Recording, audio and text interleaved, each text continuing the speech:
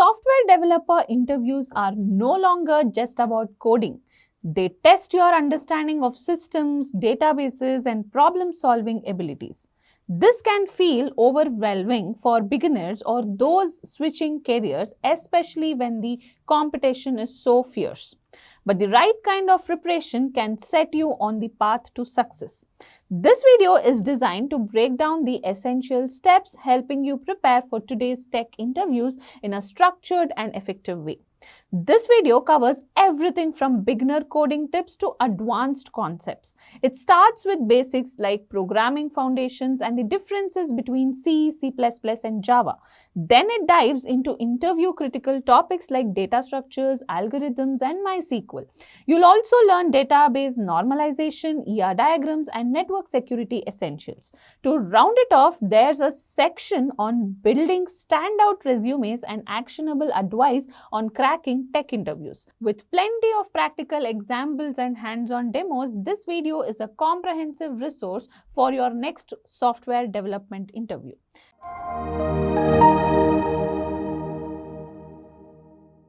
Now, these facts are some of the facts which you guys are really afraid of, and you think that whether these things are true or not, right? So let me clear it out with the very first topic, that it doesn't matter from which branch of engineering you are, whether it can be chemical engineering or automobile or civil engineering, mechanical engineering. It doesn't matter. You can always become a programmer. And it is not just that I'm saying, but I have my friends and colleagues who have done mechanical or civil engineering, and they're doing pretty much good at IT industries working as a developer, right? The next fact is you work in a different domain for the last 8 or 10 or 15 years, and now you're looking for a transition because you love coding, right? And you can surely do that. Even if you have a gap of 2 years or 3 years, nobody is going to ask you why you have these particular gap years, right? Because right now in this pandemic situation which is going on, nobody cares about your degree or nobody cares about your percentage. They only care about your knowledge.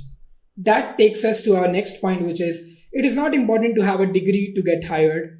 Knowledge is much more important, right? And the last point is something, but you don't want to become a programmer. You want to become a problem solver. Please understand and get this point very clearly, because once you learn some programming languages and you're very sure that you're good at it, that's not the point where you're becoming a developer or a programmer or a coder. When you solve a particular problem or when you solve a particular task, that's when you become a problem solver or a programmer, because programmer main task is to solve the problem, and that is what is programming all about. Let's move to the next topic, which is ask yourself a question. So what are questions you should ask before going for this career transformation? First of all, do you love coding? Do you want to create something new? Do you want to create something of your own? Do you love writing codes in laptop or in system? Do you love working with those softwares? Are you someone who loves to create and build something of his or her own, like a website or like a web page, right? Do you want to build something like that? Then you are the one. You can go ahead and take this particular career transformation. Do you think you can learn programming easily? If you think you can, then this is the right path for you. Do you just want to become a programmer or a problem solver? So if you think that you want to become a problem solver, then only go for this particular field. Otherwise, your choice, what you want to become, you think about that. Can you think logically to solve a problem? Whenever anybody codes or programs, they actually think logically. To solve a problem, you have to think logically. You can't just apply any method to solve that problem. You have to statistically prove which particular theorem or algorithm will fit there, right? And that is why every time you are solving a problem, you have to solve a problem thinking logically. And that is what you should have. Is it just your hobby? Do you think that programming is just your hobby? Then don't do that. And if it's just for your hobby, then you can take it forward as a freelancing, right? Full-time job, you can do something else which you love, and in a part-time job or in a hobby kind of thing, you can go for programming, right? So these are some of the questions which you should ask yourself and understand whether you are fit for this particular job role or not. Let's understand it first in layman terms. C, C++, and Java are having the same differences as it is between you, your father, and your grandfather. Let's compare grandfather with C, father with C++, and Java being you. As the oldest one is your grandfather, who is still alive and trying to shape himself according to the present world, but still the most valuable with knowledge and experience of 3 generations. He is the most respected one and known as the head of the family. The same goes with C. C is the oldest one but still alive. Many developers are still using C programming language to develop some applications. Let it be a standalone application or a desktop application. C programming language is shaping itself according to the present world. And still in 2020, it is the most valuable and it is having an experience of 3 generations, which is low level, assembly, and high level language. C is the most trusted one and it is also called as the mother of all languages. Let's go to the next one. Your father being younger than your grandfather, but still son of your grandfather.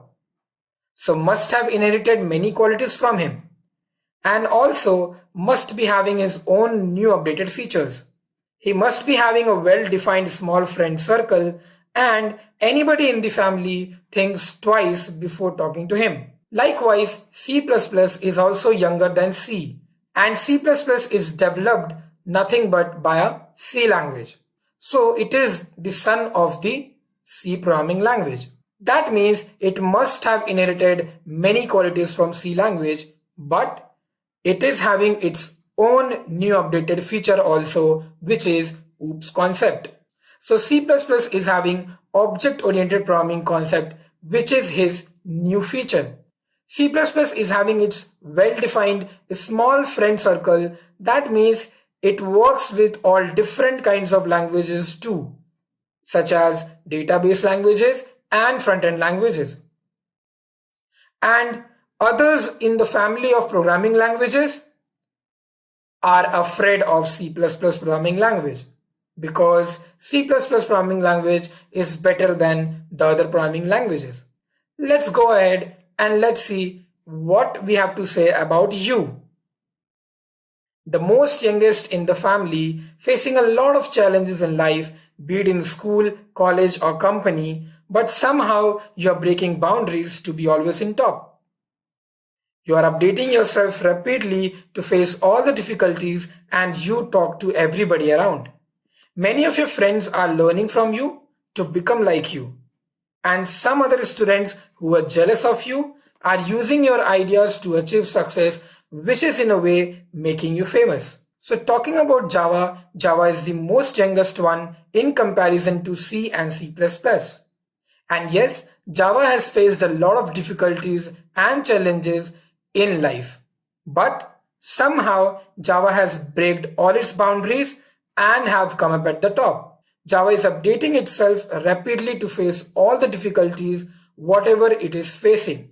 And the other programming languages are learning from Java and trying to become like Java programming language. Such programming languages are .NET Framework, PHP, and many more. Now there are some jealous languages, which is nothing but Spring, which is using the ideas of Java. That means it is using the features, concepts, and libraries of Java to achieve success. But in turn, in a way, it is actually benefiting Java programming language itself. So that was the difference between C, C++, and Java in layman terms. But in spite of all these qualities of Java, always remember that your father and grandfather are genius and have more knowledge than you. That means if you are Java, then your father and grandfather, that means C and C++, are genius and is having more knowledge than Java programming language. That's why in current era, in the year 2021 also, people and developers are still using C and C++ programming language to develop some of the applications. Now let's move ahead with the conceptual differences and let's see what is the conceptual differences between C, C++ and Java programming language. Going ahead, let's see the first conceptual difference between these three languages, which is nothing but the programming paradigm. So which programming paradigm is used in these three languages? Let's look upon that. So for C programming language, we use the procedural programming language concept. In C++, it is an object-oriented programming language. When it comes to Java, Java is a cross-platform, pure object-oriented programming language. Now, what is the meaning of all these three things? C is a procedural programming language. That means it follows step-by-step procedure execution. But when it comes to C++, it follows OOPS concept, which nothing but follows 5 major concepts of OOPS. When it comes to Java, Java also follows OOPS concepts and plus it also follows multi-threading concept with a cross-platform technique. That means we can use Java and write and run Java code anywhere in any platform. Let's move to the second difference and let's see what is it talking about. So the second difference is the developer. Now who is the developer for C language, C++ and Java? Let's look at that. C programming language is developed by Dennis Ritchie in 1972. Similarly, C++ language is developed by Bjarne Stroustrup in 1979 and Java is developed by James Gosling in 1991. These are the names of the developers who have developed these programming languages. Let's go ahead and see the next difference, which is nothing but the origin. So from where these languages is originated from? C programming language is based on assembly language, whereas C++ programming language is based on C language, and Java programming language is based on C and C++. Is the same difference which we have seen in the layman terms difference, where we said that C programming language is nothing but your grandfather, C++ is your father, and Java is nothing but you.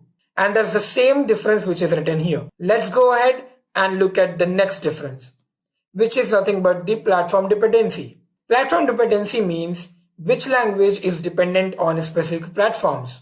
So if we talk about C language is a platform dependent programming language. That means it totally depends on which platform or which operating system are you using while working with C programming language. While coming to C++, C++ is also platform dependent programming language. But when it comes to Java, Java is a platform independent programming language. That means you can write the Java program anywhere and you can run it also anywhere. Let's go to the next difference, which is the approach. Now, which programming language follows what kind of approach? That's what we are going to talk about in this particular topic. So C follows top-down approach. That means we write the main method first and then we write the rest of the program. So the step-by-step execution happens from line by line, from starting to end. But when it comes to C++, it follows bottom-up approach. That means main method can be written anywhere, wherever you want. The same happens to Java. Java also follows bottom-up approach. Now let's go ahead and see the next difference, which is nothing but the translator. So C has only one compiler. That means compiler actually converts your code into machine language. That means a byte code. So all your codes, whatever you have written, is getting converted into machine specific language so that the machine can understand your code and can process it. For that, C programming language is having only one compiler. C++ is also having only one compiler, whereas Java has the combination of both a compiler and an interpreter. This is one of the advantages of Java programming language. Now let's move ahead and let's see the next difference, which is file extensions. So if you're writing a programming file for C or C++ or Java, now how do you have to save it? with what file extension? So for C, it follows .c file extensions, and the C++ follows .cpp file extensions, and similarly Java follows .java file extension. This is very important to remember for all the freshers and beginners, because you'll be trying to write a code in this specific language and you must have to save the file.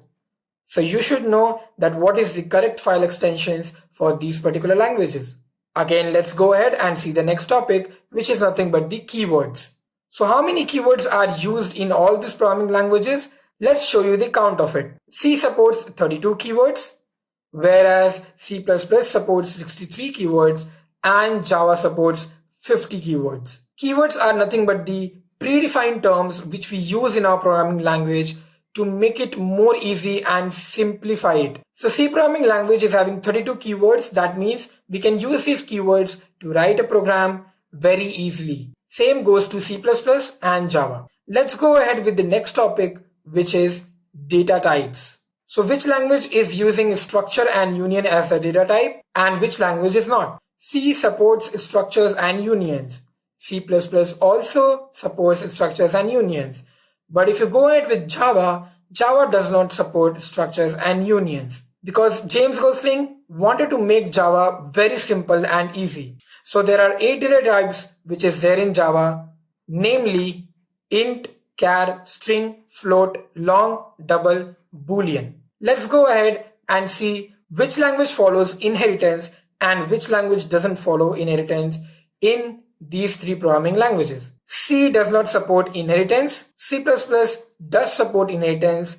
But when it comes to Java, Java does support inheritance except multiple inheritance. Now, that doesn't mean that Java does not support multiple inheritance. It's a fact that you can use interface to work with multiple inheritance in Java. So which is resulting in Java supports inheritance. Now let's go ahead and see what is the next topic, which is pointers. Obviously, C language supports pointers. Pointers are nothing but which saves the value within help of address of that particular memory. So we play with the value, we play with the address of that particular memory. When it comes to C++, C++ language also supports pointers, but Java removed the concept of pointers from itself. What about the overloading concept? Now, when you talk about the overloading, only one OOPS concept comes into our mind, which is the polymorphism. Now, because C does not follow OOPS concept, so C language does not support overloading. But when it comes to C++, it does support function overloading and polymorphism because C++ is having OOPS concept. When it comes to Java, Java does support overloading, which is nothing but the polymorphism, but it does not accept operator overloading. Let's go to the next one, which is the exception handling. Now, exception handling is one of the concepts which is nothing but the unwanted risk or unwanted situation which happens, how you can handle that in these programming languages. So C does not support exception handling, and that is one of the drawback of C language. C++ does support exception handling, and mostly exception handling is used in Java concept. So Java also does support exception handling. Now let's talk about the memory allocation. Now, which method or which function do we use to allocate the memory in these programming languages? So C language uses malloc and calloc, which is nothing but a predefined method to allocate the memory in C language. C++ uses the new keyword and the delete keyword to save the memory in the C++ programming language. Java uses garbage collector to do the same. Let's talk about the constructors and destructors in a programming language. C does not have either constructor or destructor because this concept was not even created or initiated while they were working with C programming language. But when it comes to C++, it has both constructor and destructors. Now, if you don't know what is constructor, it's nothing but giving you an initial value for all your variables. It's nothing but an ignition. Now, when it comes to Java, Java has constructors, but there is no need of destructors in Java. Destructors are nothing but the opposite of constructors. Let's go ahead and see which language can achieve the connectivity with the database. C does not support database connectivity, but when it comes to C++, it also does not support database connectivity. Java does support connectivity by the help of JDBC, which is Java Database Connectivity. So using JDBC or ODBC drivers, you can actually connect Java with the database. Let's move ahead and let's see what happens with the data security. Which language is giving more security to our data? C does not support encapsulation, so there is low data security.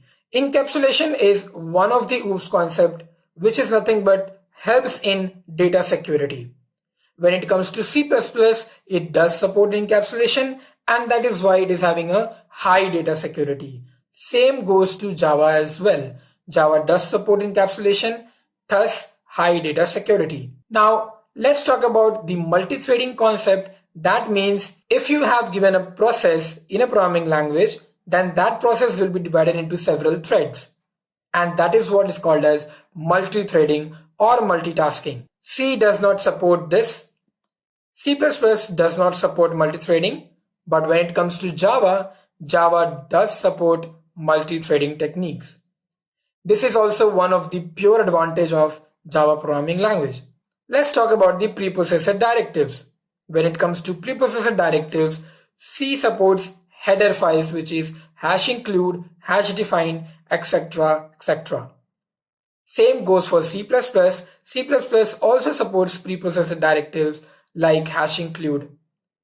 And when it comes to Java, Java actually does not support preprocessor directive, but it supports something like that, which is also called as packages or import commands to access all their libraries and packages. Now we have seen all the conceptual differences between these three languages. So let's move ahead and discuss why do we use C, C++ and Java programming language. Talking about this particular question tells about the primary features of all these programming languages. So let's answer why. When we talk about C programming language, it is the most structured language out of all the programming languages being in the market. It is having the feature of portability, and it is also having a rich library. That means a large amount of libraries are provided by C, which we can use to write a program. And also it follows a dynamic memory allocation, which is nothing but the malloc and calloc method, which we have already discussed in the previous conceptual differences of memory allocation. So these are some of the features which makes people use C programming language. Now let's go ahead and talk about C++ and see what is the differences or what is the features that we can get to know about C++. It is powerful and fast. It is flexible. The speed is really very good in C++ programming language, and it helps in compilation. So these are some of the features of C++ programming language because of which developers love to use C++ programming language. Last but not the least, we have the most famous one, which is the Java programming language. Let's see what is the property and feature of this particular language. As you have already seen in the conceptual difference of data security, it is having an encapsulation concept, which means shortage of security risks are there. That means the data of yours is secure when you are using Java programming language. Java programming language is platform dependence. That means it doesn't matter in which platform or in which operating system are you writing the program of Java. It will work in Linux also, Windows also, and any other operating system. It follows the concept of multi-threading, which is one of the greatest advantage of Java programming language, and Java programming language is having the feature of stability. Let's move to the next question, which is where do we use C, C++, and Java? Because most of the freshers and beginners must wanted to know that where actually do we use C programming language, which applications do we create using these three languages. Well, when you talk about this question, which is where, let's see where do we use C programming language? We use C programming language in making database softwares like MySQL.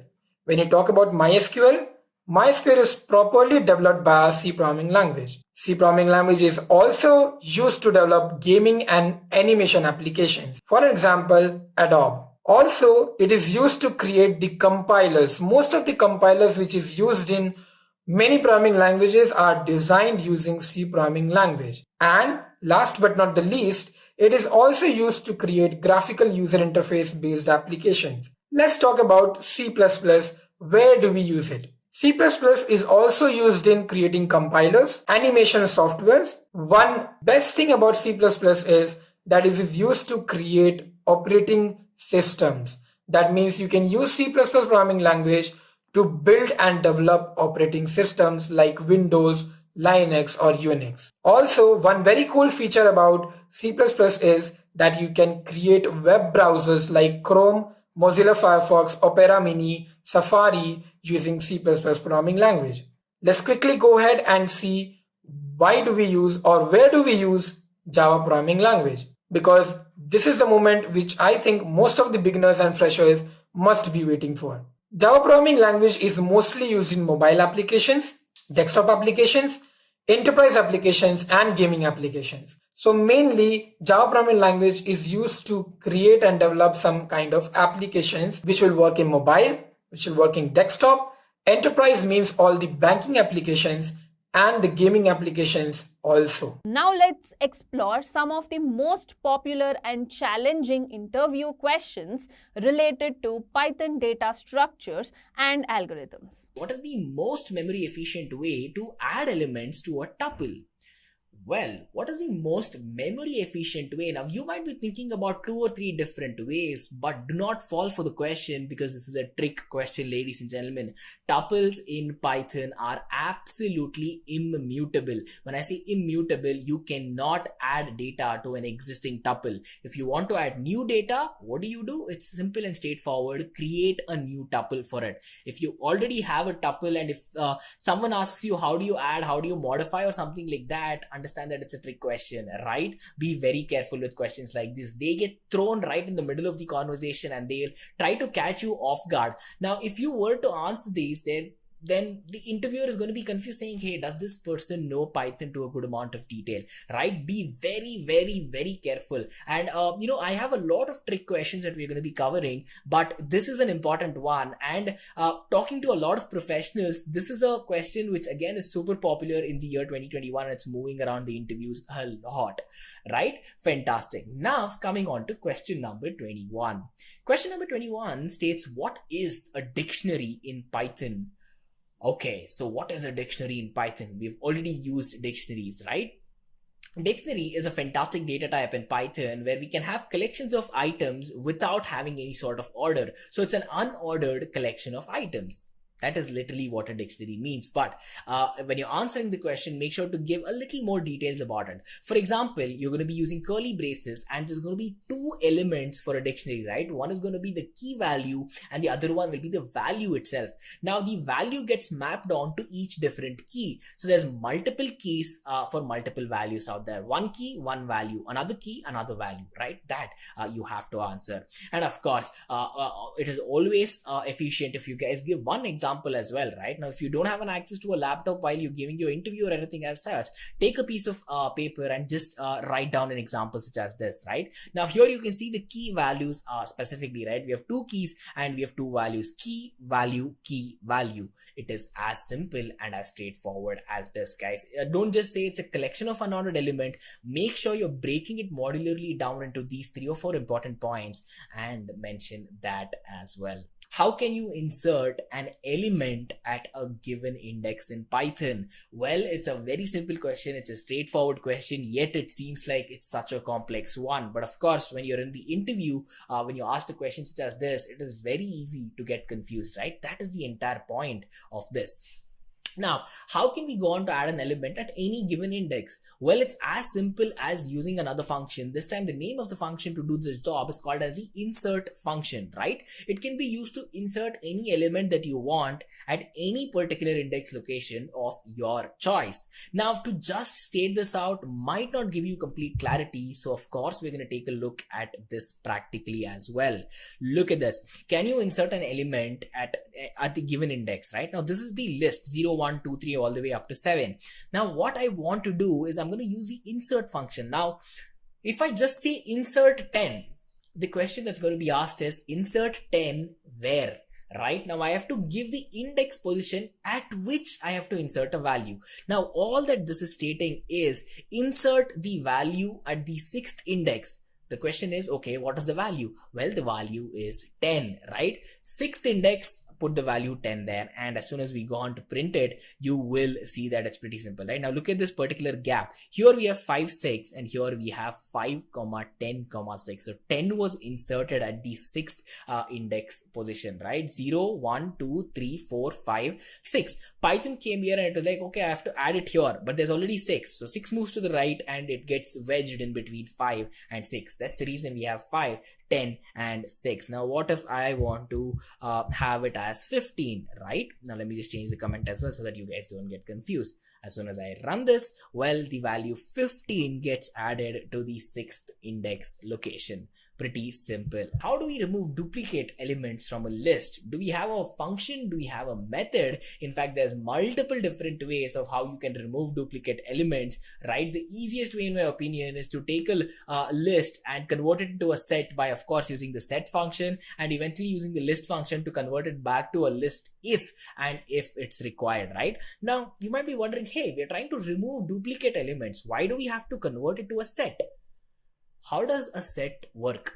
A set literally states it is a collection of unique elements. There is no repeated elements in a set. So if you have any repeat elements that you need to get rid of, convert it to a set. Set will automatically throw out all the extra values for you and you can convert it back to a list and eventually you are done. How simple is this? Let me show it to you. Again, it's 2 or 3 lines of code, right? Okay, first of all, I'm going to be deleting the list here because we've been using lists of the concept multiple times. So you can ignore this line as of now. Your heart of the logic, the one line you should be concerned about is this one. First of all, we have a list. The next thing is we're taking a list and converting it into a dictionary or a set or anything that works. And in this particular case, you can also use from keys. From keys also works fantastically well. As soon as I run this, now what are the duplicate element that we have here? X, Y, Z, Z and S. So Z is the repeated guy we need to get rid of. And as you can see, once we run dictionary.fromKeys, or eventually you can use multiple ways to do this, as I told you. Now I want you guys to head to the comment section and tell me another way. I told you one way to do it and I showed you using another way as well, right? Now how do you convert it to a set and convert it back? Guys, head to the comment section and give me the logic for this. Right? Superb. Now let's get back to our deck. It's a very important one because here we're talking about a concept called as recursion, and recursion seems to be the most famous concept, the most asked concept in an interview, right? Be it data structures or Python. So what is recursion? Well, recursion is nothing but a function calling itself to have multiple functionalities over the same piece of code. If you have a function that calls itself, you can actually pass any different value that you want and get the function to have its behavior, but use different attributes to give you different results, right? But one thing you have to mention if the talk is about recursion is please don't fail to mention that you really have to terminate a recursion statement by either giving a condition or manually terminating it. Now, if you do not terminate a recursion, it's like the function calling itself. It just keeps going back and forth.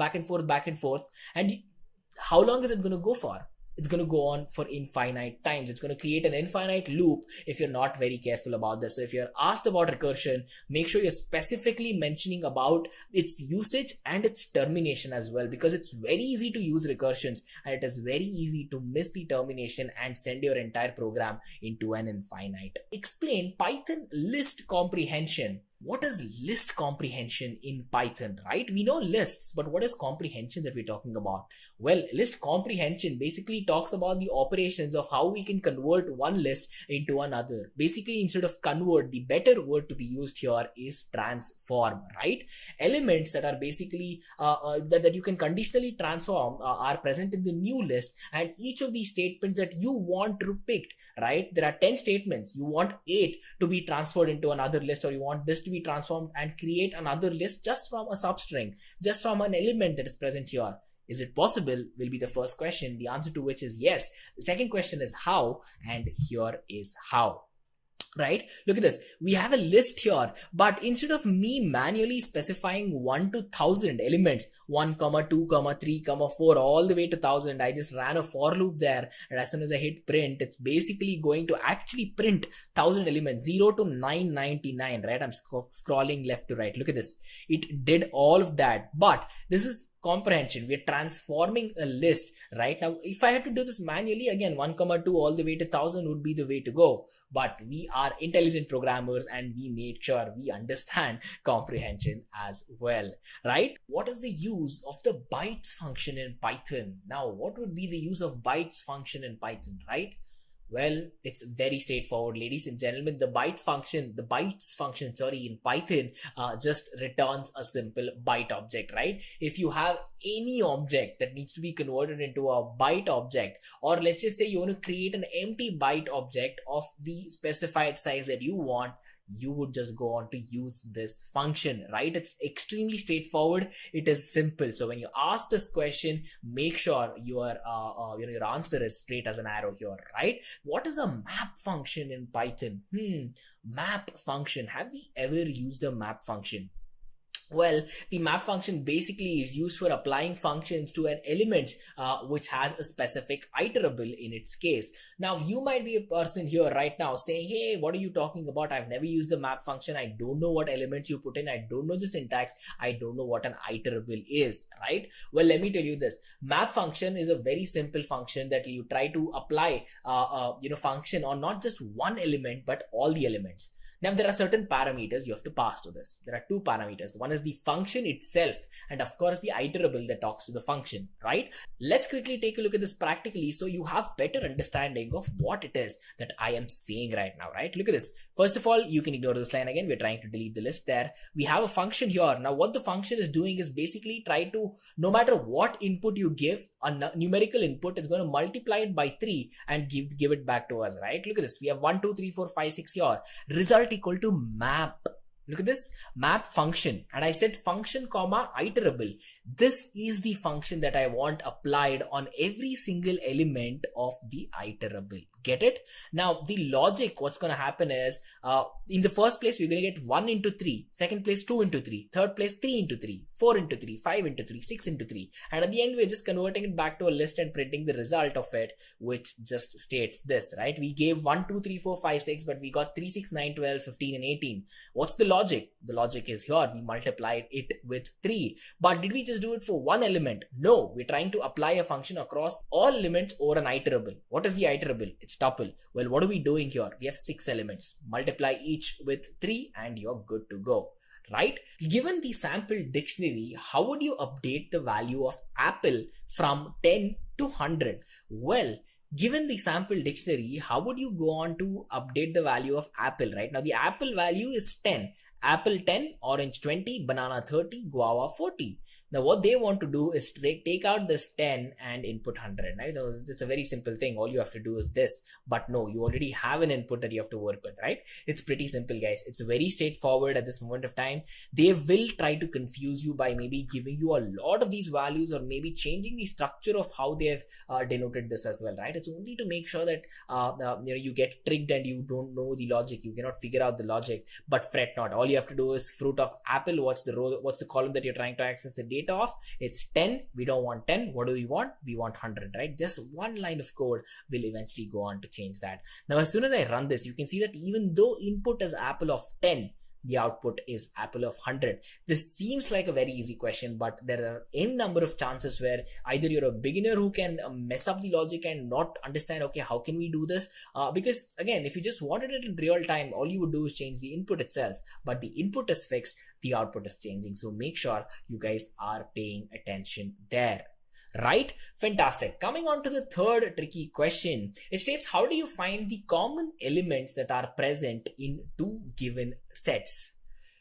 Okay, we're talking about sets. What is the most important thing that you have to understand about a set? Every single element is basically unique, right? Now, if I give 1, 2, 3, 4, 5, 6, and if I have another 6, S1 is a set which just has 6 unique values. Even though you see 7 right now, it doesn't care about any repeated values. You can have any number of repeated values, they're all ignored, right? So we have two sets, 1, 2, 3, 4, 5, 6.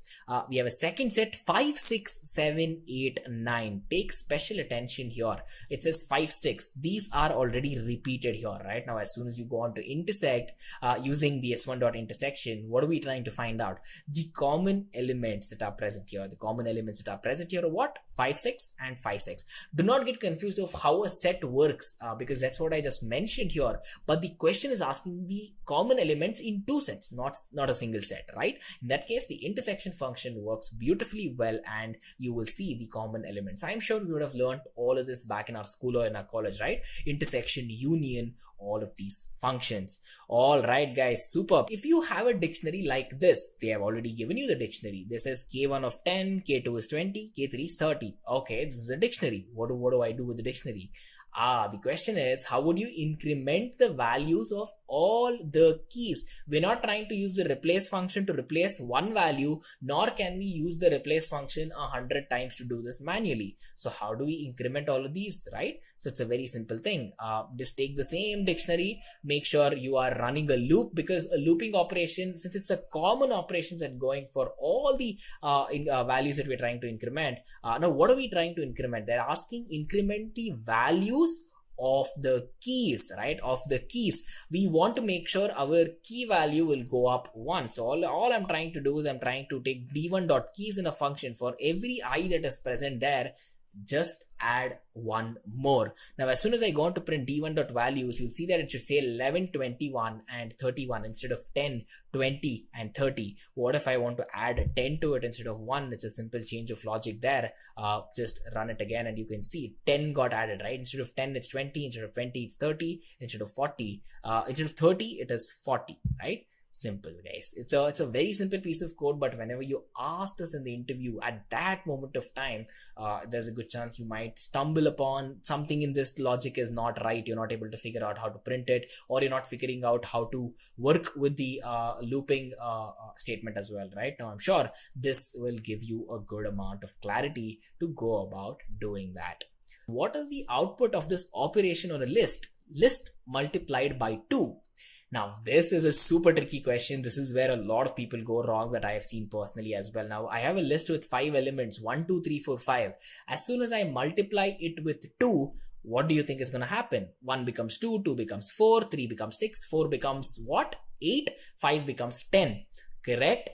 Answer is absolutely not, because the asterisk operation will copy that element into another. So instead of you guys getting 2, 4, 6, 8, 10, you're going to get 1, 2, 3, 4, 5, but twice this time, right? Now, this is a very, very, very confusing output even to someone who has worked with Python previously. At the heat of the moment, if you're asked this question, you'll just want to say that all the elements will get doubled. If it is into 3, there's a very good chance you can say, hey, we're just tripling it, right? Because this is a multiplication operation that we usually use. But do not be confused, guys. If you use this operation with respect to a list, all you're trying to do is replicate the elements once again. So if it is 1, 2, 3 instead of 1, 2, 3, 4, 5, what do you think is going to be the output? It's going to be 1, 2, 3, 1, 2, 3, right? Look at that. Fantastic, right? It's very simple, very confusing, a fantastic chance for the interviewers to trick you. Write a program to find out the second largest number in a list. Absolutely fantastic. If you have ever given an SQL interview or a database interview, there's a very good chance this will be asked. there is a very easy way to find the maximum value. Just use the aggregation function max. It's going to give you the last value. But what they want here is not the max value, but the second largest value, not the largest, the second largest, as in one previous from that. So if I have an input, let me just go on to type this out for you guys. If I have an input 1, 2, 3, now what is the largest number here? 2. What is the second largest number here? What is the largest number? 3. What is the second largest number? 2. In fact, let me take a different example. 4, 5, 6, 7, 1000, right? What is the largest number? 1000. But what is the number that is less than 1000 but greater than 6? It has to be 7. Right? So this is how we try to find out the second largest one. Now quickly taking a look at the logic. First of all, we have a for loop. We're trying to find the range from 1 to the digit, including the last digit as well.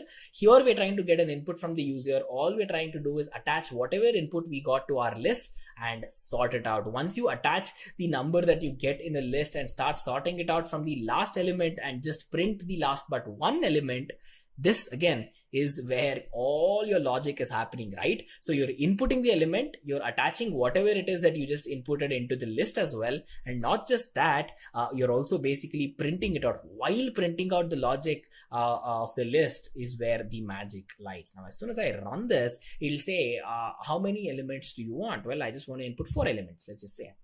So I want to input 10. I want to input 20. I want to input 4,000. I'm going to input like 6 lakhs or 60 lakhs or whatever that is, 60 lakhs, right? Now, 60 lakhs is the most maximum one. One before 60 lakhs is 4,000. So I have 4,000. Very simple logic. It's very easy to print the last one, but you're going to have to work on printing this last but one element, right? Guys, it's very straightforward. At the same time, it is very vital that all of you all know about this. Right, superb. Coming on to the 26th question, it says, what is the logic to quickly swap the first and the last element in a list? Okay, wonderful. We know how to work with the list. We know how to reverse the list. We know how to find out the index of the last element, which is -1. We know the index of the first position, which is again 0. Python index is from 0. But what they are asking for is saying, find the first one, find the last one, change it out. Right? So this is where the swap logic, the heart of the swap logic is. First of all, we try to create a temporary list and just put the original list there. So it's the simple logic, guys. A equal to B, B equal to C, C equal to A. Right? You're eventually swapping the first and the last values, but the name here is just, instead of the characters that I just said, it's the list. As soon as I go on to print it, you'll see that this is our input list, our sample list, right? The input is 11, 20, 30, 40, 50, but the output is 50 and 11. You can see that these first digit and the last digit got swapped, right? In fact, there's a meme, there's a sticker on WhatsApp with Ajay Devgan or someone doing this, right? So that's what I can think of as soon as I saw this.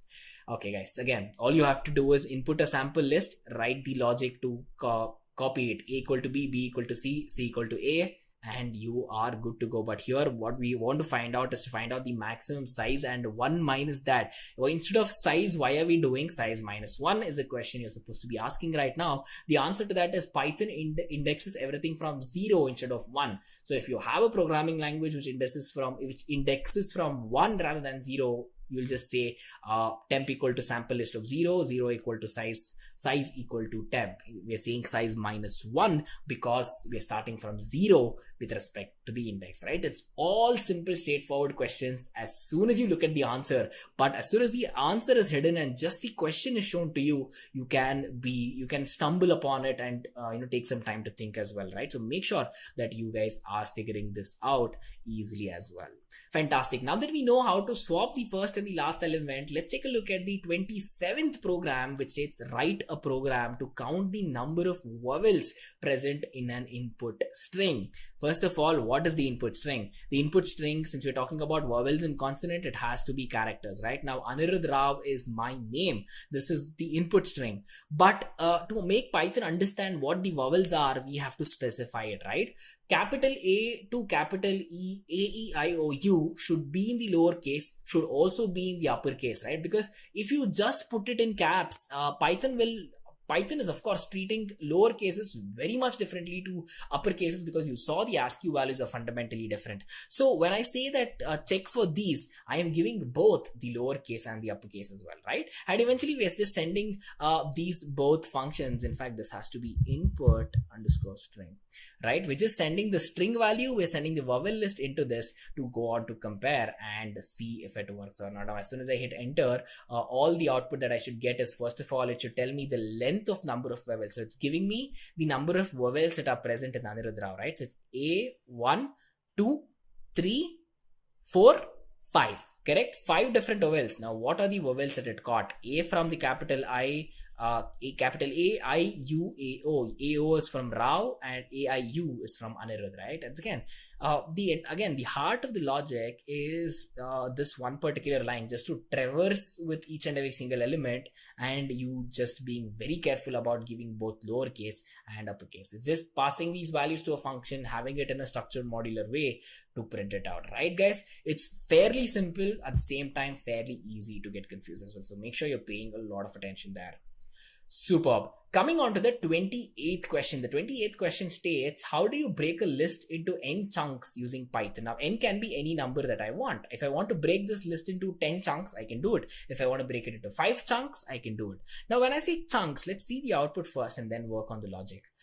You can see that this is the input, right? 1 to 13. Now, I want to break it into how many pieces? In this, basically that, how many pieces that I want to break it into? I want to break it into 4 pieces. You can see this, 1 piece, second, third, fourth.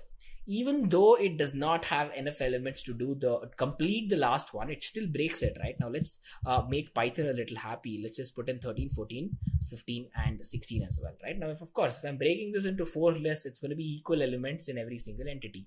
Look at this, 1, 2, 3, 4, 5, 6, 7, 8, 9, 10, 11, 12 is 1, 13, 14, 15, 16 is 1 as well, right? Again, the logic is basically this, guys. All we're trying to do is find the input list. Now, what is this particular logic, right? We already learned this.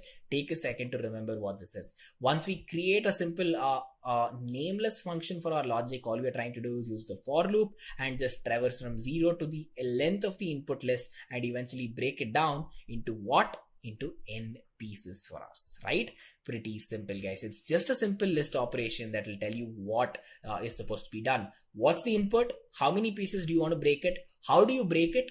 Print the broken output. That is it, right? 4 lines, four different things that these lines do. So let's begin with the first section, which is nothing but the beginner level questions. So let's start off with the very first question for this video, which is, what are the key features of Java?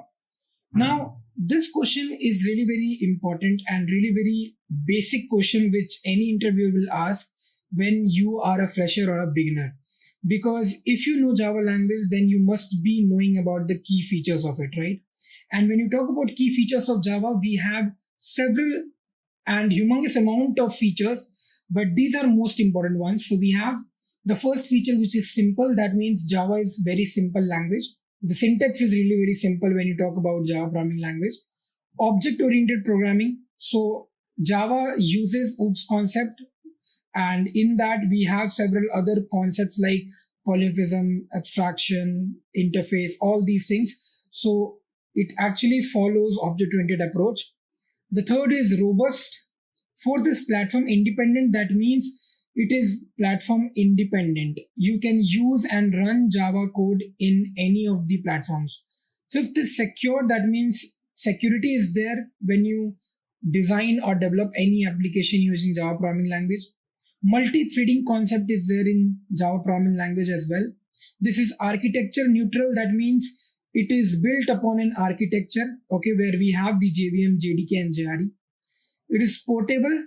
That means we can write once and run anywhere.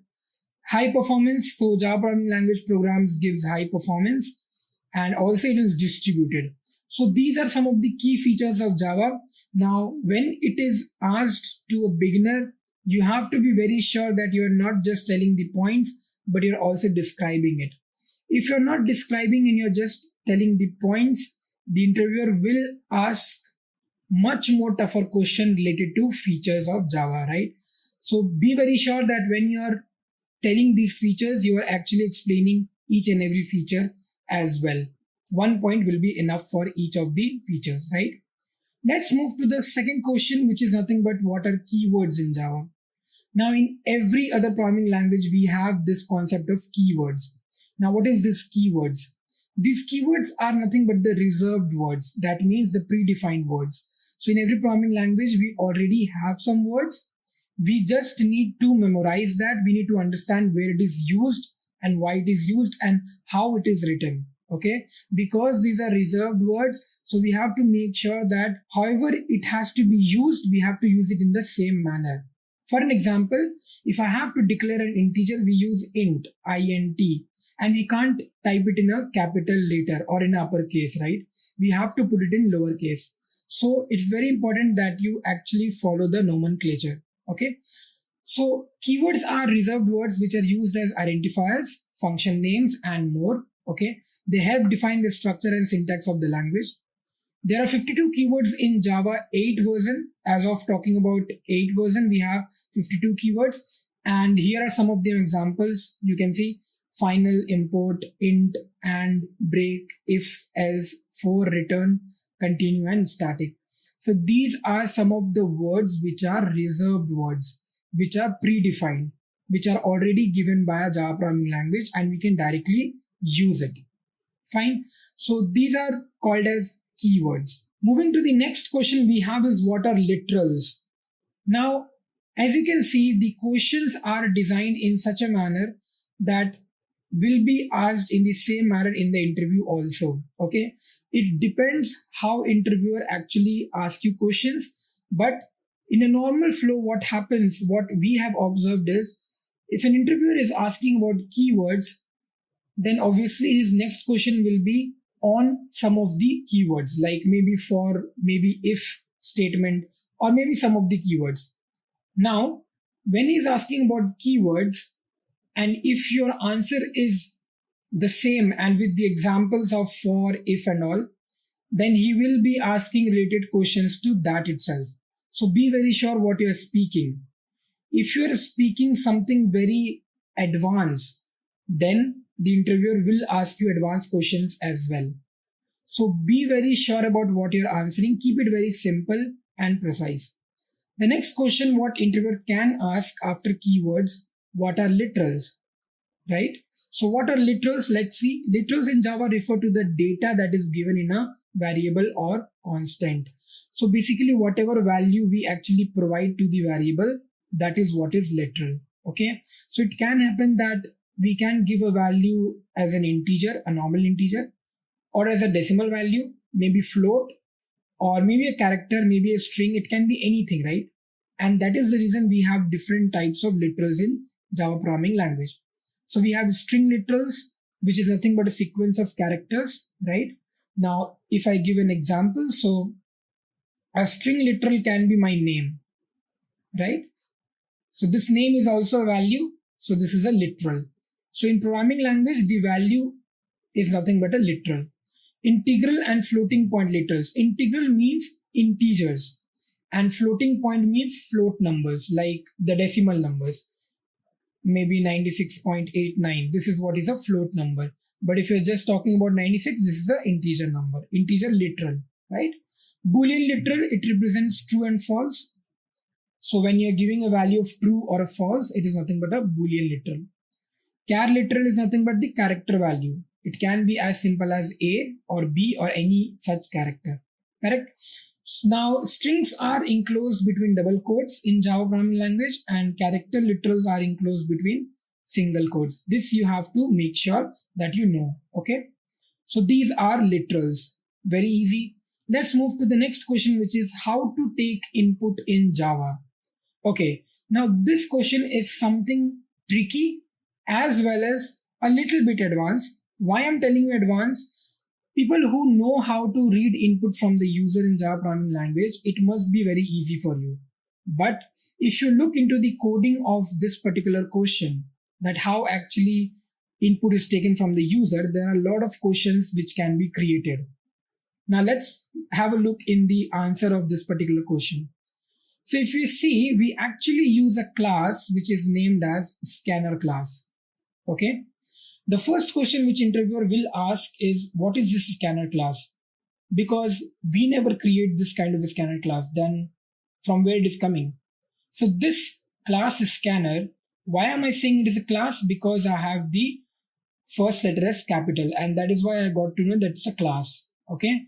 In Java, every class first letter, class name first letter will be capital. Now this particular scanner class is predefined. This is a predefined class in Java programming language. That means the body of the class is already written via Java. Okay. Now we can actually create an object of it because class is already there. So we can create an object of it. And that is what we do here in this line. So make sure that you know that each line, what is it doing? First line, what is it doing? It is actually creating an object. In is a keyword or an object or a reference variable which is actually provided here. You can provide anything. Now, new is a keyword which actually we use to make sure that we are creating an object. Then this is a constructor which is scanner constructor, and inside this scanner constructor we have given an argument which is system.in. Now this is very important because this is what is actually telling it's a input data. Okay, we are using this particular object for input, getting the input from the user. So this particular system.in is telling me that this in object is used to get the input from the user.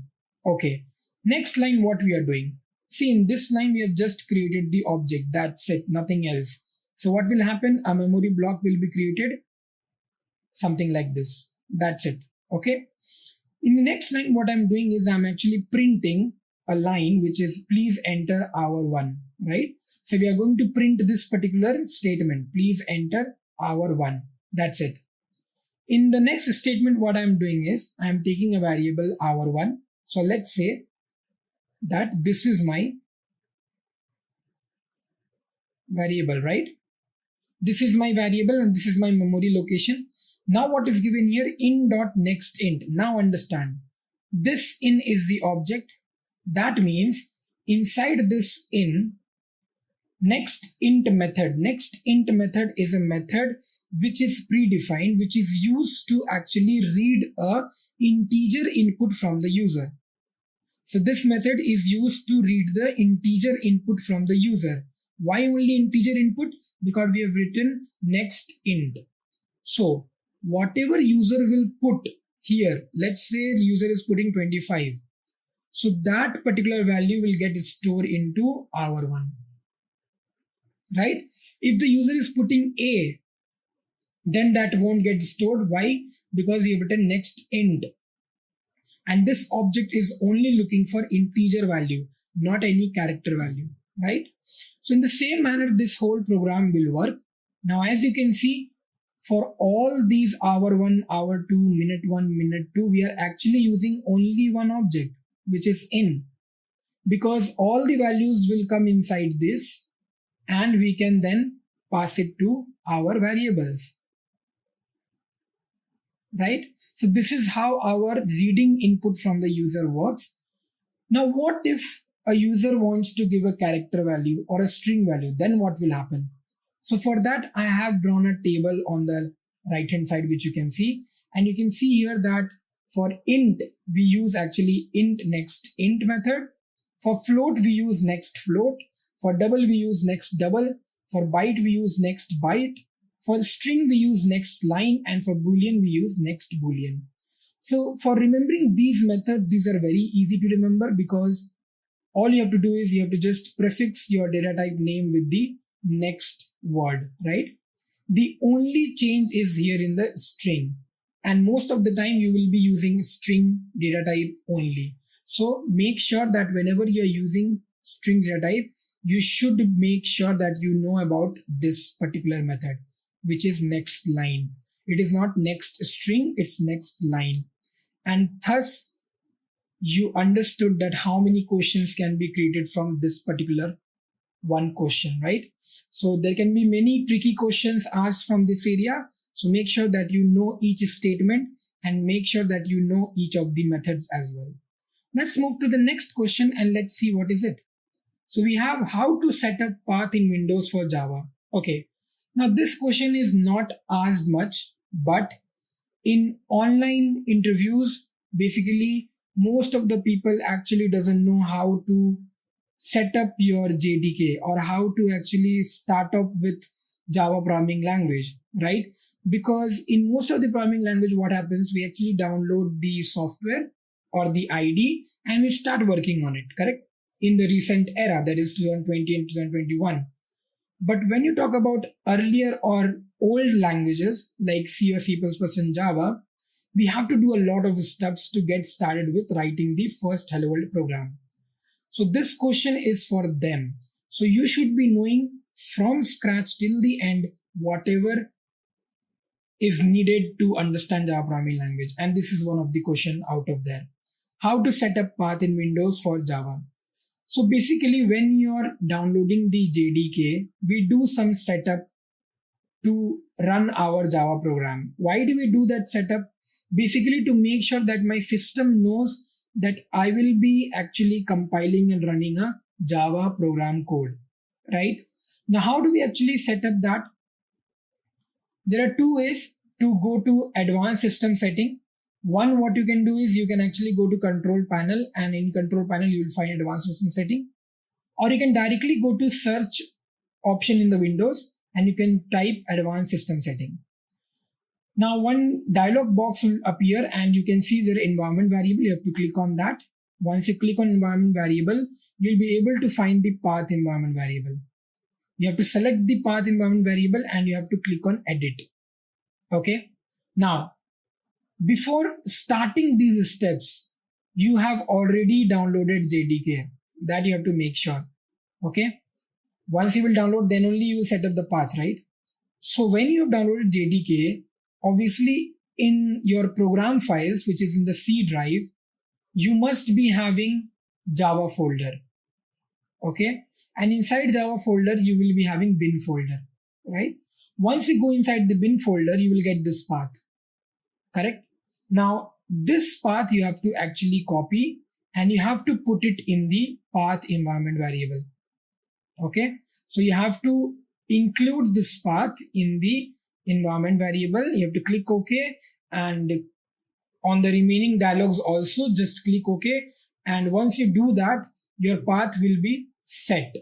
So your environment variable path of Java folder, which is the Java bin folder, is set. And now my system knows that user is actually trying to run or compile the Java code. Okay. If you have not done this, make sure that you do this whenever you are trying to run a code of Java in your particular system. Okay. Let's next move to the next question, which is what is the difference between JDK, JVM, and JRE?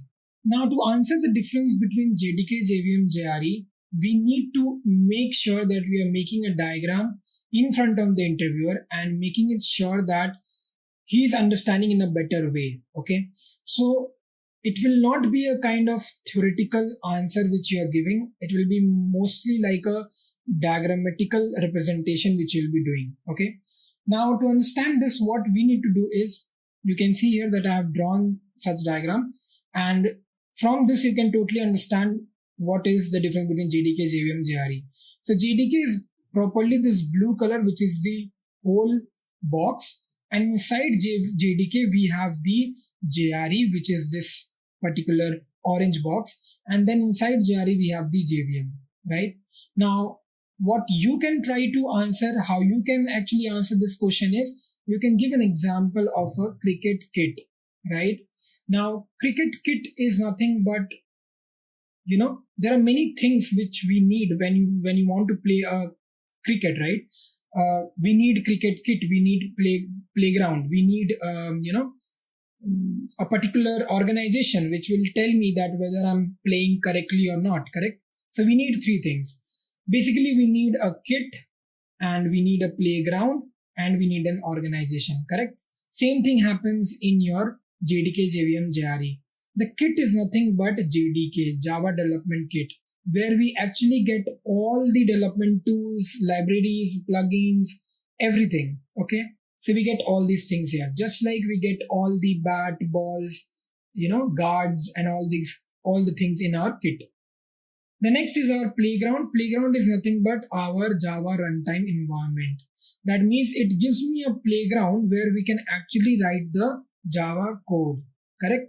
So the same thing happens in our cricket example.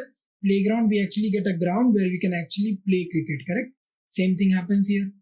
Organization is nothing but working as a JVM. What is JVM? Java Virtual Machine.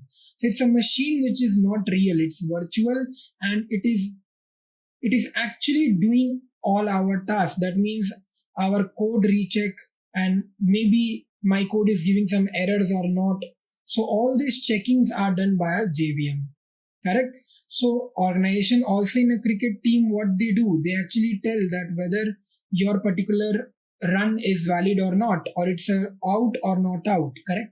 Same thing happens here. So this example you can design in a very good manner and you can tell it to the interviewer. He will surely get impressed by this, right?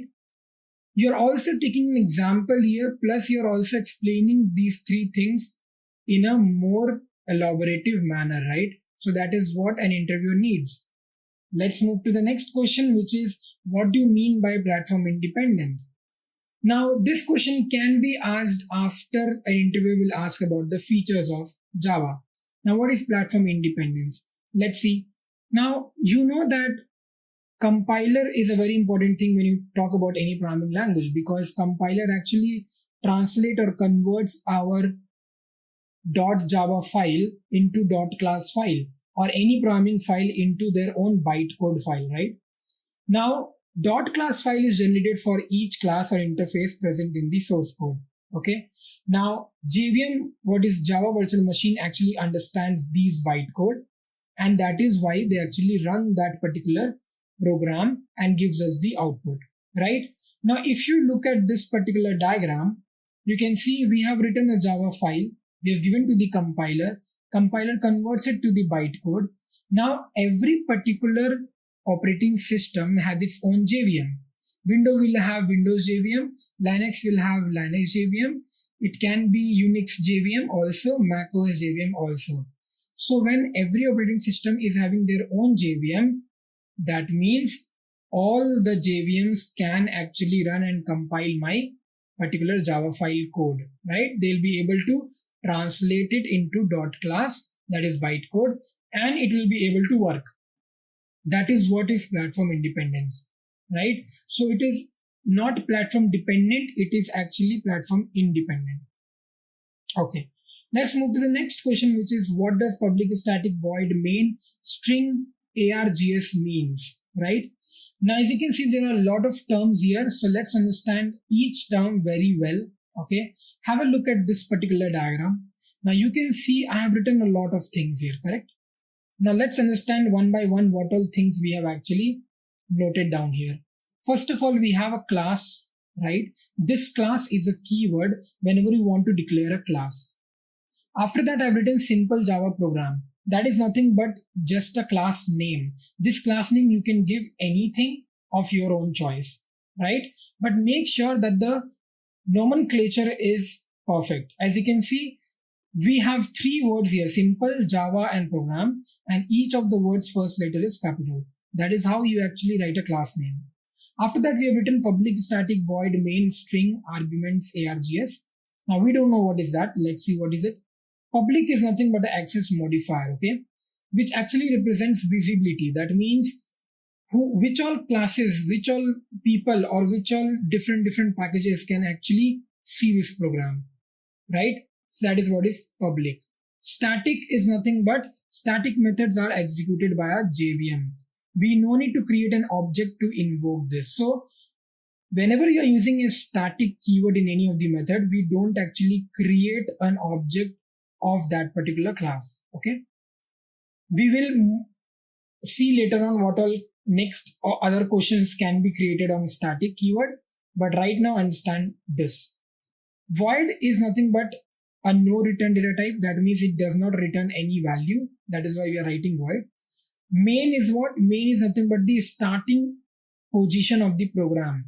That means it's the heart of our program. Any program, Java program, will execute from main method. So main method is very compulsory to write.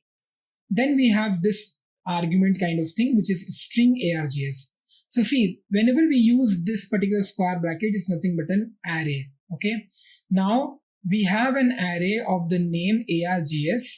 Okay. The full form of that is argument. And that particular array is of string data type. That means inside this args, some string literals are written. What are these string literals? These are nothing but the command line argument, which we can't see, but internally it is written. Okay. So these are the command line argument, which is written inside these array. Now we have the next line, which is system.out.println. System is a class name. Inside that we have the output stream, which is written here. And then inside the output stream, we have the println method, which is to print in a new line. Okay. So that is what is the whole meaning of this particular basic program of Java. Now let's move to the next question, which is what if we write a static public void instead of public static void? You can see in the previous example, I have written a very basic programming, paradigm of Java. And in that we have written public static void. What if I'm writing a static public void? Let's see what will happen. See, if you write static public void main instead of public static void main, then it will make no difference. Make sure that you know this. It will make no difference. Program compiles properly and runs. If you change the sequence of main, then it will give you a compiler error. It's a convention to put the access specifiers, that is public, private, default, or protected, in the beginning of the method declaration. So it's just a convention. It's a nomenclature. Okay. If you're shifting those keywords, then also there'll be no problem. Note that main method is defined static so that main method can be called by a JVM without instantiating. Instantiating means creating the object. So without creating the object of that class, the main method can be called by a JVM, and that is why we write static, just beside that. So even if you change the position, nothing will happen, right? So this is what is the answer for this question. Let's move to the next question, which is main a keyword in Java? Okay, you have seen the main method, right? Now main method is the main method of our Java program. Now understand, this main method which I'm saying is nothing but the heart and soul of the program. That means the program actually starts and executes from that main method itself. So main is a method, not a keyword. You can say that main is an identifier.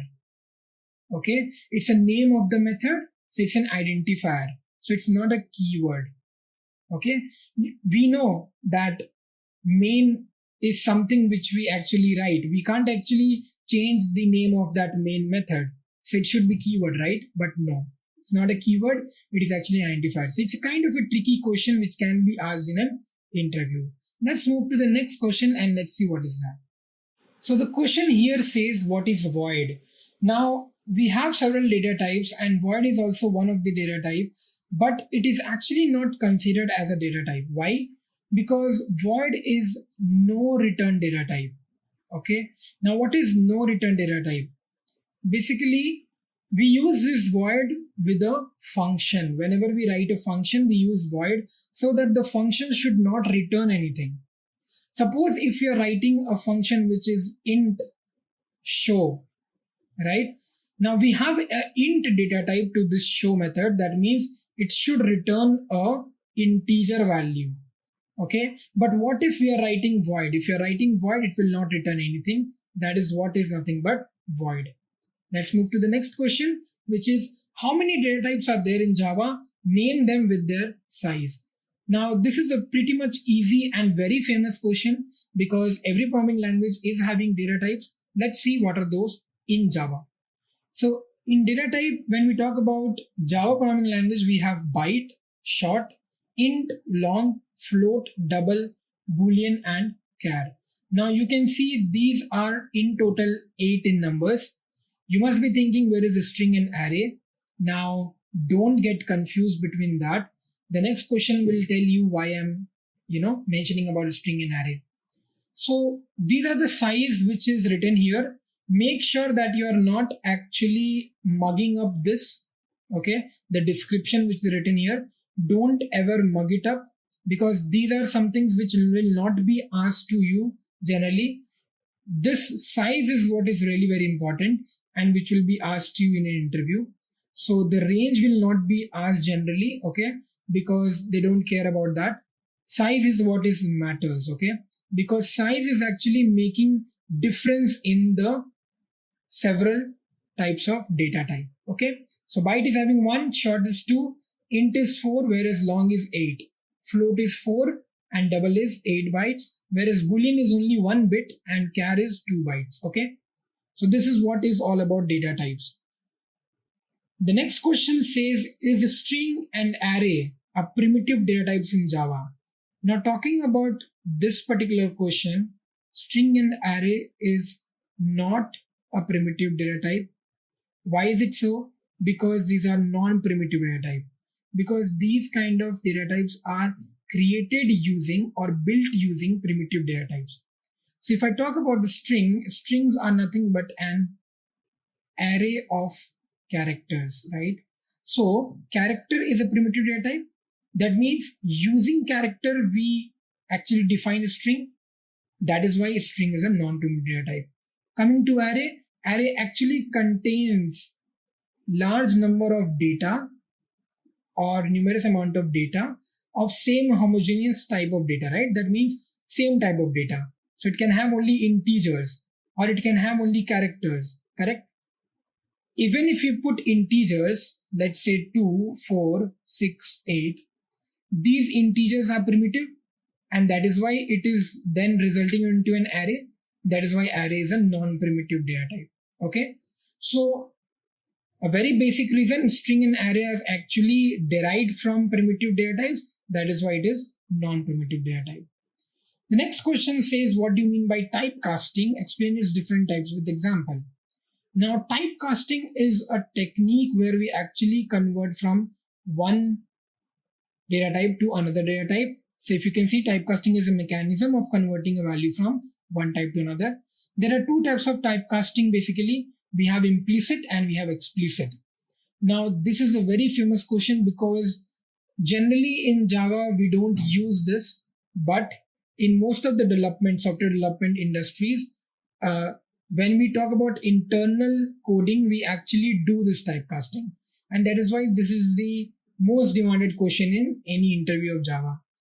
Now, you should understand what is the difference between implicit and explicit, because that is what is the main idea about typecasting. Implicit typecasting is nothing but when casting is done from lower data type to higher data type. So if I talk about the range starts from byte, short, int, long, float, and double. So if you're changing one data type to another, that means from lower to higher, as you can see, byte b equal 20. So we have the b variable, which is of byte data type, and we have given the value 20. That is fine. But now we have the I variable, which is of int data type, and we are passing the b value to it. This is what is implicit casting, because we are changing from byte to int. That means lower data type to higher data type, and that is what is implicit casting. So here we are not writing any extra code. We are not doing anything externally, correct? But when you talk about explicit casting, as you can see, when casting is done from higher data type to lower data type, this is where we need to do something extra. We need to do something externally. Now, what is that? So let's see. Num is a keyword which is of int data type, that is having 230 value. And now it is getting converted into byte. So int to byte is something which is not lower to higher. It is actually higher to lower. And that is why we have to do explicit casting. How do we do that? We actually tell the variable that you have to act as a byte. So we write the target data type here. So the num is getting converted into byte, and that is where it is getting stored. So this line is something extra, right? This line is something which is we are writing externally. So that is why it is explicit casting. Okay. Now next question is nothing but, can a double value be cast to a byte?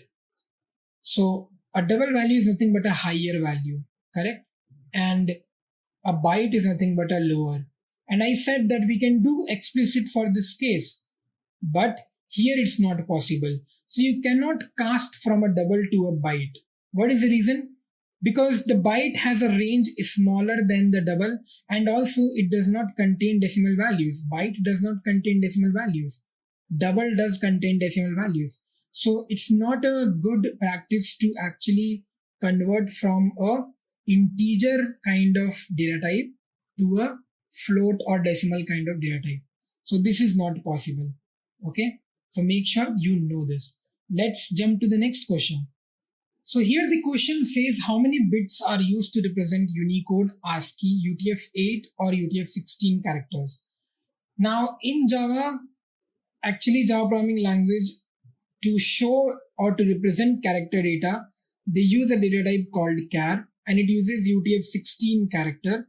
So Unicode transfer format of 16. That means 2 byte character is used here. That is what is the answer for this question. So ASCII is 1 byte and can represent only 256 letters. As you can see, Unicode is of 2 bytes. So all world language characters can be represented in numbers. Java uses UTF-16 format. UTF is basically stands for Unicode Transformation Format. UTF-8 is for 1 byte, UTF-16 is for 2 bytes, and UTF-32 is for 4 bytes. Let's move to the next question, which is Java uses which character set? Already you know the answer of this question, which is UTF-16. And this question can be directly asked to you. So make sure that you know what is UTF full form and what is the difference between 8, 16 and 32. The next question is what is the difference between declaring, defining and initializing a variable? Okay, so variable, we all know that variable is nothing but a particular name of a particular memory location. So let's say that I'm writing a equal to 10. It's nothing but something like this, correct? Now we can actually define the data type here, that what kind of value we are putting, right? Now this whole statement actually contains 3 things: declaring, defining and initializing a variable. Now understand how do we do that. So this particular statement can be broken down into 2 parts. We can have int a semicolon. This is what is just declaring. We are just saying that we will be using a variable named a, but I have not given any value to it yet now. Okay. The next statement what you can write is a equal to 10. Now here what you're doing is you're saying that I've already declared this variable. Now I'm just initializing it. So this is what is initializing, because you're giving or providing a value to this particular variable. Okay. Now defining is what? Defining is basically another term which you can use for declaring. Okay. Or what do we do is we actually write this statement int a equal to 10 and we say that we have actually defined a variable, or we have defined and initialized a variable together. So either you can make a separate 2 line, these two, or you can just write 1 line int equal to 10. This is what is nothing but defining, declaring or initializing a variable. The next question is what is the difference between local, instance and static variable in Java? Now these are some different types of scope, or you can see different types of variables in Java. We have local, instance and static. Let's take an example to understand this. A variable is a virtual container we all know whose value can change over a period of time, right?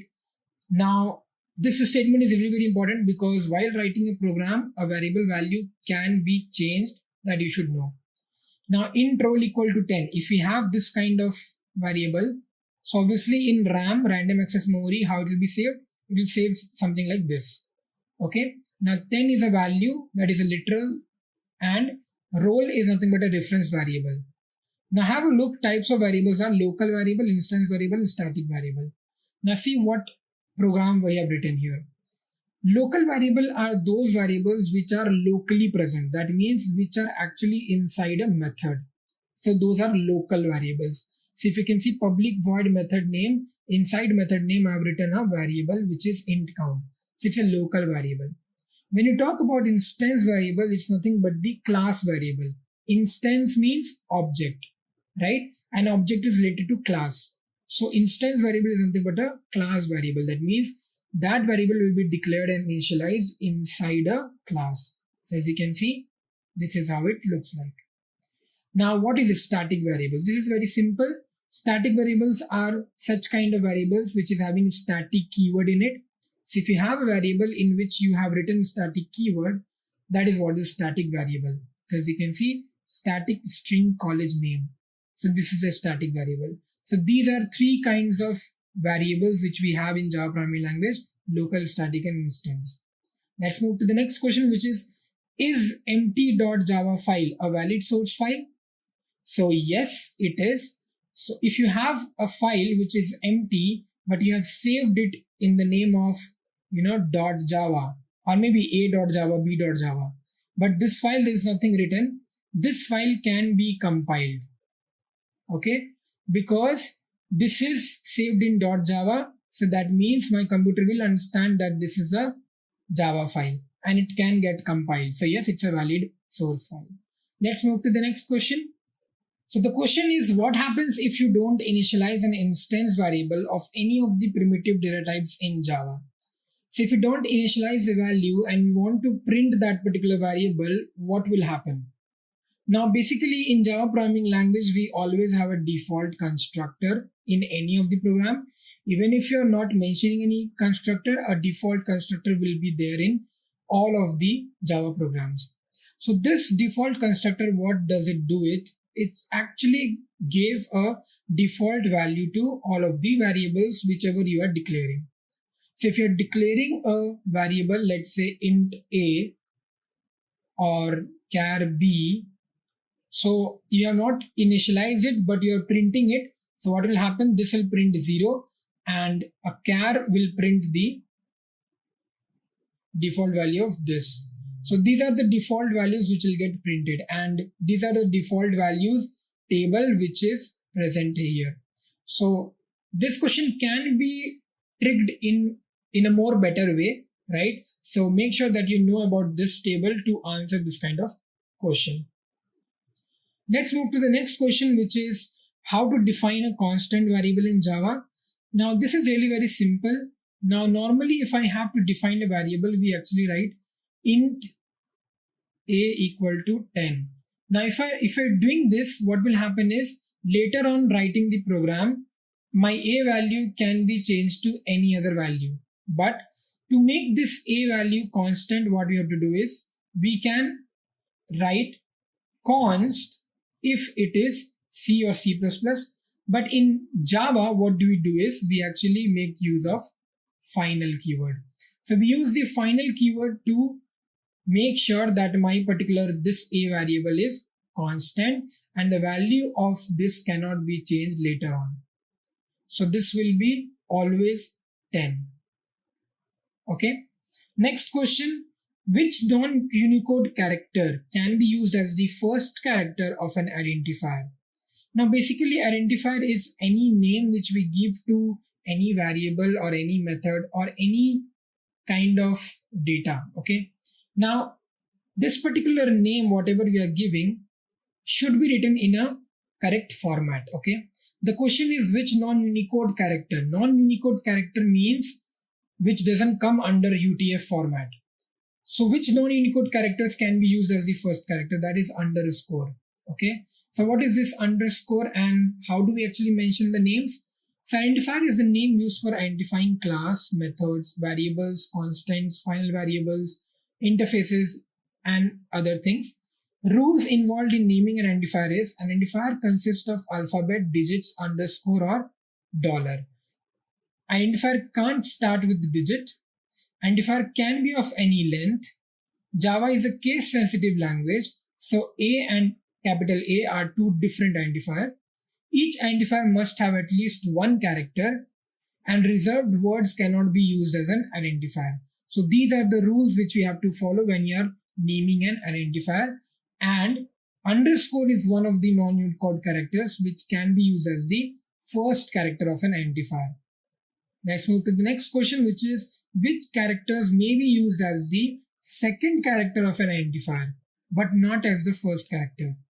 So obviously we can't use digits in the first, but we can use digits in the second character. So digits from 0 to 9 is the answer for this question. Let's move to the next question, which is, what do you mean by packages in Java? So what do you mean by package is a very tricky question, because again, if you give here a bookish knowledge or a bookish definition of package, the interviewer will not be happy from you. So what you have to do is you have to actually give a real world example of packages in Java, which can be that it's a folder. So in computer system, we actually design some folders to, save our stuffs. This is how actually it also happens in Java programming language. Several packages are created, and we also create some user defined packages as well to save our files and other stuffs. So packages are required to keep things well organized at one place. Package can contain classes or sub packages as well. So you must be knowing that in the computer system, if you're having one folder, inside the folder you can have subfolders as well. The same way our Java package also works. One Java file can contain more than one class. Only one class in a Java file can be public, and the file name and the name of the public class should be same. Otherwise, it will throw compile time error. These three important points are also there. You can note it down. Okay, let's move to the next question. So the question here is, what are the different types of packages? Now that you have understood packages, this question can be asked. So different types of packages are nothing but built-in and user-defined. Built-in are those packages which are already given by the Java programming language, such as java.lang, java.awt, java.util, java.javax, Swing, Net, IO, and SQL. These are some of the predefined or built-in packages. User-defined packages can be packages which a user will define. So we can have a package in which we can create several classes. We can have a different package in which we can create several classes. Okay, so these two are different packages. We have package A, we have package B. Similarly, like a folder, and inside this folder we have several classes. Correct? So these are called as user-defined packages. Let's move to the next question, which is, what are access specifiers in Java? Now, this is also a very good and a very informative interview question when you talk about Java programming language, because this question is very descriptive. You have to be very, you have to make your answer very simple when you're talking about this particular question, when you're answering about this question. So in the simple means that you have to break down your access specifiers, and you have to use real world examples while explaining that. So one of the example is written here. Access specifier helps a developer to restrict the flow of data. That means any of the class cannot actually access another classes, or any of the class cannot talk or communicate to another classes of different packages. To restrict that, we use access specifiers. There are 4 access specifiers which are default, public, private, and protected. Now one by one we will just discuss what are these. So the first one is default. Default is nothing but a kind of a access specifier where it is not accessible outside the package and no restriction within the package. So these are not accessible outside the package, but within the package you can access. So if in a package you have 4 classes A, B, and C, and D, so all these classes can talk to each other. But if you have any other package, that package will not be able to access it. That is what is default. Now, a very basic example can be of a Facebook post. When you actually post something in Facebook account, what happens, there are some criteria, or there are some settings which is given.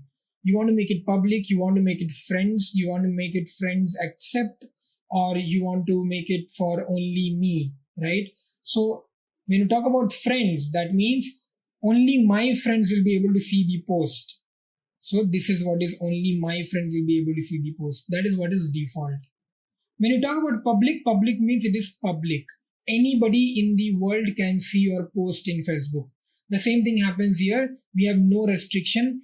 Any class from any package will be able to access my class. That is what is access specifier in public. Next is nothing but access specifier private. Now private is something which is only me. That means if I'm posting something in my Facebook account, I want only myself to see that post. I don't want anybody else to look at it. That is what is only me, or that is private. So in Java programming language, if I'm making a class private, it will be on its own. Even if the same package classes will not be able to access it, and not also the other package classes will, right? So that is what is private access specifier. The next is protected access specifier. Now in this one, what happens, basically it follows an inheritance concept. So in this, what happens, we have the subclass and the superclass. So if I have some packages and we have several classes in it, let's say that I'm creating this kind of packages. So this is one package and this is the second package. Now, if class A is actually protected, then B, C, and D will be able to access it. There will be no problem. So that means all the classes of the same package will be able to access it. From the other packages, if any classes showing inheritance with A, let's say that F is showing inheritance with A, then F will be able to access properties with A. E and G will not be able to access because E and G is not showing inheritance property. So this is the thing with protected. Same protected, an example can be of friends of friends. That means my friends will be able to see. That is what is this? My friends, and friends of friends will be able to see. So friends of friends is inheritance. Correct? So this is what is the explanation for access specifiers. The next question is, can a class declared as private be accessed outside its package? If a class is private, I told that it will be on its own. That means neither the same package class will be able to access it, neither any other package class will be able to access it. So the answer is no. Let's move to the next question, which is, what is the access scope of a protected method? Now, an interviewer can directly ask you, like, what is the access scope of a protected method? So you have to just say two things here. The first thing will be that in protected, what happens? From the same package, all the classes will be able to access that protected class. And the second thing is, from the different packages, from the another packages, if any class is showing inheritance property, then that class will be able to access the protected class. So that is what is the access scope of a protected method. Let's move to the next question, which is, by default, the classes in Java are public or private. Now this is a very tricky question. Okay, you must be thinking that classes in Java are public. That is why we directly use it, right? But make sure that you know this, that by default, all the classes in Java are private. That is why we always declare public class. Okay, if you're directly writing only class and then class name, then it's a private. By default, it is private. Fine. So this is what is the answer for the 30th question. Let's move to the next question. So the question is, what if the main method is declared as private? Okay, so while declaring the main method, we actually write public static void main. But if we declare it as private, then what will happen? So the answer to this question is very, very general.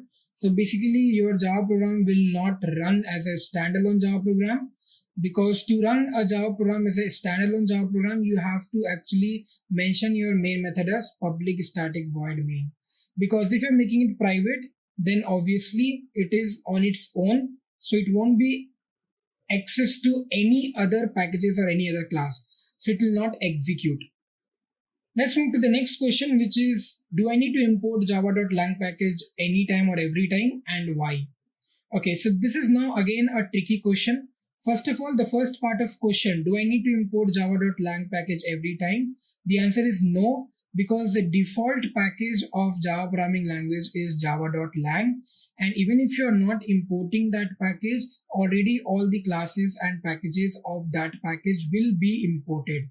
So it is not important to import the java.lang package every time and any time. And the next part of the question, which is why, is a tricky one. So here there is no why, okay? There is no answer to this why question because we did not have to import java.lang every time. Okay. The next question is, can I import same package or same class twice? Will the JVM load the package twice at runtime?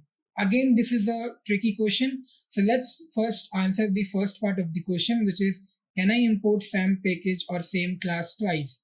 Yes, you can. You can import the same package or same class twice, and JVM or any other things responsible for it will not have any complaint because this will not impact the JVM process. The next part of the question is, will the JVM load the package twice at runtime? The JVM will not load the package twice. It will consider it as only once because you have actually written the same thing twice. So it will take it as one and will run it in the runtime. Let's go back to the next question, which is differences between double equal to and dot equals. Okay, so this is again a tricky question. Let's understand what is the answer of this. So double equal to is used to check the reference of two objects, that whether two objects are referring to the same memory location or not. That means whether the value or the literal of those two objects are same or not. So if you look in the below example, we have a string which is a variable and then we have the b variable. These both are having the, you can say it as object or a reference variable of a string class which is having the value of hello. Now we are writing system.out.println a double equal to b. Okay. Now you must be thinking that it should print true, but it will print false. Why? Because as you can see, it is used to check the reference of two objects, that whether two objects are referring to the same memory location or not. But if you know, in Java, string is immutable. So both the hello will be in a different memory location. And because both the hello are in a different memory location, this double equal to is telling it as a false. But when you do it in dot equals is a method which checks the equality of actual content. That means whether the content of this particular memory is equal or not. So yes, the string is equal, hello and hello, so it will print true. So double equal to is mostly into the memory location differences, but dot equal is for the checking the equality of the content. Okay, so this is what is the difference, and this is the best example to actually tell it to the interviewer so that he will not have any question further. Okay, let's move to the next question, which is, what are increment and decrement operator? Explain with examples. So these are some operators which is actually used, and it comes under unary operator. Okay, so we actually use these operators to increase the value by a 1. Okay, now how do we use that? Let's see. So in increment operator, we have the pre-increment and post-increment, and in decrement also we have pre-decrement and post-decrement. Now talking about the symbol, how do we use it? So for pre-increment, we prefix the double plus sign before the variable, and in post, we actually postfix the double plus symbol after the variable. Now what does it mean? Now see, when you're using plus plus a, that means first you have to increment and then you have to print. So first you have to change the value of a and then you have to print that updated value. But when you talk about post increment, we will first print the current value and then we are going to increment the value. Okay, let's take an example. So if we have int a equal to 10, we have b equal to 10, and here it is printing a plus plus. So a plus plus, as you know that a plus plus will first print the value. So it will print 10 and then it will increment. So later on somewhere it is incrementing to 11, right? And then we have a plus sign. So we will have the plus sign and then we have the plus plus a. That means pre-increment. What happens in pre-increment? We increment it. So now 10 will not increment, 11 will increment, because when we were using post increment, this 10 was already changed to 11. It was just that it was not used, but it was converted. So now we will use 11, and to 11 we will increment the value. So it will become 12. So 10 plus 12 will give me 22. Right? So this particular operator is little bit tricky. You have to solve a lot of questions based on this so that you'll be able to understand how this actually works. Let's talk about another one, which is b equal to 10, which is plus plus b. So see, we are actually printing what? We are doing plus plus b. That means pre-increment. So first it will increment the value. So 10 will become 11 and then it will print that value. So it will printing 11. The same goes to decrement. It will just decrement one value down. So what will happen here? B minus minus, which is post decrement. That means first you need to print.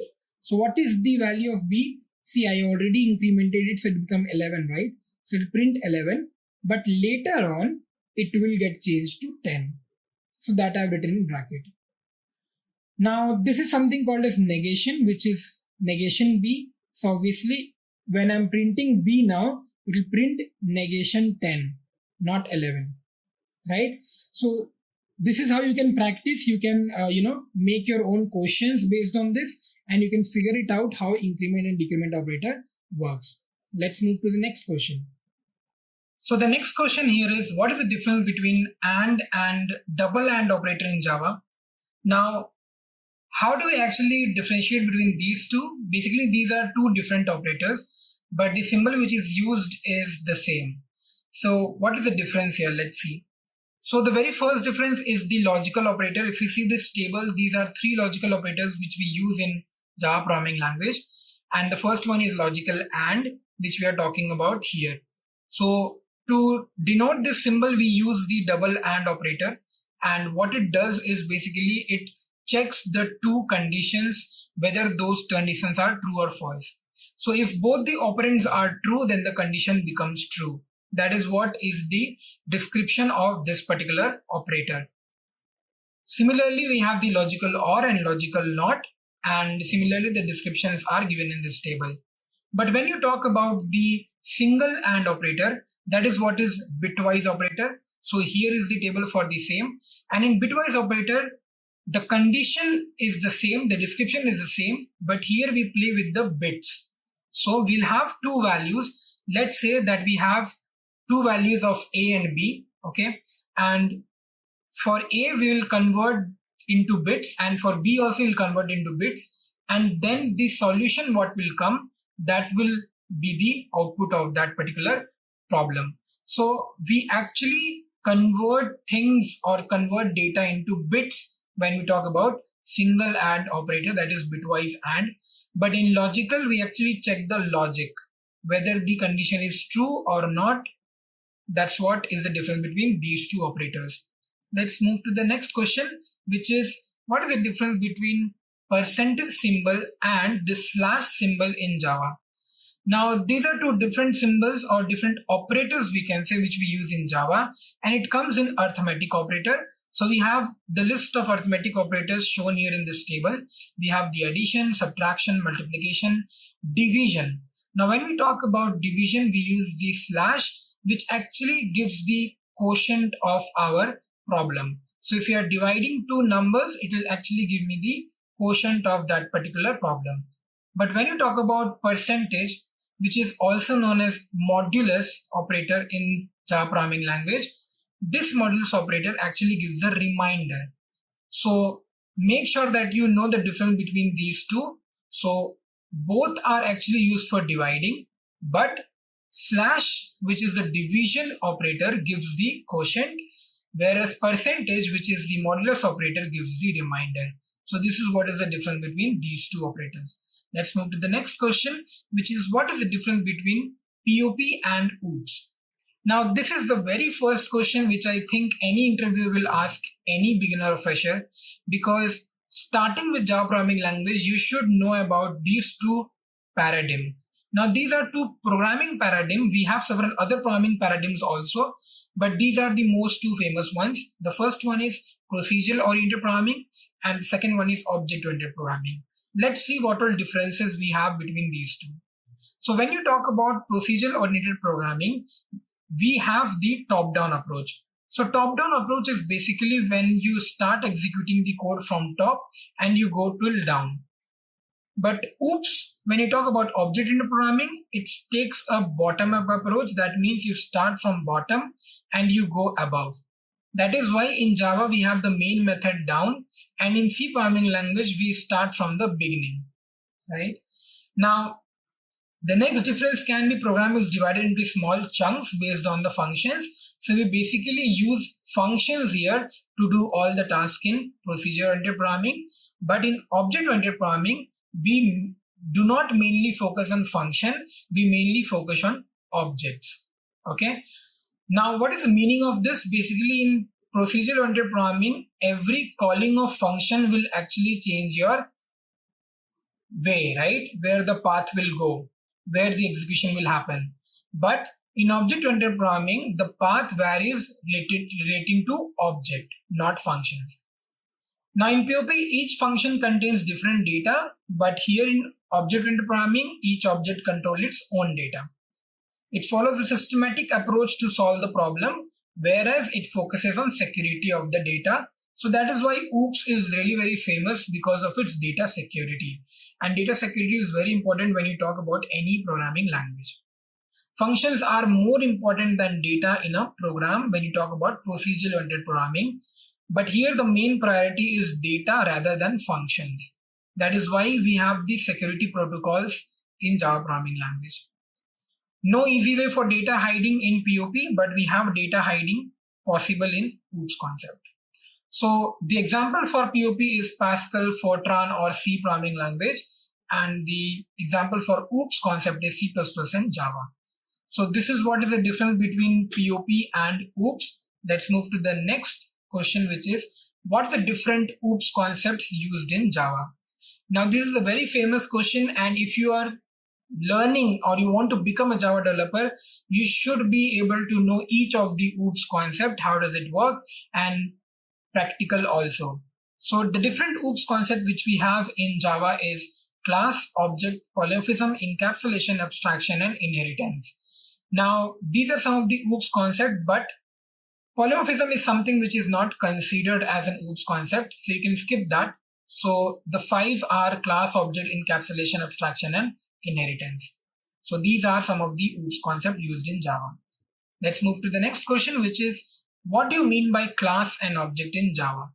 Now this can be the next question if your interview is asking about OOPS, because class and object is such a concept. If you don't know about that, then you don't know about OOPS concept. So let's see what is a class and object in a real world scenario, because that is how, if you will explain to the interviewer, it will be much more beneficial for you. So what is class and what is object? Now to an interviewer, you have to make it look like a story when you're talking about class and object. So if you have a class and we have some students sitting there, that is what is a class and object. Now, how do we explain this to the interviewer?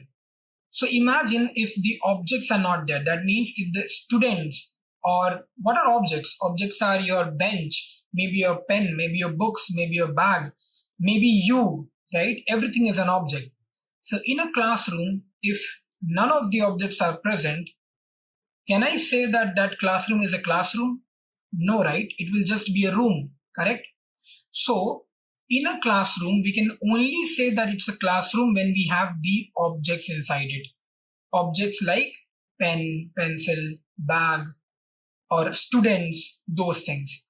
So in this diagram, you can see the class is the main class and the people who are sitting there are nothing but the object. Okay. So a class will have its properties and behavior, correct? So we write the properties and behavior in our class itself. So we have properties can be student name, roll number, department, and behavior can be class name, student behavior, exam.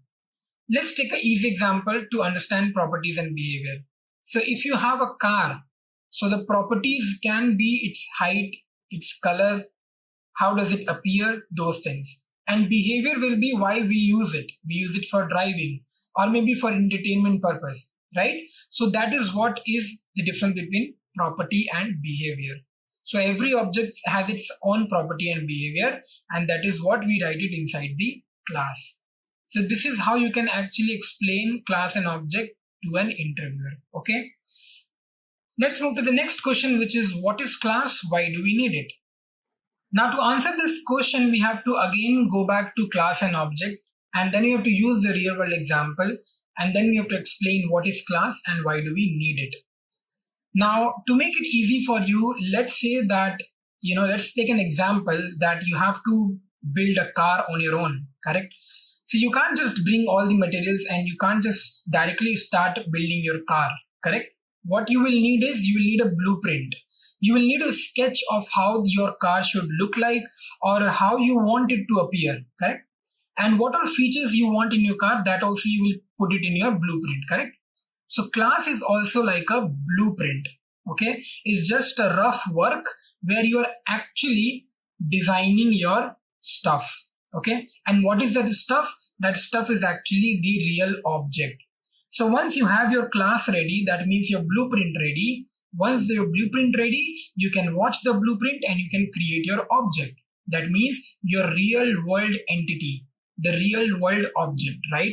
That means your car. So that is what is your object. So this is what is the difference between both of them. Now let's understand from one example what is this class. So class is a blueprint of an object. It is used to describe the object's properties and behavior. See, that is what I told you. In blueprint, we actually write that how my car will appear, what will be its color, what will be its height, width, and every stuff, right? What will be its use, why is it used for, everything will be written in the blueprint. And that is what is used here. It is used to describe the object's property and behavior, right? So as you can see, we have a student class in which we are writing its property and behavior. We have written the property as roll number and the name, and then we have the behavior, which is public void behavior and public void exam result, because for a student that is what its behavior, right? So this particular section is nothing but the property, and that is what we also call it as attributes or data members or instance variables. When you talk about the functions, that is what is your behavior or actions or member methods. So this is what is there inside the class, right? So now that we have understood what is this, the next question of the interviewer can be, what is an object? How is it related to class, right? So let's understand that. Now object is a real world entity, right? Which is created by taking the help of a class, correct?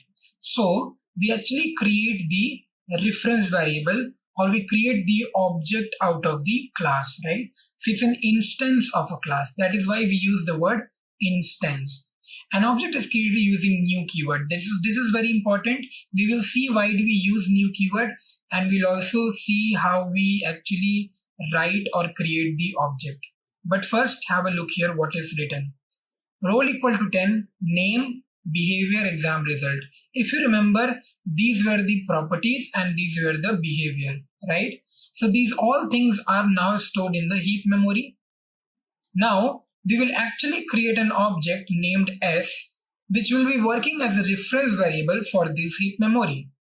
So all my content, that means all my properties and behavior, can be fetched by the use of this object. Okay, now let's see how we can actually create the object. So we have certain things which we use. We have this particular statement, new student, we have student S, and we have this statement which we together write. Okay, now let's first understand what is this new student. New keyword is used to actually allocate a memory for the object. See, whenever you actually declare a variable, you actually allocate a memory for that variable, right? So if I'm creating a reference variable or an object or an instance, we also have to give a memory allocation for that object. So that is why we use new keyword. New keyword actually allocates a memory. This student is a constructor. So this is a class constructor which actually by default gives the value to the variables or the properties or the instance variables that we have already seen in the previous question, that what are the default values for default data types. Student S, this S is the name of the object it can be anything, and this student is nothing but the class name. So by together, we actually write it in this manner. So what is the meaning of this line? That we are creating an object named S of the class student with the help of new keyword, right? So this is what is happening here. So this is how it looks like, and student S is just the declaration because we are declaring that we are using an object. New keyword is the instantiation. Remember, not initialization. There's a difference between these two. Instantiation means that you are creating an object. You are creating an instance. Stop. Start. You are creating an instance. And this constructor is an initialization. Okay. So declaration means creating a reference. Instantiation means allocation of memory or creating an object. Initialization means the data member of the class will be initialized. Okay. So I hope you got this. Now let's move to the next question, which is what is inheritance? Explain the different types of inheritance in Java. Now, when you talk about inheritance, this is one of the OOPS concept as we have already seen. And inheritance is nothing but when something or some class inherits some property from any other class. Like me as a son, I have inherited some property from my father, correct? So the same thing happens when you talk about Java programming language. So a class can inherit some properties from a parent class, and that class will have all the properties of its parent. Plus, it will also have its own property as well. For an example, I have some properties of my father, but I also have some properties of my own. And that is what is inheritance. Okay. So inheritance represents the is a relationship. Okay. And in Java, inheritance can be achieved in two ways. We have extending a class and implementing an interface. Now, what is this? So if you have two classes showing inheritance, we use extend keyword to show inheritance. But when we have a class and an interface, what is interface? That we'll see in the next interview questions. So if you have a class and an interface, we actually use the word implements to show inheritance. And that is how we are saying that inheritance can be shown in two ways in Java programming language. This can be, or this can become a tricky question for you as well. Okay. Now let's move to the different types of inheritance. So as you can see, we have a car, and a car can have 200 or 250 methods, right? All the cars will have steering wheel. All the cars will have gears. All the cars will have seats and windows, right? So this is just a parent class, but classes can be different. One car can be Audi, one car can be BMW, or one car can be Lamborghini, right? So, but all these cars will have the same 200 methods, and that is what is inheritance, because these cars are inheriting from this parent class. Okay. Now different types of inheritance are single inheritance. As you can see, in single inheritance, what happens? Only single class will inherit from the parent. We have multi-level, in which we have the levels. So grandson will inherit properties from son, and son will inherit properties from father. That is what is multi-level. We have hierarchical. So in hierarchical, what happens? That son and daughter both will be actually inheriting properties from father. This is what is hierarchical inheritance. And next we have the multiple inheritance, where actually a son can inherit properties from father and mother both. Now, in multiple inheritance, this is where a problem comes in, that this is not achievable using class in Java. Now, you have to make sure that you say this statement very correctly, because what I'm saying is very important. What I'm saying that this particular inheritance is not achievable using class in Java, but it is achievable using interface in Java. Okay, so you have to understand this. It can become a tricky question as well for the interviewer. So they can ask you like, which one particular inheritance is there in Java programming language which is not achievable? So your answer should be, there are no inheritance which is not achievable. All the inheritance are actually achievable. It's just the fact that multiple inheritance is achievable using interface. That is how you need to answer. Okay. Hybrid inheritance is a mix of two inheritance. Okay. One is multiple and hierarchical. So here also this hybrid inheritance is not achievable using class in Java, but it is achievable using interface. Okay. So this is what are the different types of inheritance. Now let's move to the next question, which is what is the meaning of abstraction in Java? Abstraction is again one of the most important OOPS concept in Java programming language. Let's see what is it. Abstraction, as the word says, abstract. So abstract means incomplete information. Okay. So whenever we have an incomplete information of something or of any class, we actually make that class as abstract. So if we have a class and in that class the methods are not properly written, or the methods are just declared, not defined. Declared in the sense that they are just said that these methods are there, but the information is not present in these methods. So then these methods are abstract. And by rule, it says that if you have at least one abstract method in class, the class also becomes abstract class. Okay, let's deep dive into this concept. So when we have both concrete and abstract information about an object, then we use abstract class to represent it. So it's mandatory to use abstract keyword in front of abstract methods. What are abstract methods? The methods which are only declared and not defined. Those are abstract methods. What are concrete methods? Concrete methods are those methods which are defined also and declared also. Those are concrete methods. Okay. Abstract class can contain data members. By default, data members are not public. If an abstract class contains only abstract methods, then it is better to stick to interface. So if I have a class, let's say S, and in this class, all my methods are abstract. If all my methods are abstract, then it's better that I don't use class here. I should use interface. So that actually leads to our next question, that what is interface? Correct? And you have the answer. Interface is something in which all the methods are abstract. That means all the methods are only declared. None of the methods are defined. Okay? That is what is interface.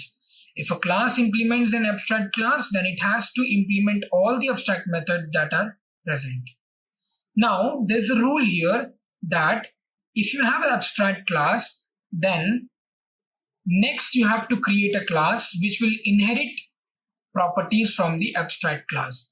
Because for an abstract class, you cannot actually create the object. So for an abstract class, you cannot create an object, and thus you should have one class which will inherit all the properties from the abstract class. So in that inherited class, you have to define all your undefined methods. Okay, so if I take an example of this one, if I have an interface S, okay, after this I should declare one more class which will inherit this S class, and I should define all these methods in that class, okay, to make sure that I can create an object. And this is what is abstraction. Coming to the next question, what is interface? We already now know about it. So when we have abstract information about an object, that means incomplete information. That is what is interface. Interface cannot have a method definition except default and static methods. So we can have default methods, we can have static methods defined. We can have these methods defined, but we cannot have public methods defined. All the public methods should be only declared and not defined. Okay. It is optional to prefix keyword abstract and public. If you want, you can use that keyword. If you don't want, automatically Java provides that. If a class implements an interface, So this is what I was talking about. If a class is implementing an interface, you should make sure that it implements all the methods that are present in the interface. Interface cannot have data members except final and static fields. We cannot instantiate an interface, and multiple inheritance is achieved using interface. Okay.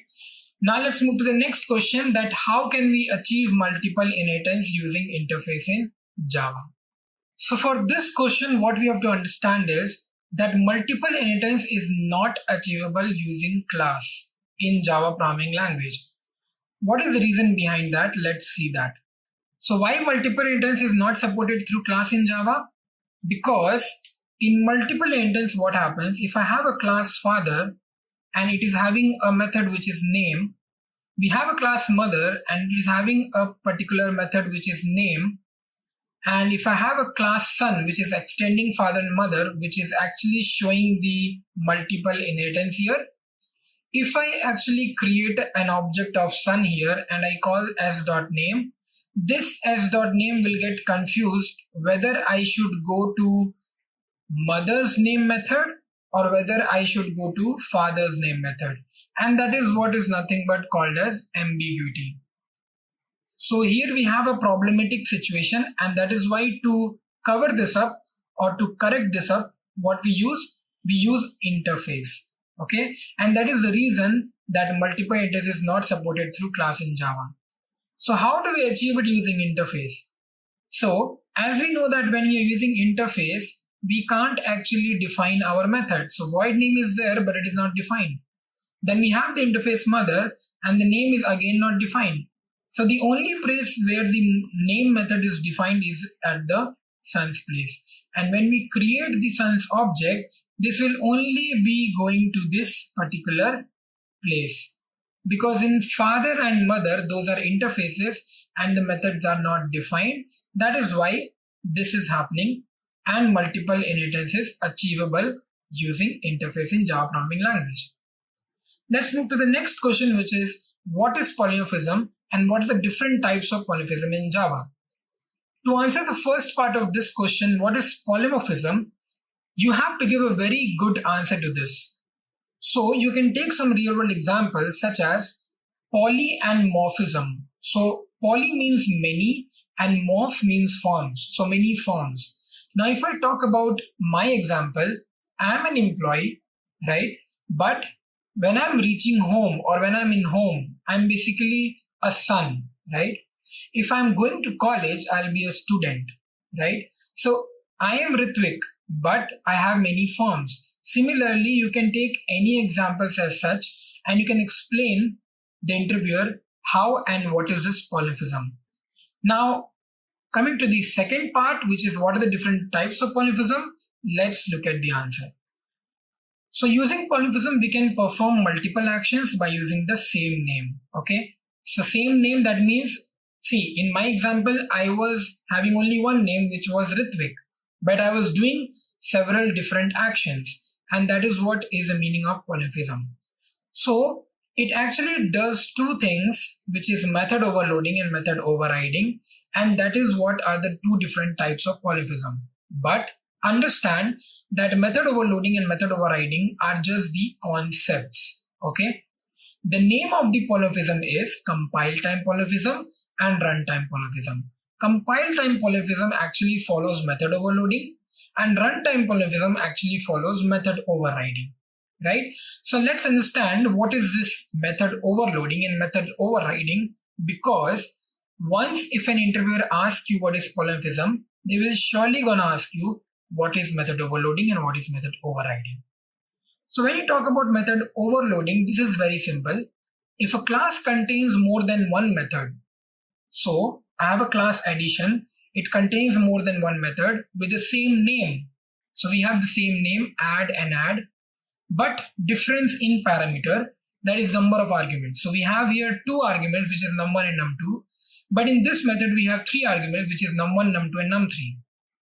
Now it can differ with the data type, it can differ with the number of argument, or it can also differ with the order of argument. It is used to achieve compile time polymorphism. How does this happen? So basically when you are creating an object of any class, or let's say that you're just calling the function directly. So as you can see here in the argument, what values I have passed? 2, 3 and 4. When we have 3 arguments, we are sure that it will go directly to the 3 parameter method, which is this one. And that is why it's gonna add these numbers and it will print it, right? The same way, if you look at this particular calling method, what is happening? There are only 2 arguments here. So it knows where it has to go. It has to go here. And that is what is method overloading. When we have more than one method with the same name, that is what is method overloading. Okay. Now let's see what is method overriding. So overriding means you are overriding something, correct? So let's say that you have a class, right? And inside that class you have a method add. And here you have one parameter and second parameter. Okay. Now you have another class which is actually extending, that means showing inheritance with the previous class. And in this class you have the same method name with the same amount of parameter. So when we have the same method name with same amount of parameter but in different class showing inheritance, that is what is method overriding. Now what will happen here? Basically, if you will create an object of S, so and you are actually using that object to call the add method, this particular method will be called. But if you're creating an object of C and you're calling the method add, then this particular add method will be called. And this is what is method overriding, because once in a while you are actually overriding the methods, but the methods are same. So in rules of method overriding is method must have the same name as in parent class and methods must have the same parameter as in parent class. That is what I've shown you here. Correct? We also have the super method which we use to invoke immediate parent class constructor. That means once you write super method, it will directly go to the parent class without seeing anything else. Okay, we will talk about it later on. Now let's see the next question, which is what is encapsulation in Java. Now this is again one of the most important OOPS concept. Now let's elaborate it in a very easy manner. So if you can see, this word is there here, which is capsule. So capsule is what? Capsule is basically a cylindrical shaped plastic container inside which you have all the different chemical powders mixed together, right? The same way this encapsulation also works. So we have a different class or all the things mixed together inside one unit. Okay, that is what is encapsulation. So wrapping up the data, code and everything together in a single unit is what is encapsulation. Fully encapsulated class can be created by making all data members of the class private. Now this is one of the rule of encapsulation, that all your data members should be private. And we can use getter and setter methods to actually get and set the data inside that particular one class. Okay, one example can be something like this. So we have the class student, we have made our data members private, and we have created the set name and get name for it. So this particular code is nothing but an showing encapsulation. Okay, this is a capsule inside which all the data and code is combined together into a single unit, right? Okay, now let's move to the next question, which is what is super keyword in Java, where it is used. Now what is super keyword in Java?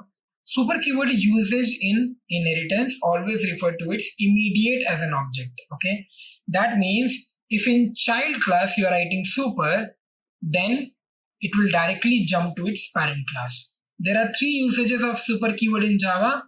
We can invoke the superclass variable, we can invoke the superclass method, or we can also invoke the superclass constructor. Let's see how do we do that. So examples are not important to show the interviewer, but it can happen that if they're asking theoretical knowledge of any concept, they will surely ask you to write a program for the same, a very small logic or something. So you don't have to write the whole program, you have to just write the logic, so that an interviewer gets to know that you know the logic of super or any concept. Now if you look at this example, we have the class superclass I20, which is a property, and then a method which is display. We have subclass which is extending the superclass. That means these two things are already there, but we have its own properties as well. So let's start from the main method. We are creating an object of subclass in which we are calling the display method. Because this object is of subclass, so this display method, where it will go? It will go directly to the display method, which is here, void display. But inside void display, it's written super.display. So what does super do? Super actually directly calls the parent constructor, parent variable, or parent method. Here what are we calling? Parent method, which is display. So it will directly go from here and will call this particular method. It will print superclass display method. After printing superclass display method, it will come back. Then it will print subclass display method. Then it will print I value equal to whatever is the value 100. And then superclass I value super plus I. Now you can see again they have used super, and this time they are calling the variable. So again it will go here and we'll see what is the variable value given here. So it's given here 20, so we'll print here 20. And this is how the super keyword will work. So I've written some programs for specifically for variable, method, and constructor. Let's have a look. So in the first example, what I've done is I've written a super keyword program which is actually using the instance variable calling.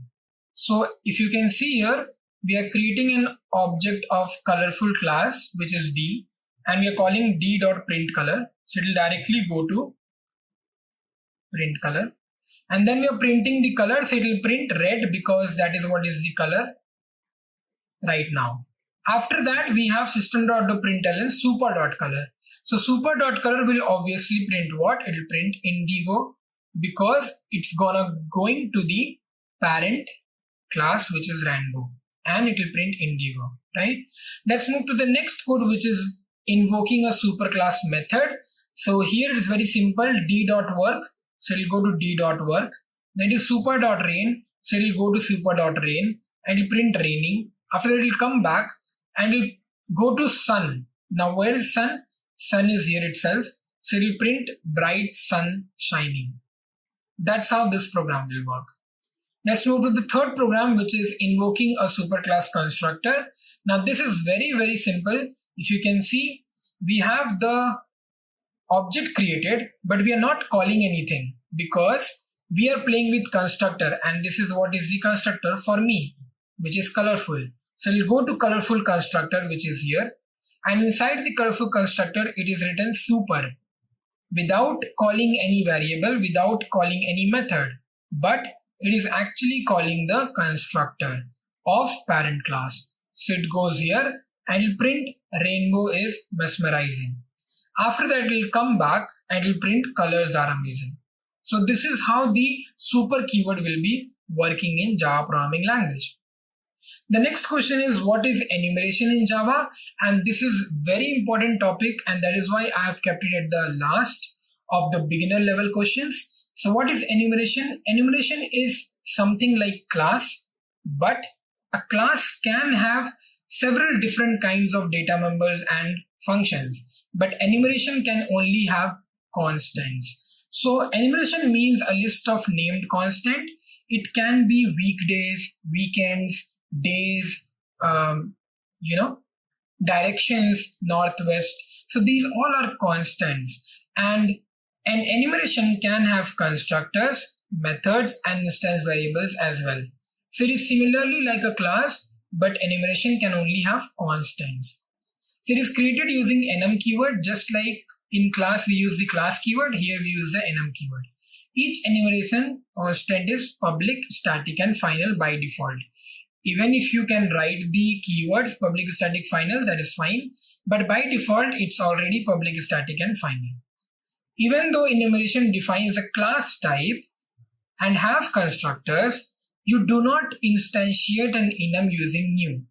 That means you can't actually create an object of enum using new keyword, which we can do in classes, but we can't do that here in enumeration. Okay, so what do we do then in enumeration? Let's see.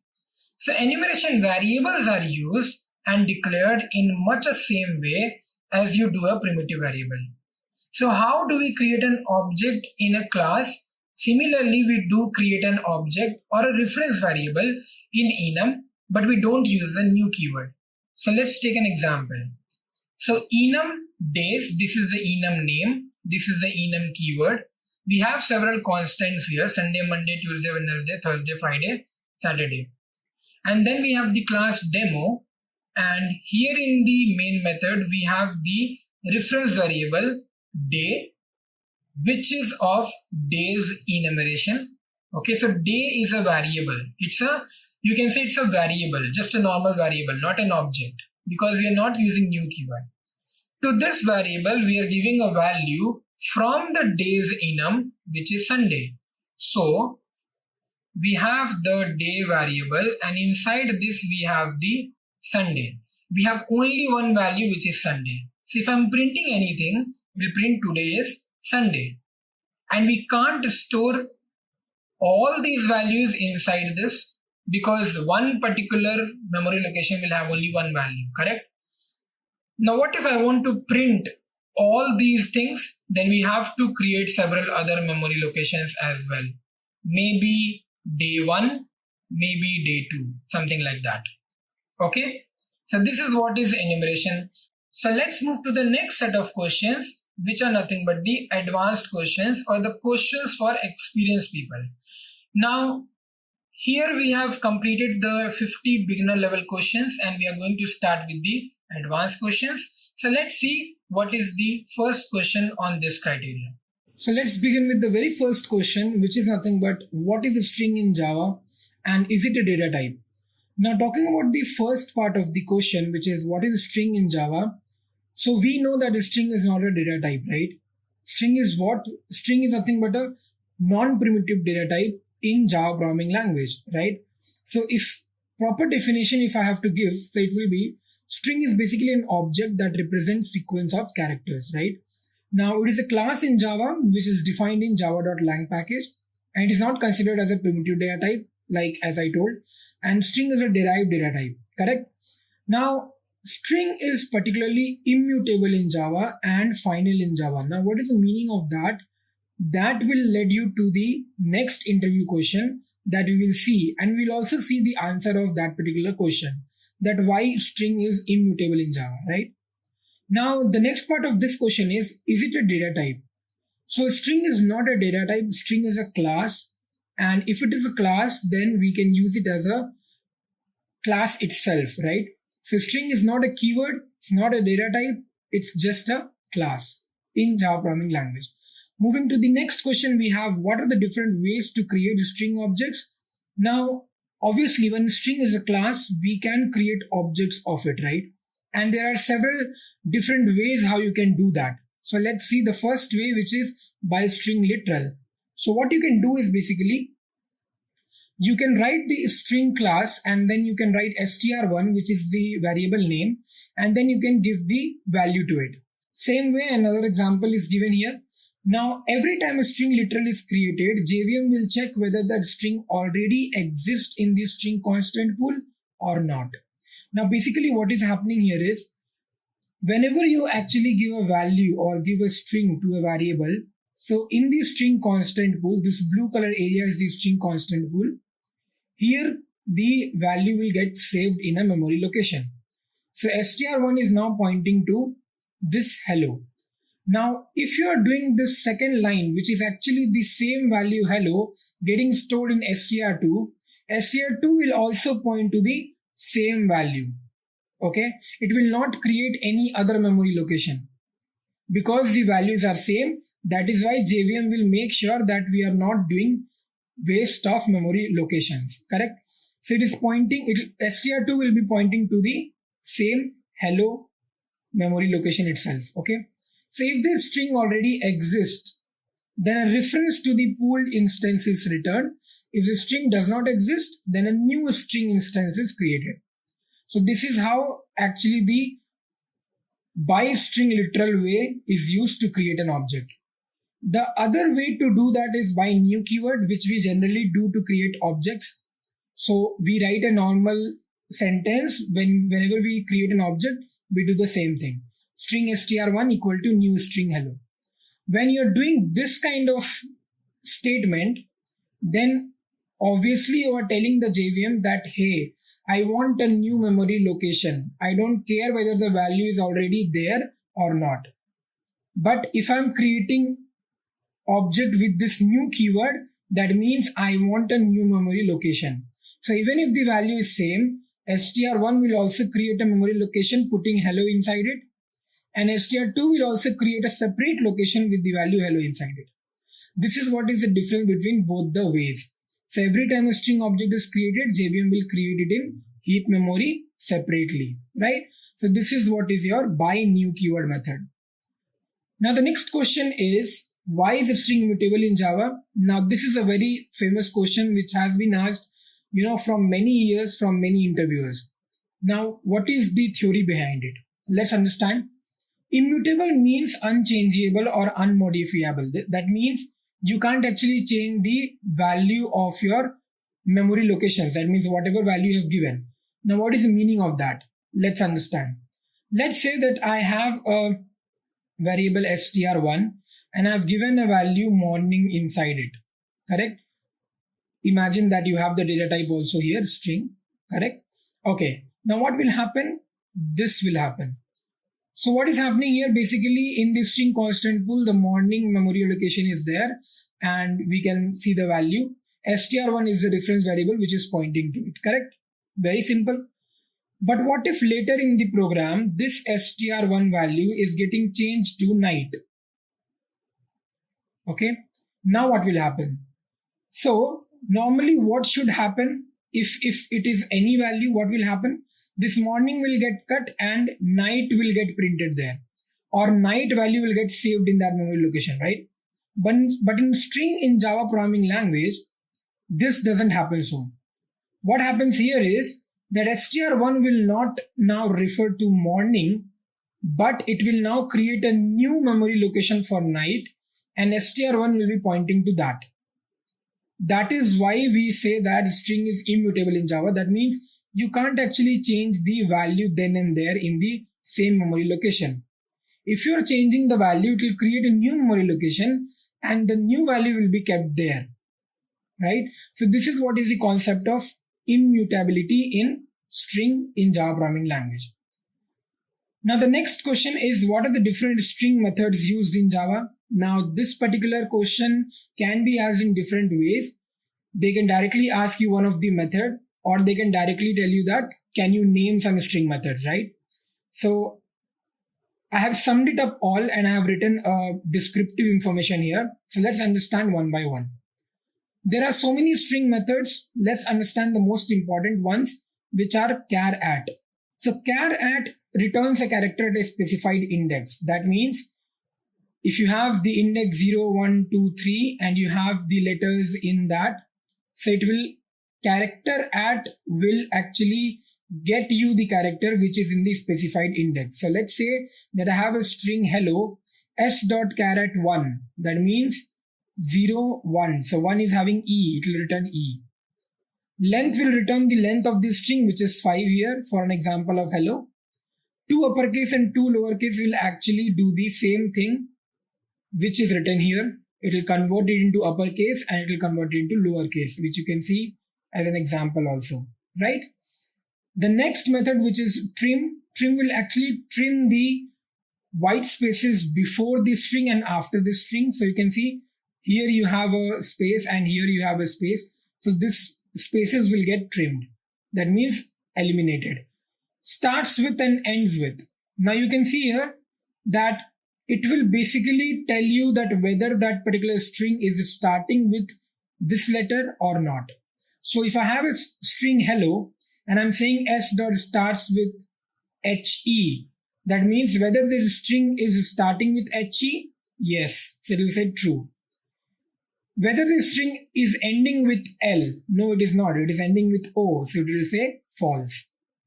The next is value of, so basically it converts given types such as int, float, long, double to string. Whatever value you have, it will convert it into string. So that is how one example is given here, right?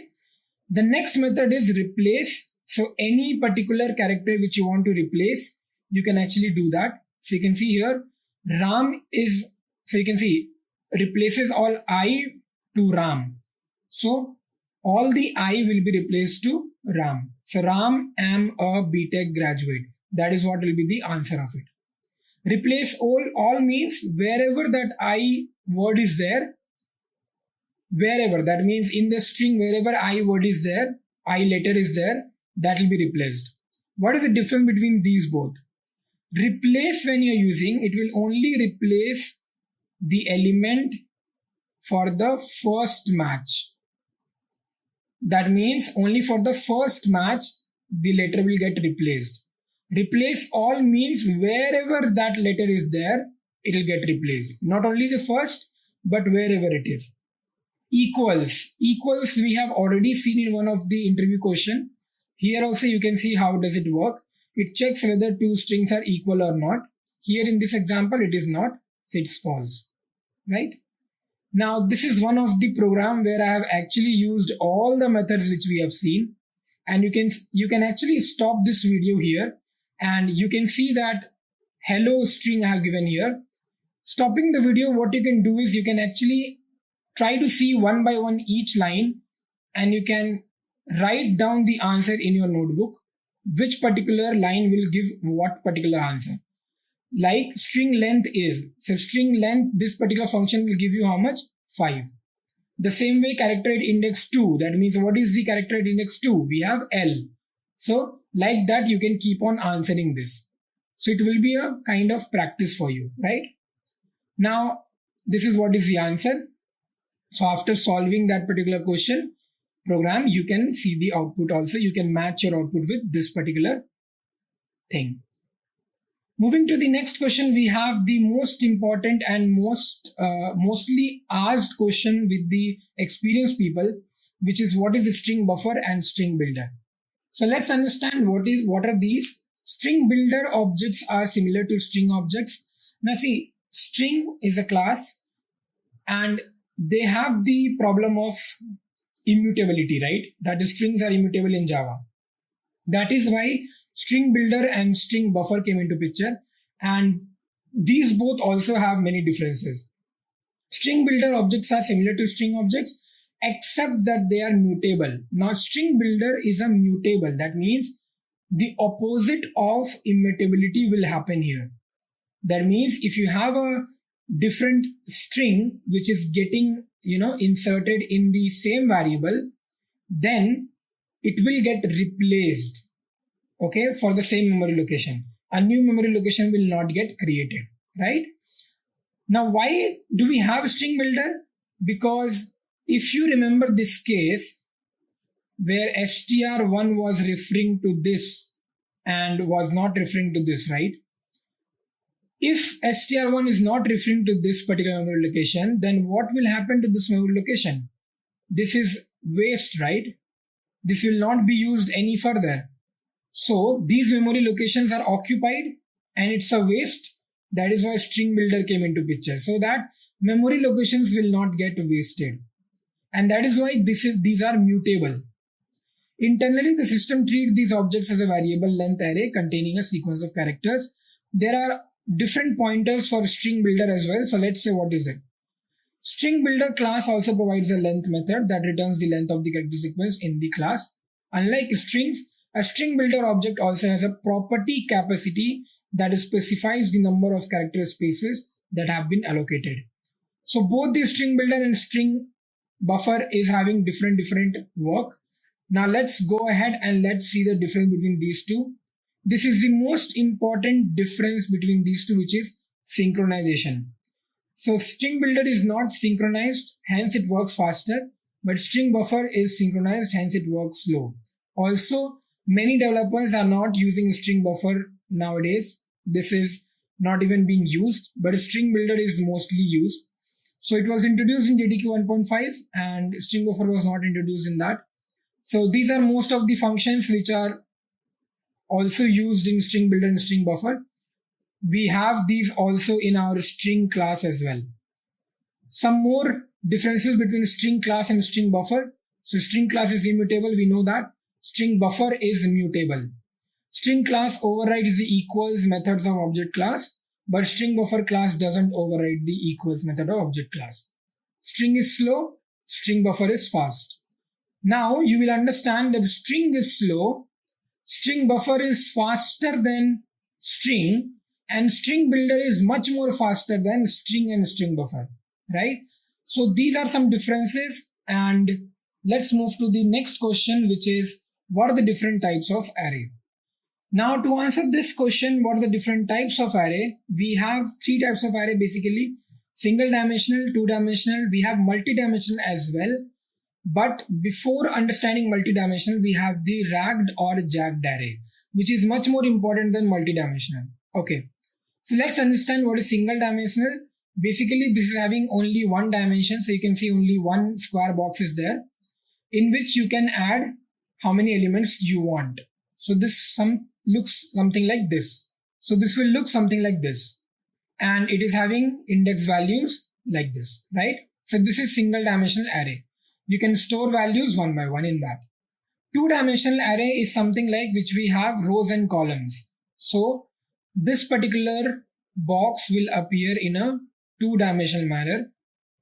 So we'll have something like this. Okay.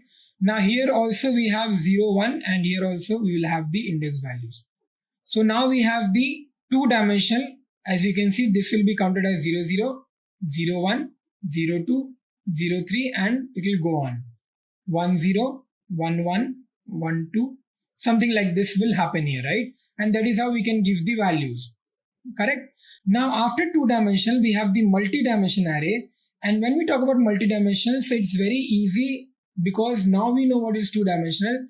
Multi-dimensional can be 3, 4, and as per that, we can actually create the rows and column, right? Now talking about ragged array, this is something which is asked in most of the interviews because many of you will know about single two-dimensional, but ragged and jagged array is something which, most of the beginners doesn't know. Now what is this? So ragged array is something where the values are not completely given, okay? That means those values are incomplete. Let's say that you can see here we have a two-dimensional array, and for rows only 3 rows are given. That means we know the rows, but we don't know the column. Okay. So in the array first, which is array 0, we have one element. So let's say we have 1 here. And then after that, there is nothing. So we don't know how many values are there later on. But in the second, we have 2, 3. And then we have 4, 5, 6. Right. Now what you can get from here is that it's a 3 into 3 matrix. That means 3 rows, 3 columns. How do we get it? Because the last element is having the complete information, 4, 5, 6. And these are empty. So here we don't have any element, correct? These kind of arrays are called as jagged or ragged array. Okay. Let's move to the next question, which is what is serialization in Java? Now this is also a very advanced question which is asked to experienced people. Beginners can be asked, but I'm not sure. Let's see what is it. Now, object serialization is a process used to convert the state of an object into a byte stream. That means whatever is the object you have, whatever you have created, converting that particular object into a byte stream is nothing but called as object serialization. Okay. Now, the reverse process of this is called as deserialization. So, whatever byte code we have got, if I'll convert it into the state of an object, then that is called as deserialization, right? Now, these can happen when you are passing, the object from disk file, or you are sending it over the network to any other running Java virtual machine. So at that time we do it. But that is why this is asked to an experienced person, because a beginner will not be able to know what is this. Once you start working with Java projects, you'll be able to know what is serialization. Moving to the next question, which is what is synchronization in Java? Now, this particular question is related to thread, right?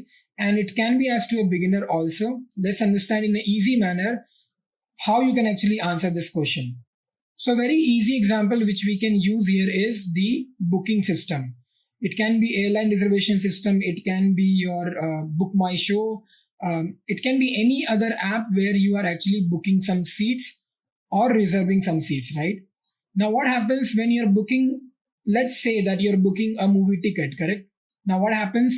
Basically, if two people are booking the same movie ticket for the same location, for the same place, for the same seat, right? It will never happen that the ticket will be sent to both of you, correct? The ticket will only be sent to one of you, and for the other, it will show that this particular seat is already booked. How does this happen? It happens using synchronization. So basically, it's a process of handling resource accessibility. That means which resource is occupied and which resource is free by a multiple thread request. Now, for that particular seat to be reserved, there are many people who are actually booking that slot, right? But using the priority, that means in thread we have the priority option. So using the priority has been given to one of the client, and to that client that particular seat is booked. And for all others, a message will be sent that this particular seat is already booked. Or sometimes you will see that the app is hanging. That means it's not working, correct? So that happens when synchronization is there in all of the applications. If synchronization is not there, then problem will occur in your applications. It can happen that the seats are reserved for 2 or more people, and it will result into chaos. The main purpose of synchronization is to avoid thread interference. That is what I have told you. Thread in my example meant to be the person who are requesting for a booking slot. At times when more than one thread try to access a shared resource, we need to ensure that resource will be used by only one thread at a time. So this is what is the process of synchronization. Telling and answering the questions in a very easy manner, that means using real world examples, will make your answer look very easy and simple. So make sure you use those real world examples. Let's move to the next question, which is how to create immutable class in Java. Again, this will not be asked to any beginner, but let's answer it for the experienced people, how to create immutable class in Java. So first of all, declare the class as final. So it can't be extended. That means we will not be able to use the inheritance concept in this particular class in that program. Make all fields private so that direct access is not allowed. Don't provide setter methods for variables. Okay. Make all mutable fields final so that its value can be assigned only once. What are these mutable fields? That means all the variables and all the methods which you are using that can be changed later on. Basically the variables. Now, so that the values can be assigned only once. We are making it final. That means constant.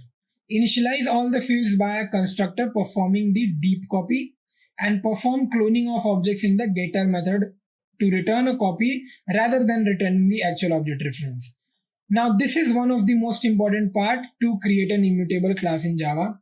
So you have to perform cloning of objects. That means you have to create the objects in the getter methods to return a copy rather than actually returning the actual object reference. Okay. So this is how you can create immutable classes in Java.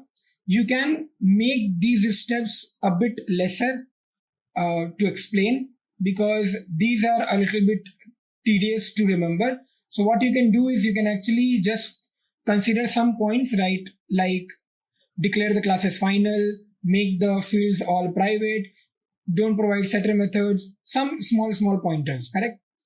Next question is what is Spring in Java? Now again, this is an Java advanced question. So let's understand what is this. Spring is basically a framework, right? So it's an application framework and inversion of control container for the Java platform. If you want to run your Java program in server, we use Spring. If you want to do the get post request and getting the data or sending the data, connecting it with database, we use this Spring framework. The framework's core feature can be used by any Java application, but there are extensions for building web applications on top of the Java EE. This is Enterprise Edition, and Spring is a part of Java EE itself. So there are so many other frameworks as well, Spring Hibernate and Spring Boot, Spring MVC. We have other frameworks as well. Let's move to the next question, which is what is servlet in Java? Now, answer of this question, what is servlet in Java, is basically it's a programming language class which we actually use in Java to understand how to send the HTTP request or how to actually use the get post request to talk to the server, right? So it is used to extend the capabilities of server that host applications accessed by means of request response programming model, right? So if you want to talk to the server and get the response from there, that is where we use the servlet.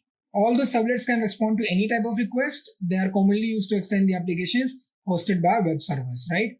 So when you're playing with web servers, right, then you will use servlet, and this also comes in advanced Java. All servlet must implement the servlet interface, which defines lifecycle methods. Now, these pointers are practical. So when you're using servlets, you have to actually implement the servlet interface, and then only you will be able to use the HTTP request, HTTP response, and all other classes and interfaces as well. Let's move to the next question, which is, can static methods reference non-static variables? Now understand this question very carefully.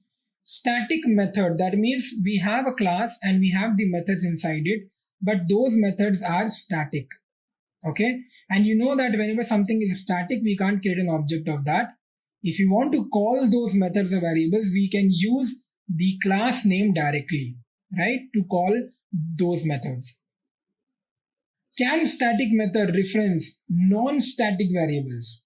Let's see. So yes, we can do that. Static methods can reference non-static variables. The only thing is it can be done by creating an object of the class the variable belongs to, right? So that non-static variable, to which class it belongs, we have to create an object of that class, and then we can access the static methods reference non-static variables. Let's move to the next question, which is, can we override static variables? Okay, so overriding is something which is, we know about overriding method, right? What happens there is, we have one particular class and inside that we have method with the same name and with the same parameter. And then we have another class which is showing inheritance with the previous class. And here also we have the same method name with the same parameter. And whenever we create an object of this class, and whenever we call the method which is name method, it actually overrides this method, correct? That is what is override. Can we override static methods? The answer is static methods cannot be overridden because they are not dispatched to the object instance at runtime.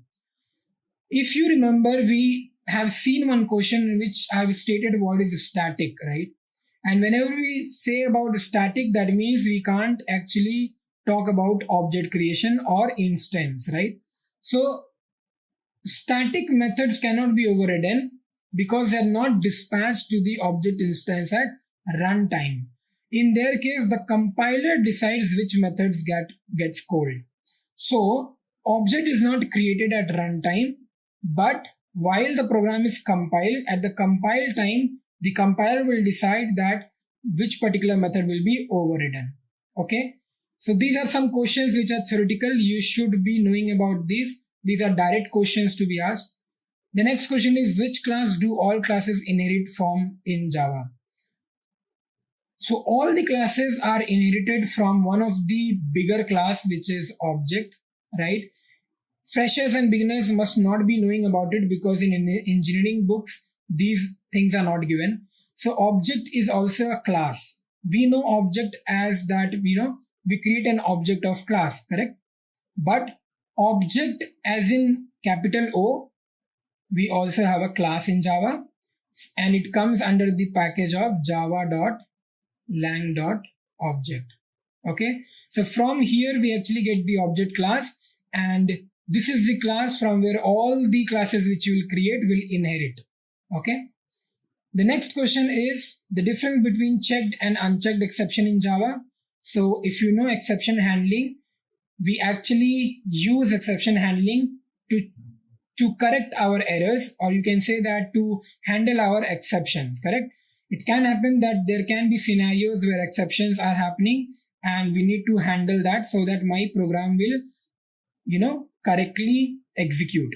So there are two kinds of exceptions. We have checked and unchecked.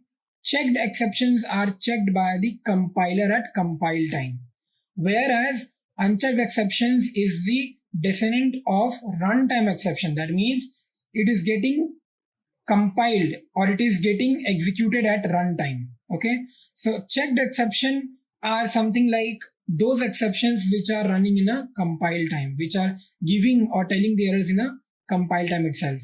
But unchecked ones are giving the errors in the runtime, right? Okay, a very descriptive information about exception handling, you already know about it, that we have several other kind of syntax errors, we have logical errors, right? And we have other kind of exceptions which are array index out of bound, and we have arithmetic exceptions. So these are the different errors and exceptions which are segregated between checked and unchecked. Okay, let's move to the next question, which is which class contains the clone method, clonable or object? The answer to this question is object. Okay, the clone method, that means clone and then the bracket, this clone method is inside the object class, right? So let's see the descriptive answer for this. So java.lang.clonable is a marker interface and does not contain any method. Clone method is defined in the object class, right? So clonable is a marker interface. It does not contain any method. Fine. It is also knowing that clone is a native method, means it is implemented in C or C++ or any other native language. So clone method is a native method. That means in Java, it comes from C and C++. Okay. So it's a very old method. Native means old. Okay. Let's move to the next question, which is what are functions or methods in Java? Now, what are functions? Basically, to explain this, what you can do is you can take an example and you can explain it to the interviewer. Again, a real world example. So let's say that, you have some food at home which is already prepared, correct? And what you can do is throughout the day, you can go to the kitchen and you can have this food how many number of times you are hungry, right? So you are not actually going to the kitchen and preparing a dish. Basically, your dish is ready. You're just using that, correct? A function also something like that. Now, what happens in function is we create a block of code, right? And this block of code, whenever we actually want this code, we use it. So we just have to call this particular block of code, and whenever we want it, we can use this block of code. So what is happening? We don't have to actually create this block of code again and again whenever we want it, right?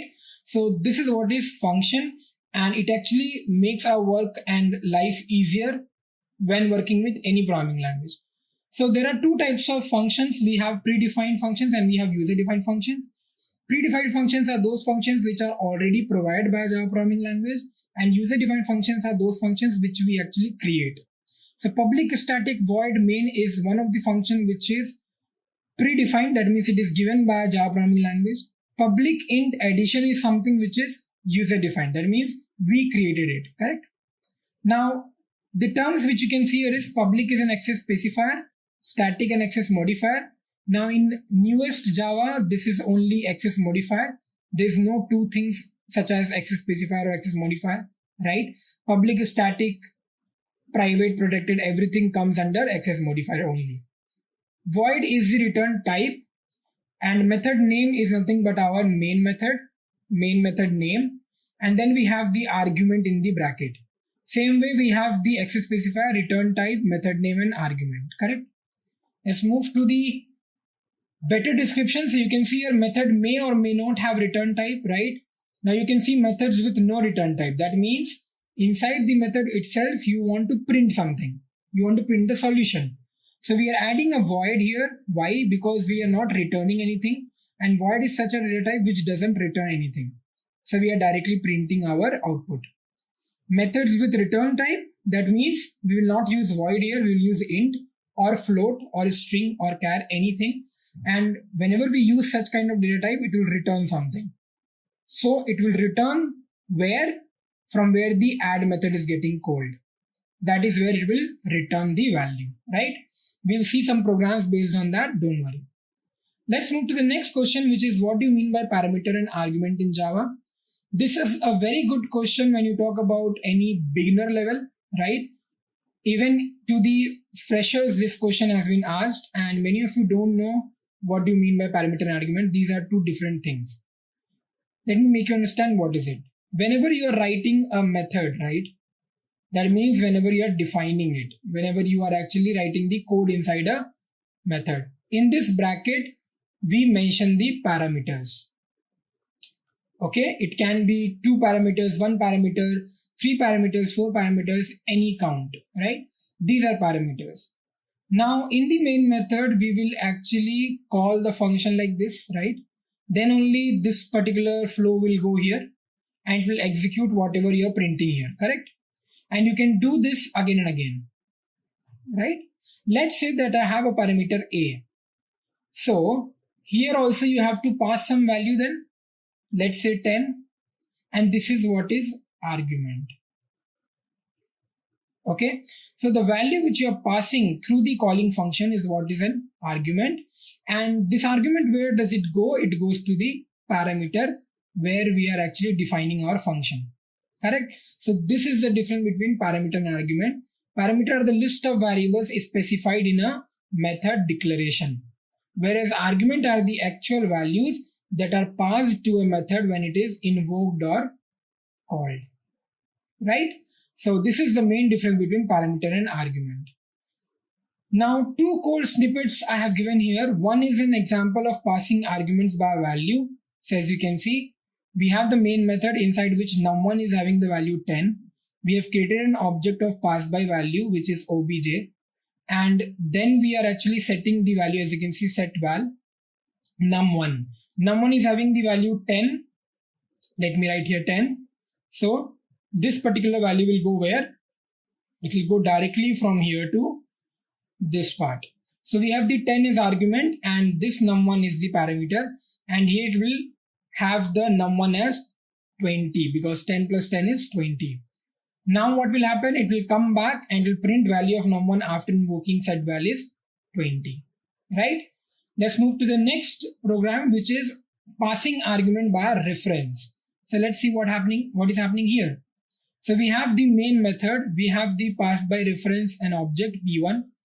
p1 dot calculate area, which is the method, which is given where?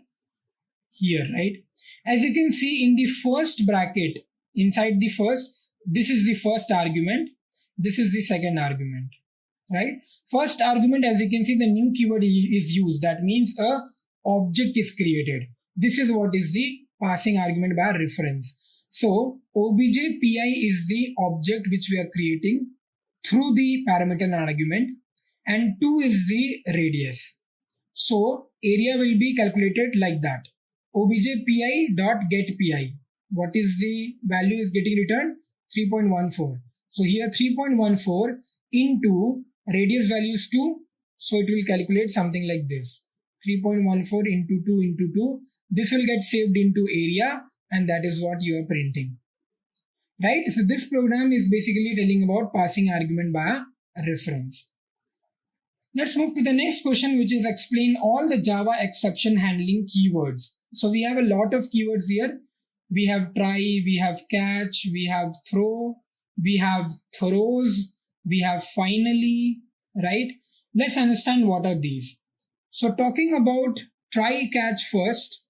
Try catch is the main block of code which we use in exception handling. Basically, this particular block is used to catch the exception and solve it, correct? So try block is used to enclose the code that might throw an exception. That means when you're writing a code and you think that this code might throw an exception, then that code you put it inside the try block. In the catch block, actually we write the code to handle that exception if the exception occurs. So that is what is try catch. Finally block is a one block which will get executed it doesn't depend whether the exception is there in the code or exception is not there. Finally, block will get executed every now and then. Now let's come to the throw keyword. Throw keyword is explicitly used to throw an exception. That means you know that this particular code will throw an exception. At that time, you use the keyword throw. Throws keyword is used to throw an exception and not handling it. Okay, that means you want to throw an exception, you know that there's an exception, but you don't want to handle that exception. That is where we use the throws exception, throws keyword, correct? Let's move to the next question, which is what is iterator and what is it used for? Now let me tell you, if you have not gone through the topic of collection in Java, like collection framework in Java programming language, then you must not be knowing what is iterator. So first understand what is collection, then you'll be able to see something called as iterator. Now what is iterator? Iterator is used to iterate the elements on a collection, right? So collection is something like array list, linked list, those all things. That means number of elements can be there in a list, right? Now to iterate these elements one by one, to fetch this element, to fetch this element, to fetch this element, we use the iterator. It can be traversed only in forward direction, right? Indexes of the elements cannot be obtained using iterator. Methods of iterator are next, has next, and remove. So these are three of the methods which we actually use to traverse or fetch the elements from the collection, right? It is implemented on all Java collection classes and interfaces, and iterator use the iterate method. So whenever you want to use the iterator, we use the iterate method with one of these, whatever applications you want to use it for, right? Now let's move to the section of coding and tricky questions, because we have already completed the questions on advanced and beginner. So let's now understand the 30 problems on what are these different kind of coding and tricky questions as well. So the very first question on this particular section is how to declare array in Java. Now, why this question is in particular tricky questions? Because array declaration can be done in many multiple ways, right? Now to declare an array, define the variable type with square brackets like this, right? Now this is only the declaration. So if the question is how to declare array, this is what will be your answer. But if somebody is asking initialization, then this is how you do it, right? As you can see, to create an array of integers, you could write something like this, correct? This was easy one. Move to the next one, which is how to convert a string to int in Java. This is again a very tricky question, because the question is saying to convert string to int and not from integer to string. Obviously, we cannot do the typecasting, right? We have several methods which we can use. So let's see what all methods we can use here. So as you can see, the class is created in scratch, and then we have the main method. We have a string 50, and then what we are doing is integer.parseInt, and then the str variable name is written. Integer.parseInt, this integer is basically the wrapper class, right? If you don't know what is wrapper class, we have this question also in our next upcoming questions, so don't worry. These wrapper classes are nothing but the classes for each of the data type. So for int also we have the wrapper class integer, and integer wrapper class is having one of the method which is parseInt. ParseInt actually converts your string to an integer. So this will print 50 as a string, as an integer, right? This 50 will be printed as an integer. Okay, let's move to the next question, which is just the opposite of the previous question. How to convert integer to string in Java. Now the same way, but the method this time is different. So if you see, we have the a variable 786, we have the b variable minus 986, which is integer. Now we have created an object str1, or we can say the reference variable str1, str2, because string is class in Java programming language. Then we are using integer wrapper class, and we are using the method of it, which is toString. So toString will convert your integer to string. So we have the value a. So once you print this string str1, it will print 786, but in a string manner. Okay. So this is what and how you can convert integer to string in Java. Let's move to the next question, which is how to convert char to string in Java. So how you can convert a character which is in single quote to a string which is in double quote in Java. Let's see that. So we have the main method, we have the character C which is M. The value of C variable is M, and then we have the string S in which we are writing character wrapper class. So this is again a wrapper class, character. As you can see, C is capitals, it's a class, and it's a wrapper class. That means char class, correct? And inside this we are using toString. So character toString, right? So these are the questions which can be asked because these are tricky ones, and do not think that you can use here typecasting. Let's move to the next one, which is how to iterate map in Java. So map is already a framework, right? And we use this framework to, actually write the particular values in a key and a value pair, right? So how do we iterate, or how do we fetch these map elements from the code? Let's see that. So we are using the packages map and hashmap. We are using here hashmap. So as you can see, we have created the object M of hashmap. This Anglo brackets are nothing but the generic. So we are saying that both the values will be using it as a string, right? So in all the elements, we have two things. We have the key and we have the value. So we have A1, B2, C3 and D4. These are the elements which we are storing in our map. Now we have to actually fetch these elements. So how we will do that? This is how you can actually fetch the elements. These are the two lines of code which is having a lot of things. So if you see, we are using map.entrySet. Map is a interface which you can see here, and entrySet is a method of it. We are using the entrySet method to actually fetch the key separately and values separately. So if you can see, entry.getKey will give me the keys and entry.getValue will give me the values. So this is how you can use the iteration or the for loop to iterate maps from the Java programming language, right? Next question is how to split a string in Java. So let's see how to split a string. Now we have a 4-line of code here, and you can see here we are taking the string as a variable name, and this is what is the string contains. Now if I have to split this into two parts, I'll be using the split method, and in the parameter I'll be telling about from where I want to split. So I want to split this particular string from the dash. So now part 0 will give me this particular answer, which is 004, and part 2, which is parts 1, that is 0 and 1 index, it will give me the second part.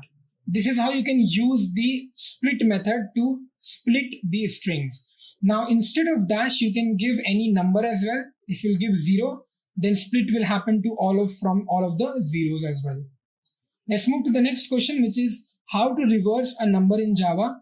Okay, so there is one program which you can see here, and this is the logic which is very important to understand how to reverse a number in Java, right? So as you can see, 564 is the number which they have taken. So let's say we have the 564 as a number. Reverse is equal to 0 and num is not equal to 0. So this is a loop, right? Num is not equal to 0. Yes, this is true. So it's going to come here. And then we have reverse equal to reverse into 10. So if you can see, reverse is already 0, and 0 into 10 will give me how much? It will give me 0. Next is reverse equal to reverse plus num modulus 10. So if I write this, it will look something like this. Reverse equal to reverse plus, we have the num value which is 564.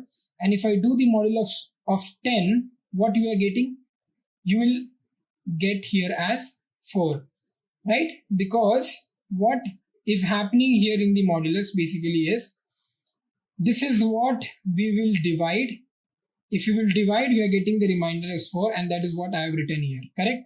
So this you can do in your mind itself. No need to calculate. Now our remainder is 4, right? And now you can see num is equal to num by 10. That means again 564 is divided by 10, and we will get here 56. Now basically what is happening, 564 we are dividing into two parts, 56 and 4. Then it is getting divided into two parts, 5 and 6, right? And then we read it from this side, 4, 6, 5. So that is how we are actually reversing our number. Okay, this is what we are doing. So you can see here, when we are using the modulus, we are getting the remainder, which is 4, and here we are getting the new number, which is 56. Now again this loop will work. So 56 is not equal to 0, which is true. Reverse equal to reverse into 10. Now if you think about this, reverse equal to, we have the reverse 4 and this will become 40. Now 40 plus, we have the num modulus 10, that means 56 modulus 10, so it will give you 6. So now my reverse will be 46, correct? And when you talk about the n value, that means n by 10. So we have what? We have the n 56, so it will give me 5, right?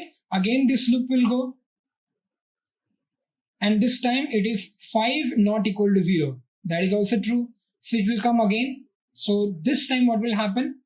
Let me number it. This is the first loop, this is the second loop, and now in our third loop. So we have r equal to reverse into 10. Reverse is 46, so we will get 460. And then reverse equal to reverse plus, this is what you are getting. And then we have the num. If I divide 5 by 10, I'm going to get something which is 0.0. And if I do the loop again, then 0 is not equal to 0, which will be false, and this is not going to come here. What is it printing? Reverse is reverse. What is the reverse value? 465. And that is what is the reverse of this. So this is how you can actually reverse a number in Java. Now understand that you don't have to write the whole code in your interview. You have to just write these 3 lines and it will be done, right? So please understand the logic and you will be good to go. The next question is how to convert char array to string in Java. That means you have a character array, right? Let's say that I have R, I, T, W, I, and K. These are the character and this is in array format. Now what the question is saying, that I need to convert this character array into a string. That means something like this. So how to do that? Let's see. So as you can see, we have the main method here, and what we are doing is we are creating a character array, right? So we have the each letter as an array, G, O, O, D, and then space, and then M, O, R, N, I, N, G. So all of these will have the index values, correct? G will have the 0, O will have 1, again O will have 2, and like that will go on. So if you want to convert it into string, what we are doing here? We are creating a string object with the use of new keyword, and then in the parameter we are saying ch. That means all this character array, and then we are printing this particular str. One way is to do this and you will get the answer good morning, right? So this is one of the way. The second way is this one. What you can do is str2 equal to, you're not using new keyword, but you're directly using the string class and then value of. So this string again is a class. Inside this class we have a method which is value of. So what is the value of ch? That will get printed in str2. Again we will get the same answer, good morning. So these are the two ways. One is using the new keyword and one is using the value of method of string class, right? So this is how you can convert a character array to a string in Java. Let's move to the next question, which is what is Maven in Java? This is again an advanced section. That means this can be asked to an experienced person. What is Maven? Maven is a powerful project management tool that is used on project object model. So when we work with projects and when we want to build or deploy some of the Java programming language projects, we use Maven to do that because it is having many different extensible libraries and dependencies which we can use, and it actually simplifies the build process, correct? So that is why we use the Maven concept in Java programming language. Okay, next question is how to return an array in Java. Let's understand how actually we can return an array. So there is a program which you can see here, and we have the main method starting from this portion.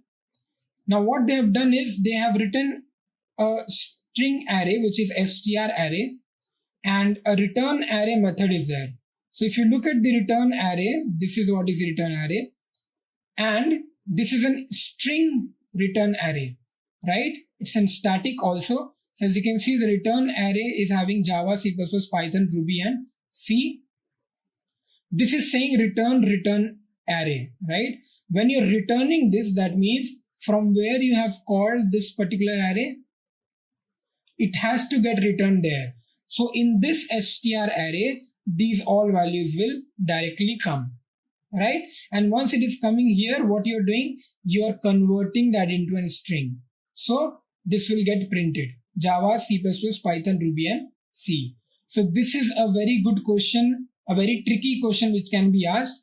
And this is how you return an array in Java, right? Let's move to the next question, which is how to generate random number in Java programming language. So let's see how to generate random number. So basically we have a method which is random. As you can see, math.random. So math is a class in which we have the random method. When we use that, X will generate random numbers, right? So we are returning that.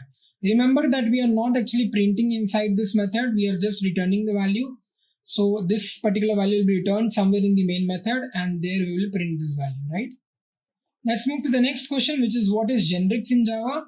We have already discussed this, which is nothing but we write the data type of whatever types of data we want to put it in our collection or map, and we use these angular bracket symbol to show the generic. So generic enable types, that means which all data types you want to use. It can also enable the classes and interfaces. So suppose you have a class, the class name is student, and inside this you have an int variable, a char, and then a string. So what you can do is, instead of writing all these generic separately, you can just write the student class as well, right? So you can use a student as a generic, and all these int, char, and string will be accepted there. Much like the more familiar formal parameters used in method declaration, type parameters provide a way for you to reuse the same code with different inputs, right? Okay, now let's move to the next question, which is what is a constructor in Java? This is again a tricky question because questions can be constructed in a manner that will get you confused. So let's understand what is it. Now, constructor is not something which actually only used to create an object. No. Constructor is a special method that is used to initialize the object. And if it is initializing the object, that means it is initializing our variable and methods as well. Correct? So, constructor is a special method which has the same name as the class name. Okay? So, if you have the class name as a student, your constructor will be named something like this. So we have default constructor, we have parameterized constructor as well. And this question can be also asked, that how you can actually call a default constructor or call a parameterized constructor. To call a default constructor, it's very simple. When you're writing this line, that means when you're creating an object, you're actually calling a default constructor here in this line itself, right? If you want to call a parameterized constructor, you have to just pass the arguments here. Once you pass the arguments, that particular parameterized constructor will be called. Correct? Let's move to the next question, which is how to find the length of an array in Java. So this is really very easy. Let's understand how. So we have the array and we have the size as 10, right? We have some values 0, 1, and for second index. Now getting the length of the array, so we are just putting array.length and we are getting the length here, and then we are printing it. So it's that easy. You will get the length. Okay. Let's move to the next question, which is how to sort array in Java. Now again, we can use different kind of techniques to sort array. We can use bubble sort, we can use merge sort, we can use quick sort, heap sort, selection sort, insertion sort. There are so many sorting algorithms, right? But the most common one is this particular logic. So if you see this logic, this is really very easy to actually sort the array. Now what is the meaning of sorting the array? Basically, you have an unsorted array which looks like this, right? You have 10, 20, 30, 60, 70, 80, but then again you have 2, 3, 1. So it's not sorted. So basically you're writing a logic to swap the elements and move the elements into the smaller to greater position, correct? So first of all, these two will be seen and compared. Now this looks correct to you, right? And then again, like this, all the elements will be compared, right? And once it will come here, it will see that 80 and 2, it's not satisfying the condition which is given here. Can you see? Array j is less than array j minus 1. Now these two are actually not satisfying this condition. So what will happen? These three codes will happen. What is happening in these three codes? This is called as swapping, right? So swapping will happen. That means this 2 will come here and 80 will come here, right? This is what will happen. Now again 80 and 3. So what will happen? 2, 3, 80. Again what will happen? 2, 3, 1 and 80. So as you can see now 80 is in the last, correct? So we have the greatest number at the last position. Now we are not going to take this particular number in the next iteration because this is in the correct position. So we don't have to actually consider it now. 80 is in the correct position. Now we will consider about n minus 1 problem. That means leaving this 80, n minus 1, we have to again iterate it, right? So again we will iterate, again this 2 will shift, same thing will happen. So right now this will happen, 270 and we'll have the elements, then 2, 3, 70 and then 2, 3, 1, then 70 and then 80 because this 80 was already fixed there. So as you can see the numbers are getting sorted one by one, right?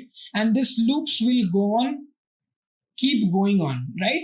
So this is how you can actually sort an array in Java programming language and try to actually understand the logic without mugging up the code. If you're mugging up the code, you will do errors.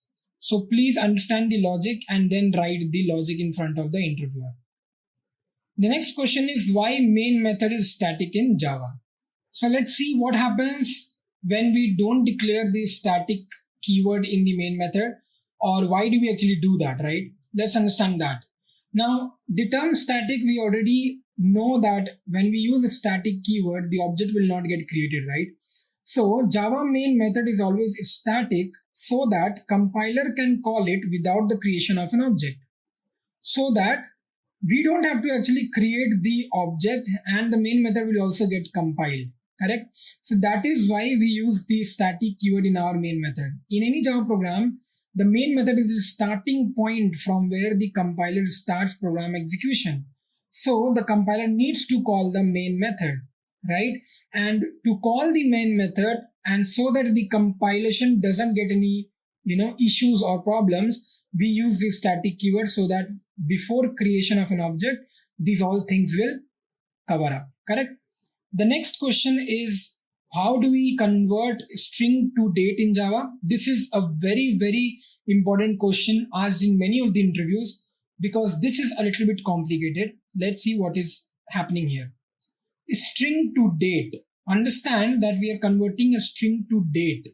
Both are very different kind of type of data. String, we are typing here January 2, 2010, which is in double quote. This is my string. We are using the date time formatter class, right?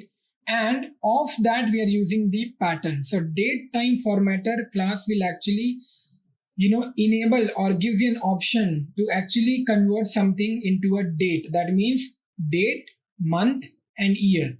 So as you can see, in this pattern it will come, and this is the locale.english. That means it will convert it to English language.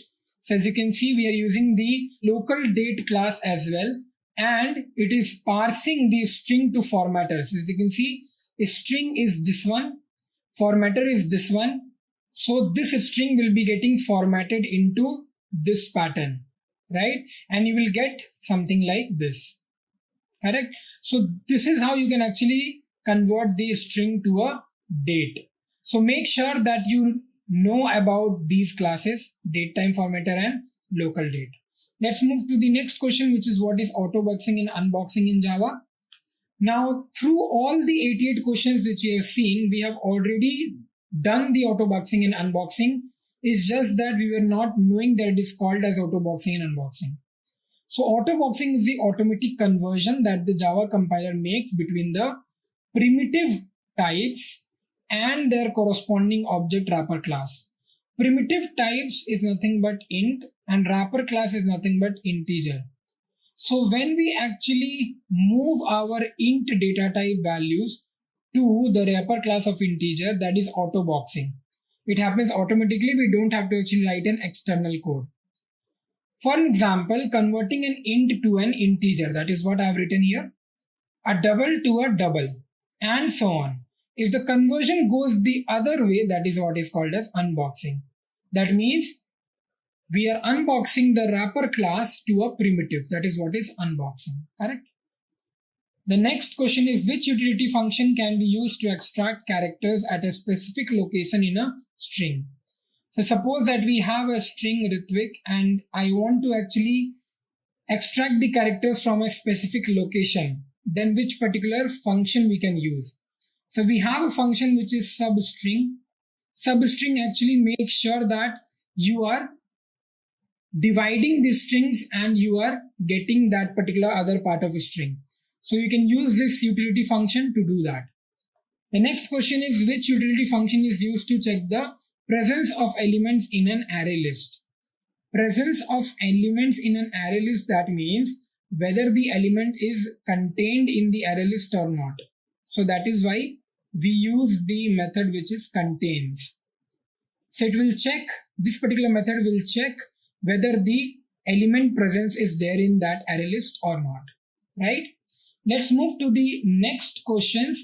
Now from here, all the questions will be based on programs. We are just 10 questions away to reach 100. So all these 10 questions will be very basic problems or very basic programs, which is every time getting asked in a Java developer interview, right? So let's begin with these. So the very first question in this section is, write a program in Java to remove all vowels from a string. So you have to write a program via which you can actually remove all vowels from a string. So vowels is basically A, E, I, O, U, right? But you have to also think about the lowercase and uppercase both as well. So if you can see this program, we have created a scanner object and we are actually writing sc.nextLine. That means we are asking the user to input a string in the n variable. So now we have taken the another variable which is n1, and what we are doing in n1 is we are putting the result. Okay, so what do you want? Let's say that I am writing great learning as my string, right? So this is my string which I'm putting it in n. Now what I'm doing, n dot replace all, that means I want to replace all the A, E, I, O, U in uppercase and lowercase with a empty. So you can see A is here, I is here, here, and then this one, right? Other than that, all the things will be placed in N1, right? So all these A, E, I, O will be replaced with an empty, and then all the rest of the things will be placed in N1, and that is what we are printing. So it will print GRTLRNNG. This is what your output will be, right? Okay. Now let's move to the next question, which is, write a Java program to find factorial of a number. So factorial, if you don't know, is indicated by an exclamation mark. And if you're writing 5 factorial, that means 5 into 4 into 3 into 2 into 1. So factorial of a number, Fibonacci series or Armstrong, these are some of the one word names which is given to a programming concept. So we have to actually write a logic for, or to solve these particular kind of problems, we have to write a logic. So let's see how we can do that for factorial. So as you can see, we have taken a variable num, which is having the value 10. We have taken a factorial variable, which is having the value 1. And then we are putting the for loop here. So I equal to 1 and then 1 is less than equal to 10. So this is true. So it will come down. What we are doing here is we are basically writing factorial star equal to I. which actually means this statement. Factorial equal to factorial into I. So factorial into factorial into I. Factorial is what? 1. 1 into I. That means again 1. So right now my factorial value is 1. Correct? Okay, again the loop will run. So I value will get incremented. That means 2. So right now 2 is less than equal to 10. That is also correct. It will come down. Then factorial into 2. That means 1 into 2. So now this will change into 2. Correct?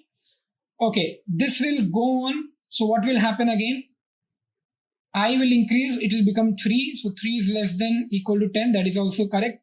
So 2 into 3. So now it will become 6. Right? And then again, this will go on. So it will become 4. 4 less than 10. So this will become now 6 into 4. Right?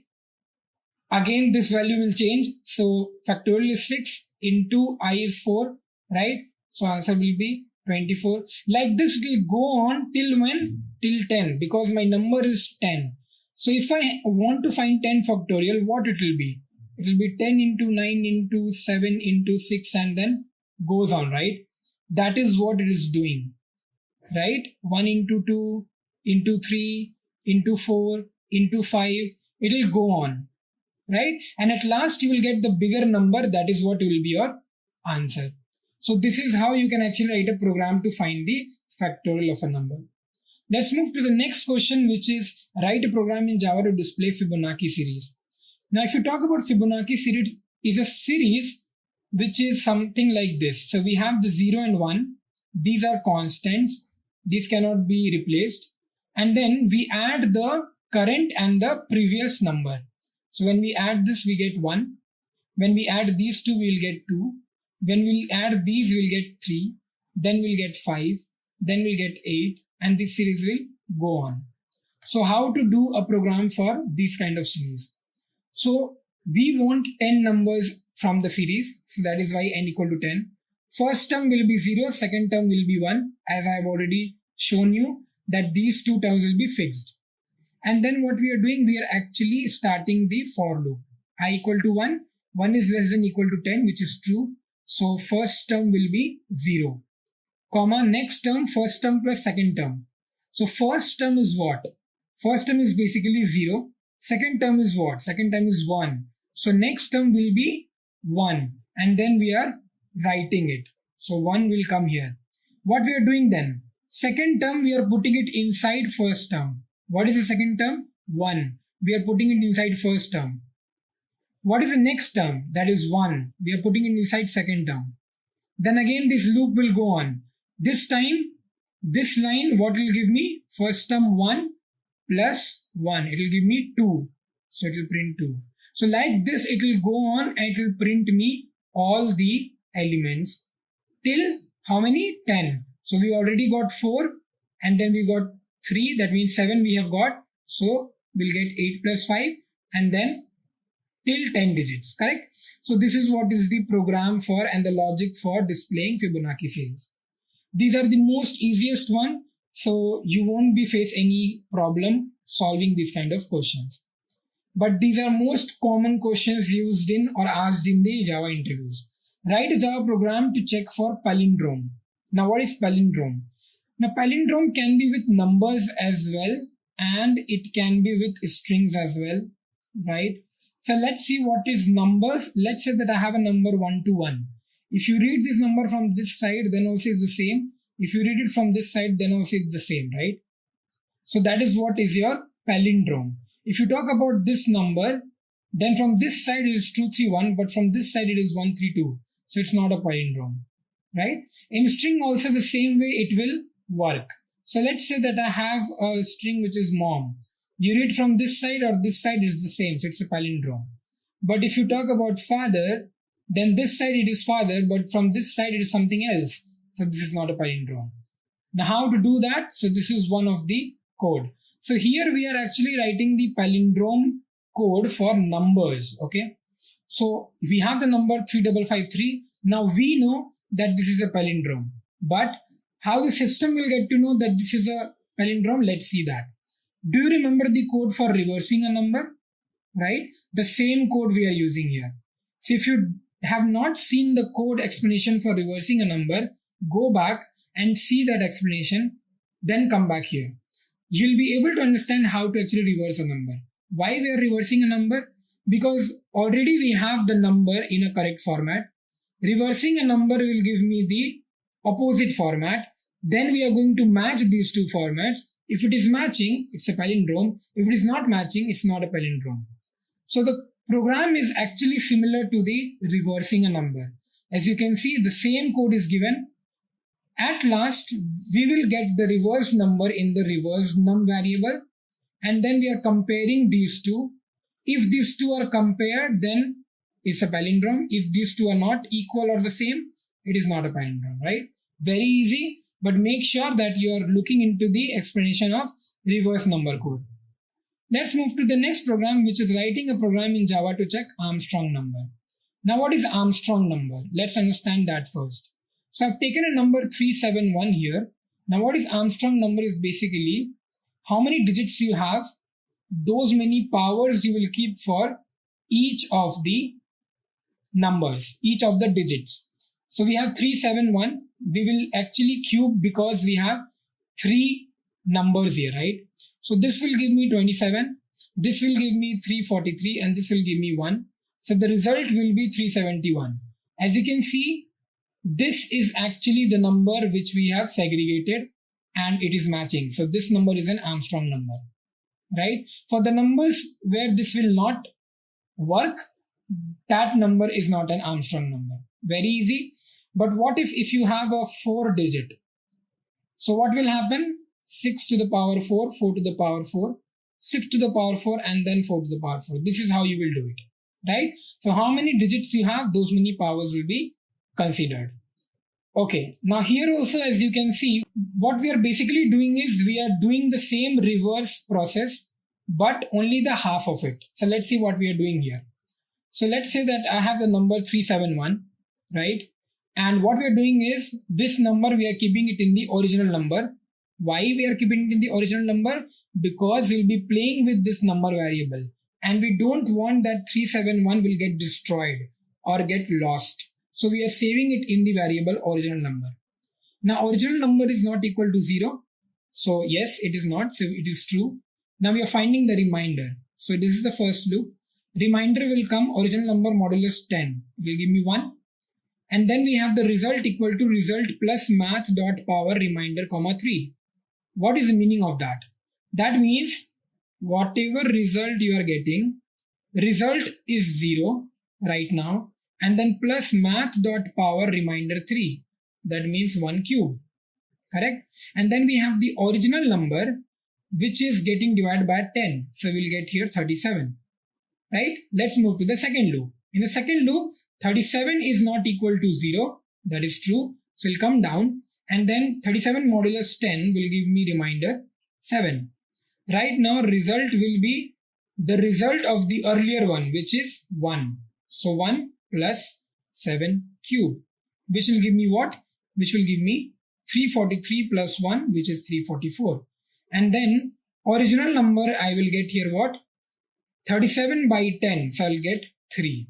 Let's move to the third loop. And this time I'll get remainder equal to 3 modulus 10. So remainder will be basically 3. And then I'll get the result as 344 plus 3 cube, which will give me 371, right?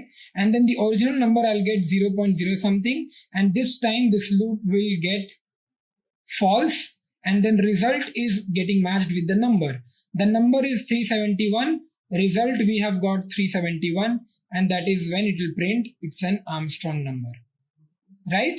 So this is what is the logic to program of checking whether the number is Armstrong number or not. Let's move to the next question, which is write a Java program to multiply two matrices using multi-dimensional arrays. So let's see how to actually solve this Java program to multiply two matrices using multi-dimensional arrays. Now this is a little bit bigger program, but let's try to understand how to work with it. So if you can see, we are giving R1, C1, R2 and C2 the values. R1 is row 1, column 1, row 2 and column 2. We are giving the values. So we have 2 into 3 and 3 into 2 matrix, right? So as you can see, first matrix is 3 minus 2, 5. These are the values which we have given. And in the second matrix also we have the values. So as you can see, this is how it will get stored, right? And this is what you can see is 2 into 3. And for this one, the second matrix, what will happen is 3 into 2. So this is how your matrix will get stored, right? So first matrix is this one and the second matrix is this one. What we need to do is we need to actually multiply these two matrices, right? Now understand, first of all, we have to fetch all the elements one by one and you have to multiply from one matrix to another matrix, correct? So what we are doing is we are taking a product array so that all the answers, that means whatever will be the final matrix, all the answer matrix will appear something like this, right? So this is my product matrix. Okay, so all the multiplicated matrix output will appear here. So we have created that array, multi-dimensional array, and we have given R1 and C2 here. Why R1 and C2? Because you know that if this is 2 into 3 and if this is 3 into 2, so you will get the result of 2 into 2. This is what you will get, right? So if I remove this dot, this is what you're going to get as an answer, correct? R1, which is 2, and C2, which is 2. So you're getting 2 into 2, correct? This is what is the matrix you will be getting. Now how to solve this? So you can see, first of all, they are getting inside the R1 loop. So R1 is this one, right? And then into the C2 and then into the C1. Why we are doing this IJK? To actually get all the values, right? Now you know that how matrix multiplication works. The row, that means this first row is getting multiplied with the column of the second matrix, right? That is what is happening here. And then what do? We actually use this first row and multiply it with the column 2 of the second matrix, right? And then we get our first row. Later on, what do? We take the second row and we multiply it with the first column. And then we take the second row and then we multiply it with the second column of the second matrix. So this is what is happening here and we have written the code for it, right? So one by one, these all things will work. Now, let's do one of the loop and let's understand what is happening. So I equal to 0. 0 is less than 2 because R1 is 2. So this condition is 2, it will come down. J equal to 0. 0 is less than C2, which is also correct, it will come down. K equal to 0. 0 is less than 3, that is also correct, it will come down. Now first matrix IK. I is 0, K is 0. First matrix 0 and 0 is 3, right? And then second matrix 0 and 0, which is 2.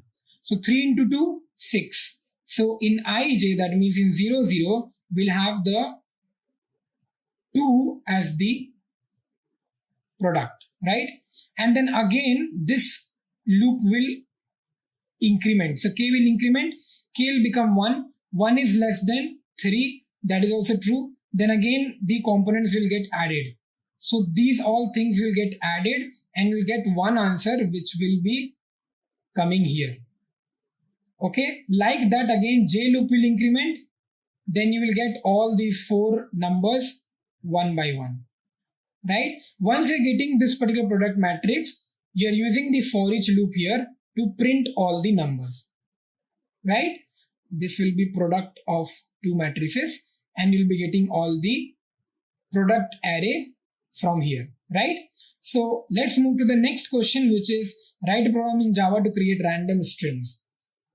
Now this is something which can be asked because earlier this question was not been asked, but now we can see that in a developer interview this question is asked. So let's see what is happening.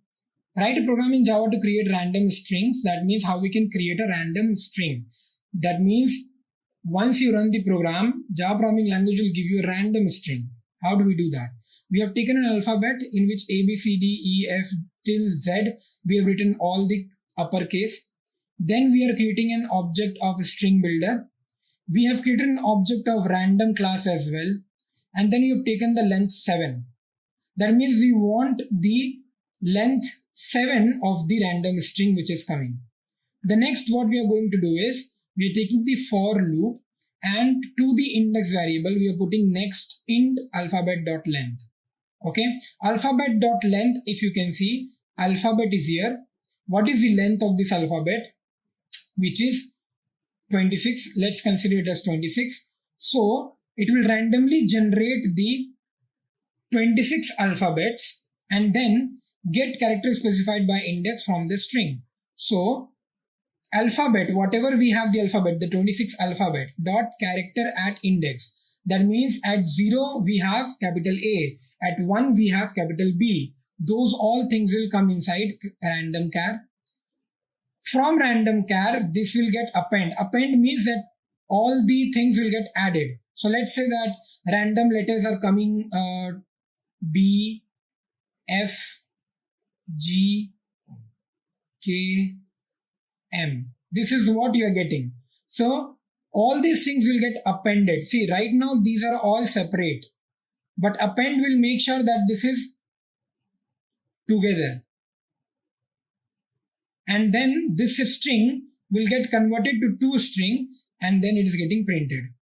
Okay, now understand that we have taken here alphabet.length, right?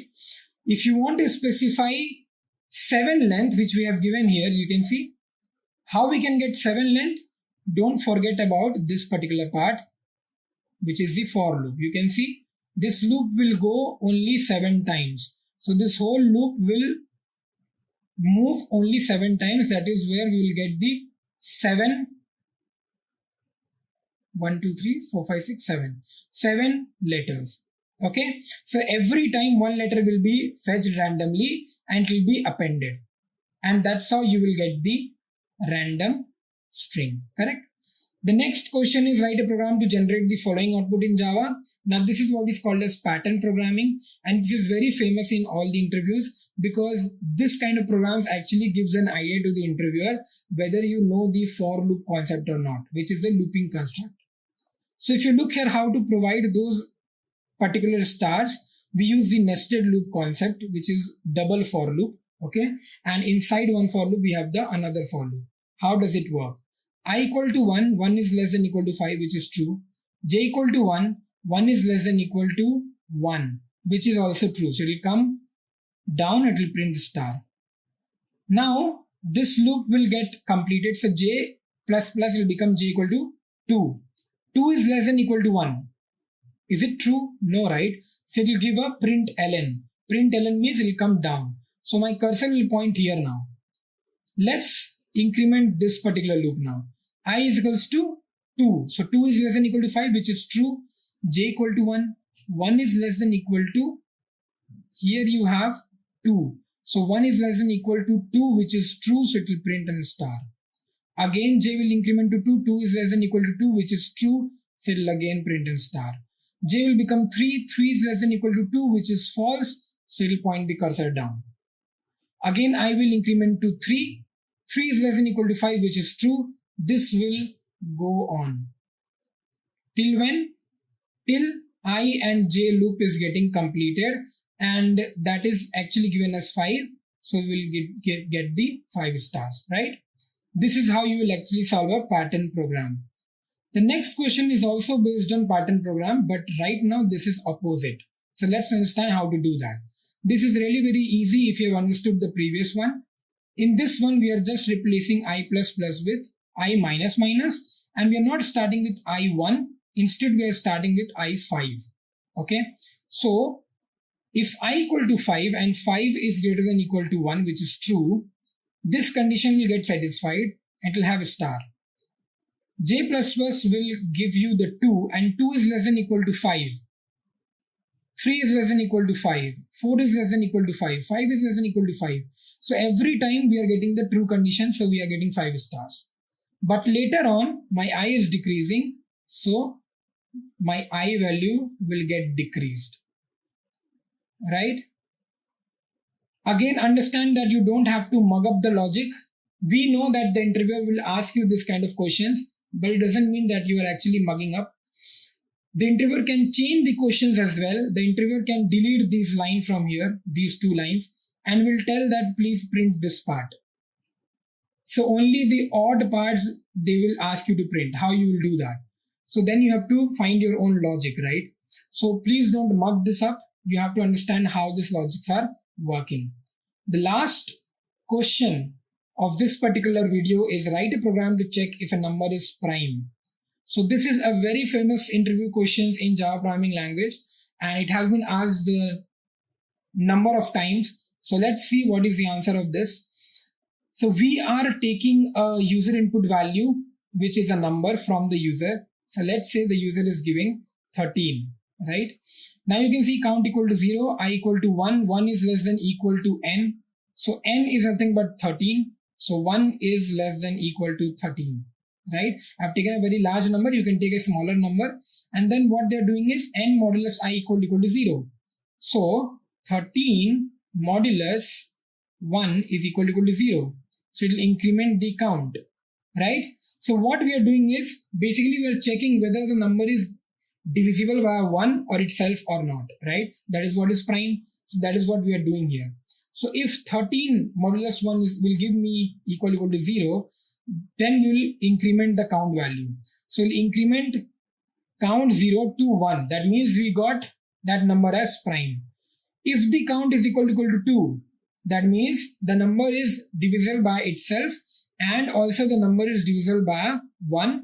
If the count is 2, then it is a prime number, otherwise not a prime.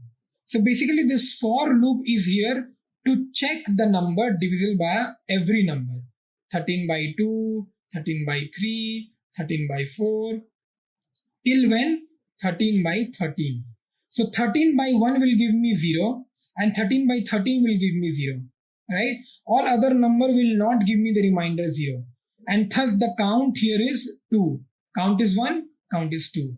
And that's why it is a prime number. If you take the example of 14, 14 by 1 will give me 0. 14 by 2 will also give me 0. Right? 14 by 7 will also give me 0. 14 by 14 will also give me 0. And thus count will become 4. Right? So that is not a prime number. This is what is the very easy logic about a program to check if a number is prime. Now, in this part, we are going to show you how can you install MySQL Workbench in your local system, right? For that, we need to go to our favorite browser. For me, I will go to Google Chrome and I will show you how can you install your MySQL. So yes, we came to this part. Before that, I will show you from the scratch itself. You are going to write download MySQL, right? If you write download MySQL, first time you will get this link. Okay, just go and click over there. Okay, now you will get this download part. Okay, so if you go down, you can see you will get an option called MySQL Community GPL Downloads. Click over here. After that, they will redirect to a page where you can see lots of community downloads are there. So here you will get router, shell, cluster, workbench, connector, right? Python connector, ODBC connector. This is for Java, Python you have over here. Click on MySQL Workbench, right? Now you will get Microsoft Select operating system. So if you have Ubuntu, that is Linux, you can go for using that. If you have Oracle Linux, you can use that. Mac OS source code and Microsoft Windows. So for my case, it's Microsoft Windows, right? Now you will get few options. You will get an option called go to download page. Other than that, you will get some other options as well, that's known as other downloads. So don't go to this other downloads page because maybe it will have a MSI installer, zip file you will get. So always go for this go to download page. After you go to click on go to download page, you will get this two option. Okay, again mine one is Microsoft Windows and you will get Windows X 86 32-bit MSI installer and Windows 86 32-bit MSI installer. So as I've shown you that you get two different option. One is x8632 MSI installer, right? And one is x8632 MSI installer. Both are same, but if you look at the size, right?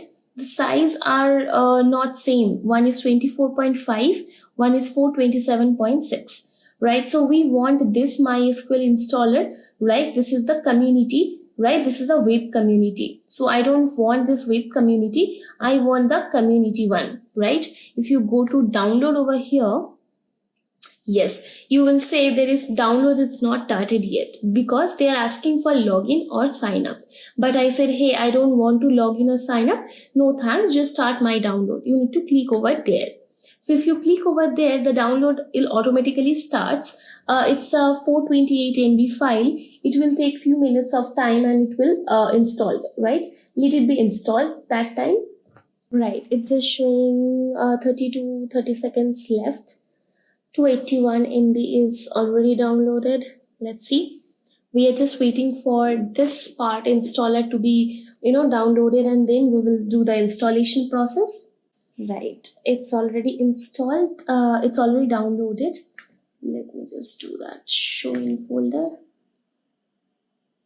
Yes, it's already there. If you double click over here, right? So the community, the my installer community will give you a pop-up that preparing to install. Yes, please wait while Windows configures MySQL installer community. So it will take few minutes of time. Yes, it's gonna ask you, do you want to allow this app to make changes in your device? Yes, right. After that, okay.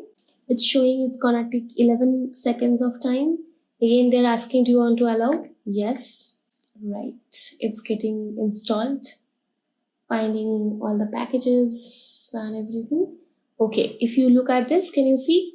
It's showing me welcome back because I have already downloaded this before as well. So next, all these things are already there for my case. For your case, maybe you need to install them. Then again, next. Yes, it's all are there. Now I just need to execute, ready to update for that. Yes, I am executing. Let's see, maybe here it will take few time. This is how this is the process. You need to install MySQL in your local system. Yes, it's gonna take a few minutes. Obviously, it's upgrading for my case. Okay, I think it's gonna take a good amount of time. If I can select on show details, you can see the details that's happening right now. Okay, so let's see. Okay, let's wait for a few more minutes and then come back to again to see this. I know it's gonna take a little bit of more time. There are lots of servers is there, sale is there, router is there, connector for ODBC, C++, J, .NET, everything is there. I mean, they are actually getting updated for my case. When you are going to install it for the first time, it is going to get installed for the first time, right? So give some more time to it. Now here, as you can see, all the required prerequisite is already completed installation. Then you need to click on next, right? Okay. Right. There you will get this starting the server upgrading and updating the start menu link, right? It's working on that. After it's done, then we need to click on execute. So you can see this is configuration steps for starting the server or upgrading system tables. It's working. So after that, the updating the start menu link will be there. This is also will be done, and then we need to click on execute. And for this, we need to wait few seconds. Let's see how much time it's gonna take. So it's already giving like message that it may take long time as it's upgrading the tables and server. So we need to give some time to be executed this part. Right, you can see this is already done, the updating the start menu and starting the server and updating system tables. Now I need to put on finish. So now we will click on next. From there, can you see this is again you need to execute this too. This is already there. It's gonna check and finish. And here again you need to click on next. And then I am going to click on finish part. As you can see, all the part is done. If you look at it, now you need to click on next. Then you have to see, you can see the port number you have, that is 3306. That's the default port. And the pipe name is MySQL and memory name is also MySQL. Then click on next. Then next, so they are asking me for the current root password because I have installed this previously as well. For you, they will ask you a password, right? So my password was 12345678, right? Let it get checked. Yes. So now I need to click on next again. And can you see the port is 80? The service name is MySQL 80. Now, this is we are using standard system account, not the custom user. Then you have to configure these steps. Let me just execute all of them. So it will not take a long time to get executed. It's gonna updating the file rules, adjusting Windows service, starting the server, and updating the start menu link, right? Yes, so they just want to execute that.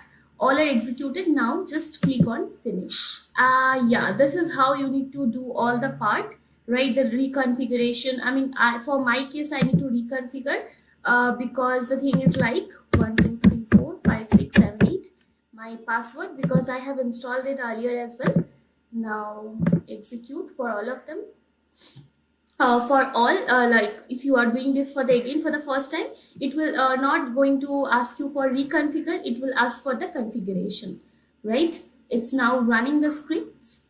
Let's just wait for a few more seconds. I think it will be done. It will not gonna take a long time. And this is the log file. If you can look at this, the creating sample database schema, data in MySQL server 08.0.21 connecting to port 3306. So now running the scripts. Basically what it will do basically after you install all the thing, you can directly go to MySQL. You can directly write MySQL workbench, and then it will directly come. This is the MySQL workbench you have. After doing all the execution process, lastly you have to give your password that you have given in the installation time. Then you need to check. You can see the status is showing that connection succeeded. So your MySQL server connection is succeeded. Then you have to press next. Then again execute. The last is this configuration steps will be there, and then we will move forward to the installation, the finish process, right? That's all we need to do. We will wait few seconds for that to get these things executed. Now you can see this part is done. Now I need to click on finish, then next, and then finish, right? Yes, can you see that mysql.lsh.exe already came up? So it's actually basically your MySQL cell is ready to work with. And yes, so if you write quit, it will be okay. So basically you can do this part, otherwise you can just okay, you got this, right? This part is already came in the back, that welcome to MySQL workbench. And if you click over here,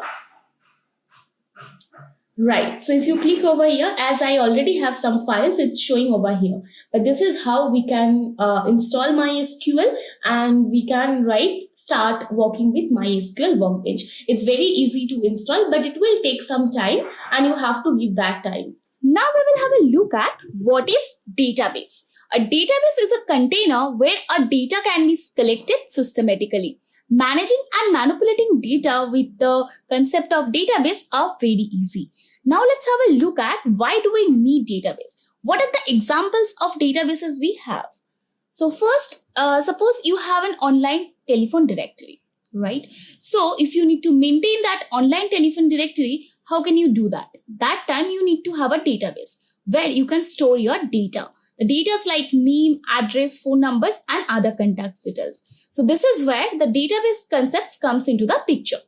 Let's have a look at the another examples of database. Suppose you have an online library. In that time, if you want to have a look at what are the books you have and what is the count of your book and what are the domain or genre you have in your library, in that time you need to have a database, because in a library you will have millions of books and maintaining them in a traditional way is not possible. So that time the databases come into the picture, and the database can help you to maintain your data for millions of books. Now, let's have a look at what is database management systems. So basically, a database management system, which is called as DBMS, is basically a software where you can store, retrieve, define, and manage your data in a database. So basically, we need this system to manage our data, to retrieve data from a huge numbers of data, and you can manage and define your data as well, right?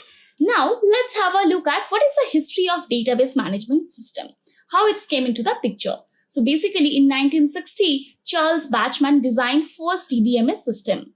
And then 1970, Cort introduced IBM's information management system that is known as IMS.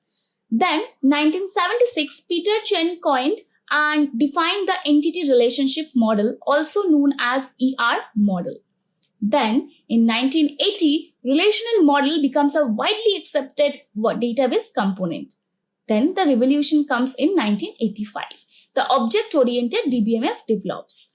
Then a huge development again in database management system. Then in 1990s, incorporation of object-oriented in relational DBMS. Then in 1991, Microsoft ships MS Access, a personal DBMS, and that displaces all other personal DBMS products. In 1995, first internet database applications. And in 1997, XML applied to database processing. Many vendors begin to integrate XML into database or DBMS management system products, right? Now, let's have a look at what are the most used database management systems we have. These are the software we use to manage our data. We have MySQL, we have Oracle, then we have PostgreSQL, then SQLite. We also have MariaDB that is also similar to MySQL. And we also have some other examples as well. So let's have a look at what are the types of data management systems we have. We have hierarchical database, we have network database, relational database, and object-oriented database as well. Now we will have a look at all these databases and what are those databases stands for. Let's start with the hierarchical database. So it is a data is when your data is structured in a tree-like manner, right? So that time you can say your database in a hierarchical database. Those data are stored in hierarchically, like top-down or bottom-up order. And also they are represented by parent-child relationship. In hierarchical DBMS or the database management system, parent can have many children, but in the case of children have only one parent. So you need to understand these concepts to implement this type of database management system. Now, let's have a look at the network model. But what is network model? The concept of network database model allows all the child to have multiple parents, and also it helps to solve the more complex models like as the order or parts many to many relationship like this. Entities are organized in a graph manner which have an option to be accessed through several paths. So this is what known as network model. Now let's have a look at relational model. So before start with relational model, let me give you a scenario that most of the companies and most of the cases we use relational model because it helps to make a relation between tables, right? So relational database management system are mostly used DBMS model because of its flexibility and easy to implement nature. This model is worked on normalizing data in the database, and relational model store the data in a fixed structure and manipulate them using SQL. And we will also have a look at what is SQL. Now we will have a look at what is object-oriented model. I think you guys are quite familiar with what is object-oriented language. So this type of database also kind of a object-oriented language, right? So in object-oriented model, concept data are stored in a form of objects, right? So in OPS concept, there is a main concept we know that is objects. It's maintain a structure which is known as classes and display the data within that, right? So I think you guys can get a similarity about the object-oriented language and object-oriented model. It describes the database as a collection of objects. It also stores data members, values, and operations both. So this is how we have the lots of options of database management system. And any order you can store your data using any one of them. Now we will have a look at the advantages of database management system. So what are the advantages we have for database management system? For that, we can go for our data to be shifted in DBMS, right? Now we will have a look at the advantages. So DBMS has lots of techniques to store, manipulate and retrieve your data. And this is very easy to do that as well. And DBMS is considered as a most efficient handler to balance the data as well. A DBMS uses lots of powerful functions to store, manipulate and data efficiently when your data is a big number, right? And data integrity and security is one of the most strong part of DBMS. So whenever we are going to talk about security, when you are actually using a organization data, that time you have to make sure that your data is secure, because in your data there are lots of hidden information will be there. So that time if you want to use a traditional tool to maintain your data, maybe your data is not secure. So in that case, DBMS is the best choice for you to go for storing your data, because DBMS has a high security and there are lots of security reasons as well where you can make your data secure. The DBMS use data integrity to protect data and maintain the privacy. Also, it helps to reduce application development time, right? So we will look into all those things, how actually it can reduce the application development time as well. Now, we will have a look at what is normalization.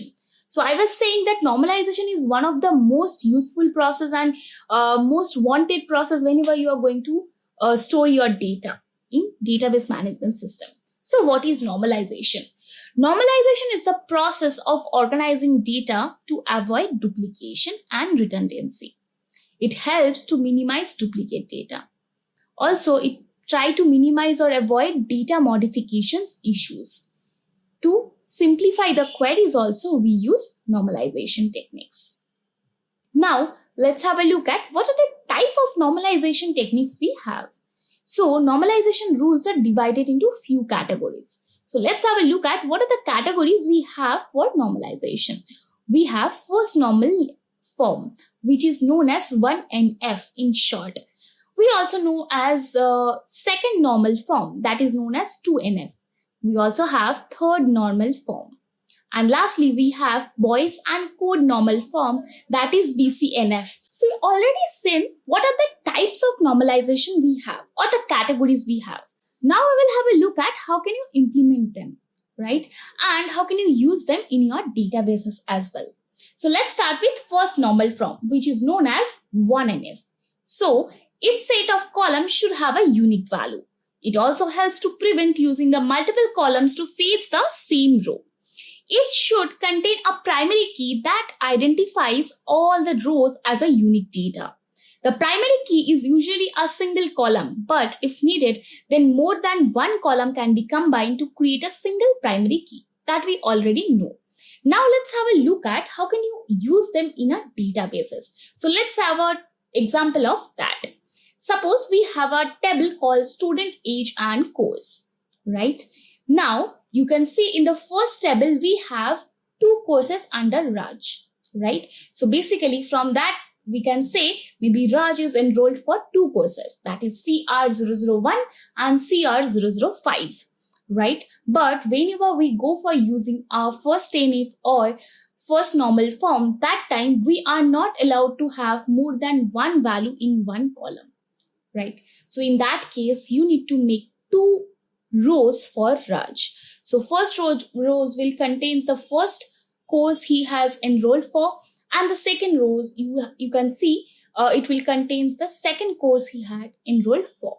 You can see your data or your table has changed after using the 1NF concepts, that it has 2 rows for Raj, right? So if you see the course, so in that case, your columns are or your rows are basically increased because you are putting each and every data in different rows.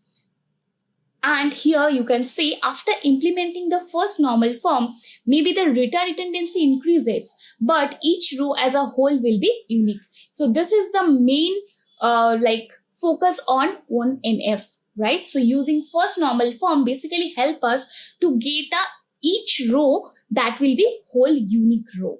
So your data will be unique. but maybe there will be some data redundancy are there, and it will maybe sometimes increase the data redundancy. Now let's have a look at what is 2NF. Right? So whenever you are going for using 2NF rules for your database, be sure your database is already in 1NF. So this is the first and foremost criteria whenever you are going to use second normal form to your data. Now, the first normal form is not able to reduce the data redundancy that we already have seen. Then 2NF, that is second normal form, follows that there will not be any partial dependency of any column on primary key, right? It also follows the concepts of full functional dependency. Let's have an example for that and look at that how the second normal forms are working. Now we will have a look at what is second normal form. For example, of first normal form, there are 2 rows for Raj, right? He registered for 2 courses. The candidate key is student and course. The age of students depends upon student column, which is not correct as per the second normal form. So here, what we need to do, we need to make or divide our data set into 2 parts, where there will be no dependency with the primary key, right? So you can see we have student table and subject table, or you can say the course table. In one table, we have student column and the age column, right, which is not dependent to each other. And the second column we have, in the second table we have the student column as well as the course column, which again they are not related or dependent to each other, right? So let's go back to the first slide once. Here you can see we have student age and course, where your students depends upon the student column, which is not correct. Right? So this is how our second normal form works. And candidate key for subject table, like student and course column, now both the tables maintains the rules for second normal form, right? Now we will have a look at what is 3NF, that is third normal form. A relation of a table will be in 3NF if it is already in 2NF. So it's basically a rule, okay? So, or it's basically a chain. First, you need to make sure your data will be in first normal form. If your data will be in first normal form, then only you are allowed to go for second normal form. When you have used or implement the rule for second normal form, then only you are allowed to go for third normal form.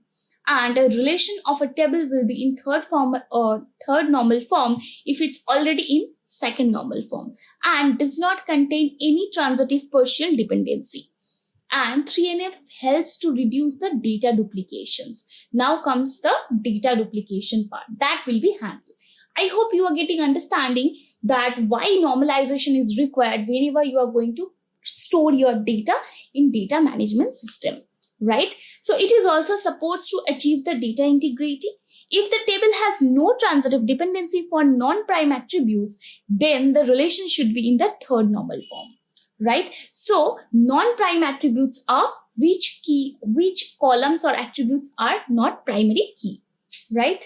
Now let's have a look at the types of normalization, that is 3NF. Now take an example of a table. Suppose you have student ID, student name, date of birth, street, city, state, and JIT.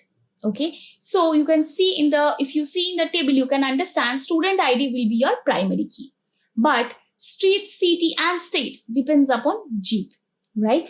The dependency between JIT and other fields are known as transitive dependency. So this dependency basically like showing you what are the transitive dependency stands for, right?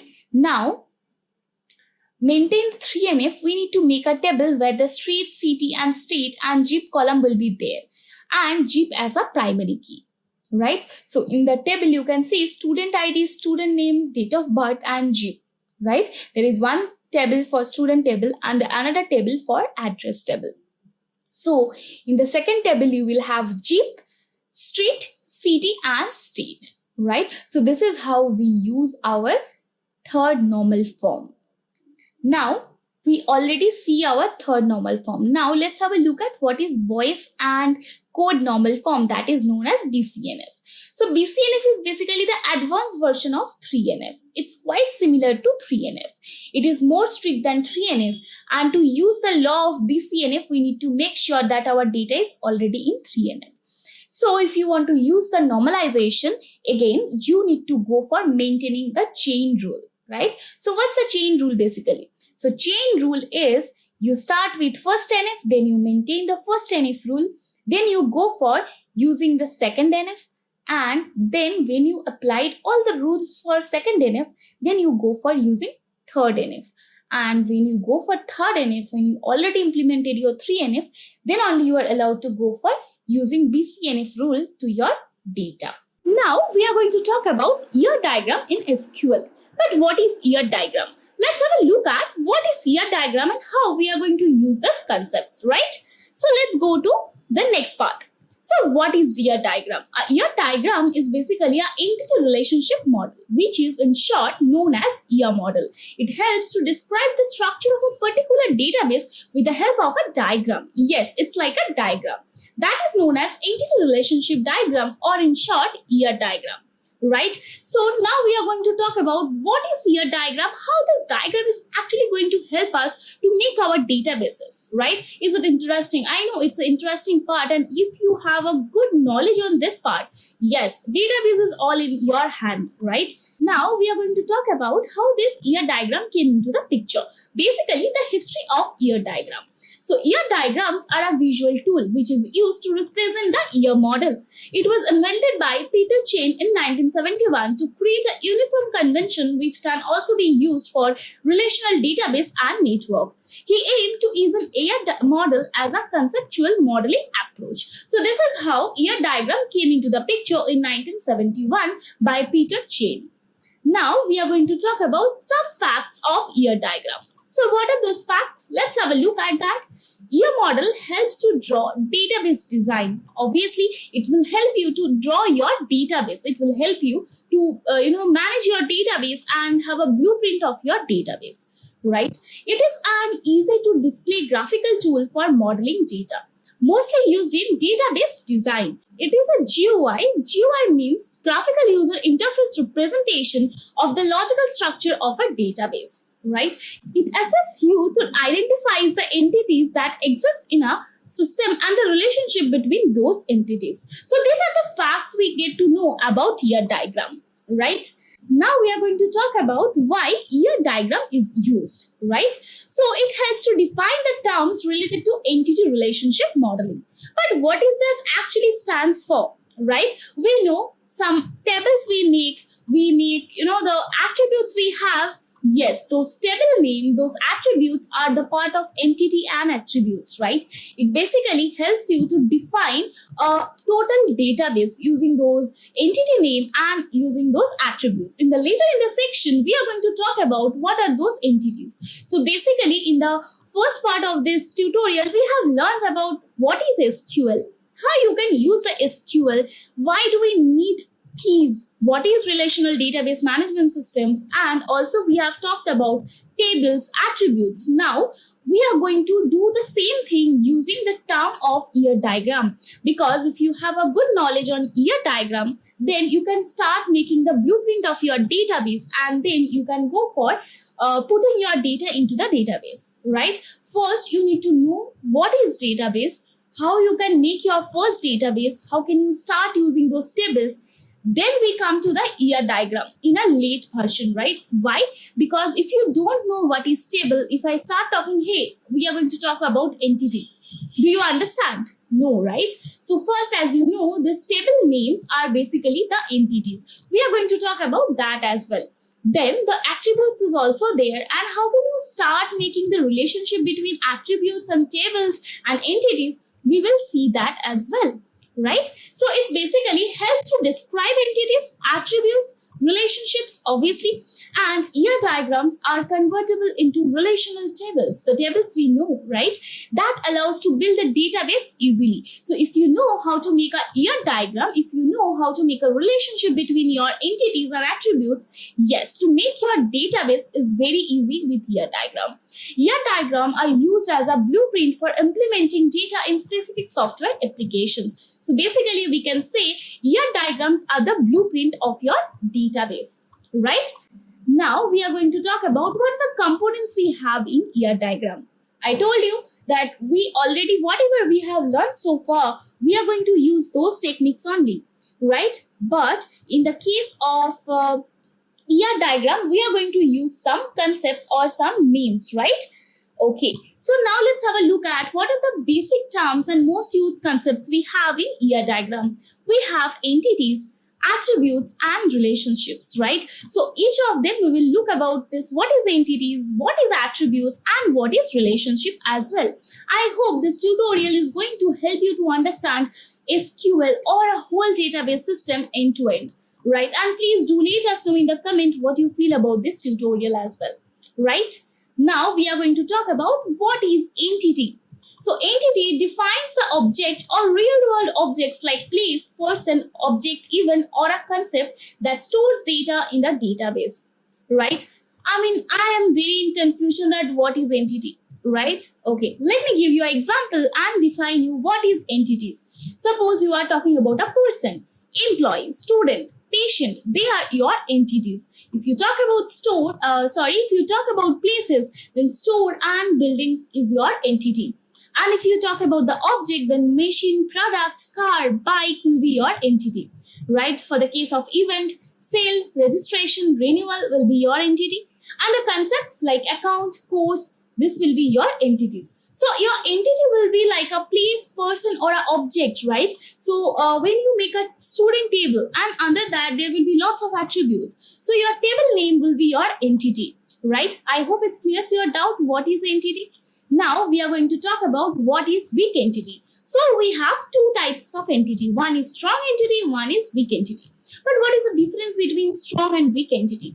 We are going to talk about that as well. First, let's have a look at what is weak entity. So weak entity isn't one type of entity that will not have its key attributes, right? And also can be identified uniquely by considering the primary key of another entity. So by the name itself, it's gonna say, hey, I'm a weak entity, right? So it's not going to have a primary key or some strong key points, right? As it's a weak entity. Now, we are going to talk about what is the difference between strong entity set versus weak entity set. Yes, let's have a look at that. So, for strong entity, you will always have a primary key. So, as we all know that for our table to reduce the redundancy of the data, we try to use a primary key. Yes, so for a strong entity, you will always have a primary key. For your table, for your student table, you will have a student ID that will be your primary key, right? But in the case of weak entity, it does not have enough attributes to have a primary key. Your weak entity will not have a primary key. So, strong entity we represented by a rectangle symbol, right? And weak entity we represented by a double rectangle symbol, right? So, in the case of strong entity, it has a primary key represented by the underline symbol. Okay, in the case of weak entity, it has a partial key which is represented by a dashed underline symbol. So these are the symbols we use in ER diagram to understand our entities and attributes as well. So these are the syntaxes we have, and we will look into that as well, right? The member of a strong entity set is known as dominant entity set. As you can see, the strong entity always will be a dominant entity set. The member of a weak entity set is always known as a subordinate entity set. As it's a weak entity, you can say, hey, it's a subordinate entity set, right? The primary key is one of its attributes which helps to identify its member, right? And in the case of weak entity, in a weak entity set, it is a combination of primary key and partial key of the strong entity set, right? So these are the main difference we can see when we talk about strong entity and weak entity, right? I hope you understand the difference between strong entity and the weak entity. And again, if you have any doubt, please do let us know in the comment section. We will be glad to solve your doubts, right? Now we are going to talk about what is attributes. Attributes is basically stand for single valued field or property of either an entity type or a relationship type. Wait, what are you saying? I don't get it. Let me just define you what is attributes. So when we talk about a table called student table, might have different attributes. We quite talk about these attributes, right? The student name, student ID, and the student phone number, and many more, right? The columns, basically, the column you will have in a table, that is basically stands for attributes. So attributes can stand for a single valued field, obviously, and property of either an entity type or a relationship type. So this is how we define our attributes. Now we are going to talk about the types of attributes we have. Yes, we have lots of type of attributes. Okay, so there are 4 types of attributes are there: simple attribute, composite attributes, derived attribute, and multi-valued attribute. Now, so we are going to talk about the 4 types of attributes are there, right? What are those 4 attributes? One is simple attribute, second one is composite attribute, third one is derived attribute, and the fourth one is multi-valued attribute. Now we will go and have a look at what are these types of attributes and how can you differentiate them, right? And with the example. So let's start with simple attributes. What is simple attributes? Simple attributes is basically do not divide it further. How can I divide an attribute, right? Okay, let me give you an example. So suppose we have a table called student table. And from the student table, we have different types of attributes: student name, student ID, and student phone number. So if you look at it, student phone number cannot be divided further, obviously. So in this case, attribute student phone number will be the simple attributes. So your attributes cannot be divided further, right? I hope you understand the concepts of simple attributes. Yes, there are some attributes when you actually define your attributes, you have to keep that in mind. What are the attributes I am defining? I'm defining a simple attribute or some other type of attributes, right? Now we are going to talk about what is composite attribute. Composite attributes, from the name itself, you can say it can be divided further, right? How can I divide an attribute? So I am going to say a student table.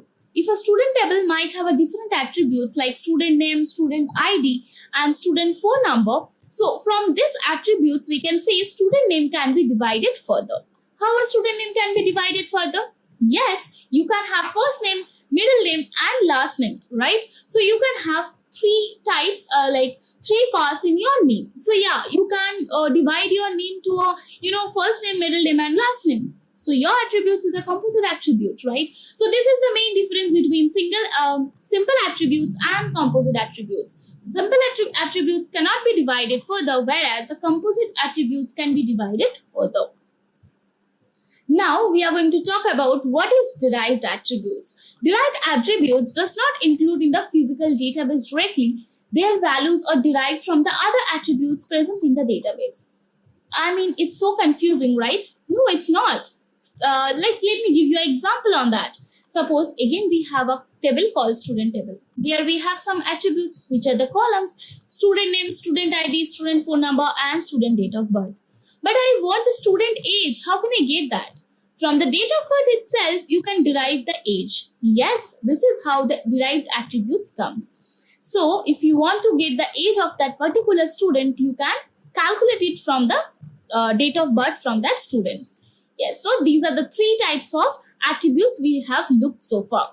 Now we are going to talk about the multi-valued attributes. Multi-valued attributes, from its name itself, you can understand.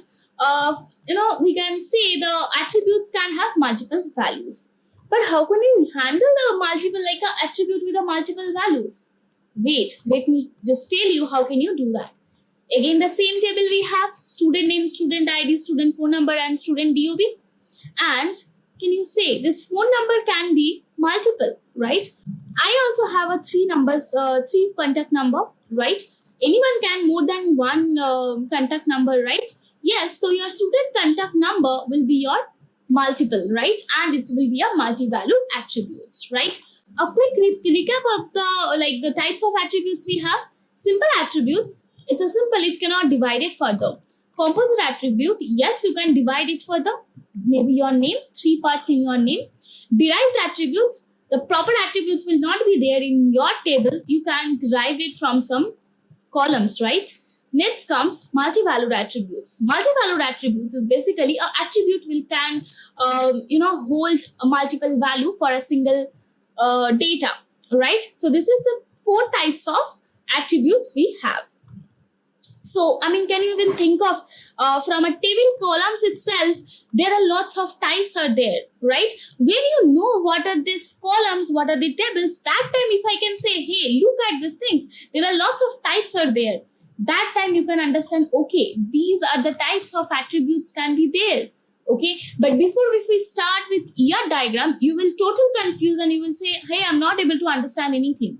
So always start with the simple understanding of SQL, understand what is table, what are columns, how can you use the primary key, foreign key, right? The key concepts we have, and then go for understanding this ER diagram. Again, ER diagram is a basic one. When we go for the proper procedure of making a database, you first need to have a blueprint. You need to understand the ER diagram. You need to say, hey, these are the relation I want to make in my database. And then you will go and create your database, right? But we are doing it little late to understand these things quite properly. Okay, now we will talk about cardinality. What is cardinality? So it helps to define the relationship between the entities. Okay, what type of a relationship? Yes, we are going to talk about that as well. So types of cardinality we have: one-to-one relationship, one-to-many relationship. Basically, we have 4 types of cardinality, right? Many-to-one and many-to-many. So we have some symbols as well. By the symbols, we can represent, okay, these are the types of cardinality we have from this to this entity. Right? So let's have a look at one by one what are this cardinality and how these types of works. Now we are going to talk about what is one-to-one relationship. So one entity from set A can be only associated with one entity of set B and vice versa, right? How this gonna work? So suppose we have 2 table, okay? One entity or we have 2 entity. Let's talk about these terms with the ER diagram. So we have 2 entity. One is student, one is course, right? One student can go and register for different courses. If you look at it, a student can register, at least I can register for 5 different courses. But all those courses have a single line back to that one student, right? Courses can be, if your course, one particular course, right? One particular course ID, okay? For particularly one student, okay? So it cannot be, same course can be taken by the student as well. But just look at it, just a one course, right? And a course, that particular slot of the course is taken by a student. That cannot be taken by other student, right? So this is how this one-to-one relationship works. Okay, right. So your student can have can go for registering multiple courses, whereas one particular course can be assigned to one particular student, right? Now we are going to talk about what is one-to-many relationship. From the name itself, again, you can understand one entity from entity set A can be only associated with multiple entities of entity set B, but an entity from an entity set B can be associated with only one entity. Oh my god, this is so confusing. Let me just clear it out with you. So we have 2 entities called class and student, right? One class is consisting of multiple students, right? One-to-many relationship, okay? Only one class. Class is one, but student can be multiple. So this is how a class is connected with student with multiple many relationship. Okay, so this is how one-to-many relationship works. I know it is a bit confusing, but when you start working with this, you will start understanding how this one-to-one, one-to-many relationship works, and you will start making your entities with this relationship. Right? Now we are going to talk about what is many-to-one relationship.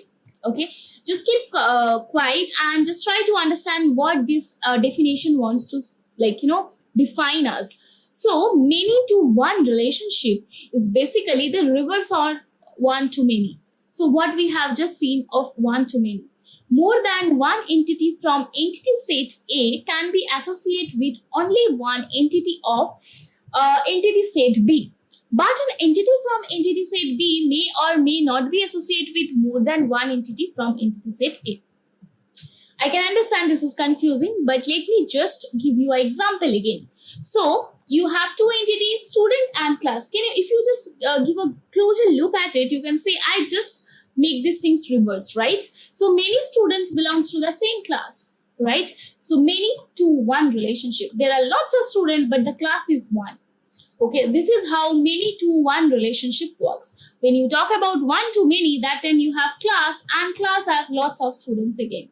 So one to many and many to one, right?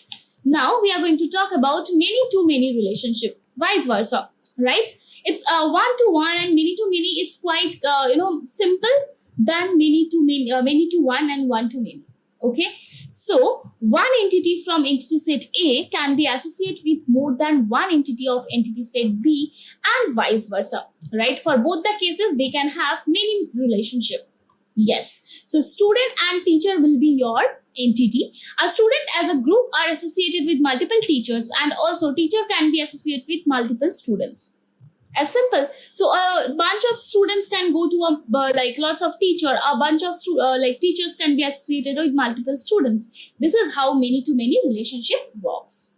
Now we will gonna take a simple example of ear diagram, and I will try to make you understand how this ear diagram is working. Right? How you can do that. Let's have a look at that. So we have student, we have student ID, we have student name, student address. Then we have study, we have university ID, university name. Now just let's have the description of ear diagram. Student and university both are entities. If you can look at this diagram, student and universities are your entity. Now, if you look at the relationship between student and university is many to one, right? If you look at the relationship between student and university, right? One student, just look at this. As a university can have many students, but a student cannot study in multiple universities at the same time. So this is how you are going to define the relationship between these two entities. So you can say, hey, university can have lots of students, obviously, it's a university. But a particular student cannot study in a multiple university at the same time, right?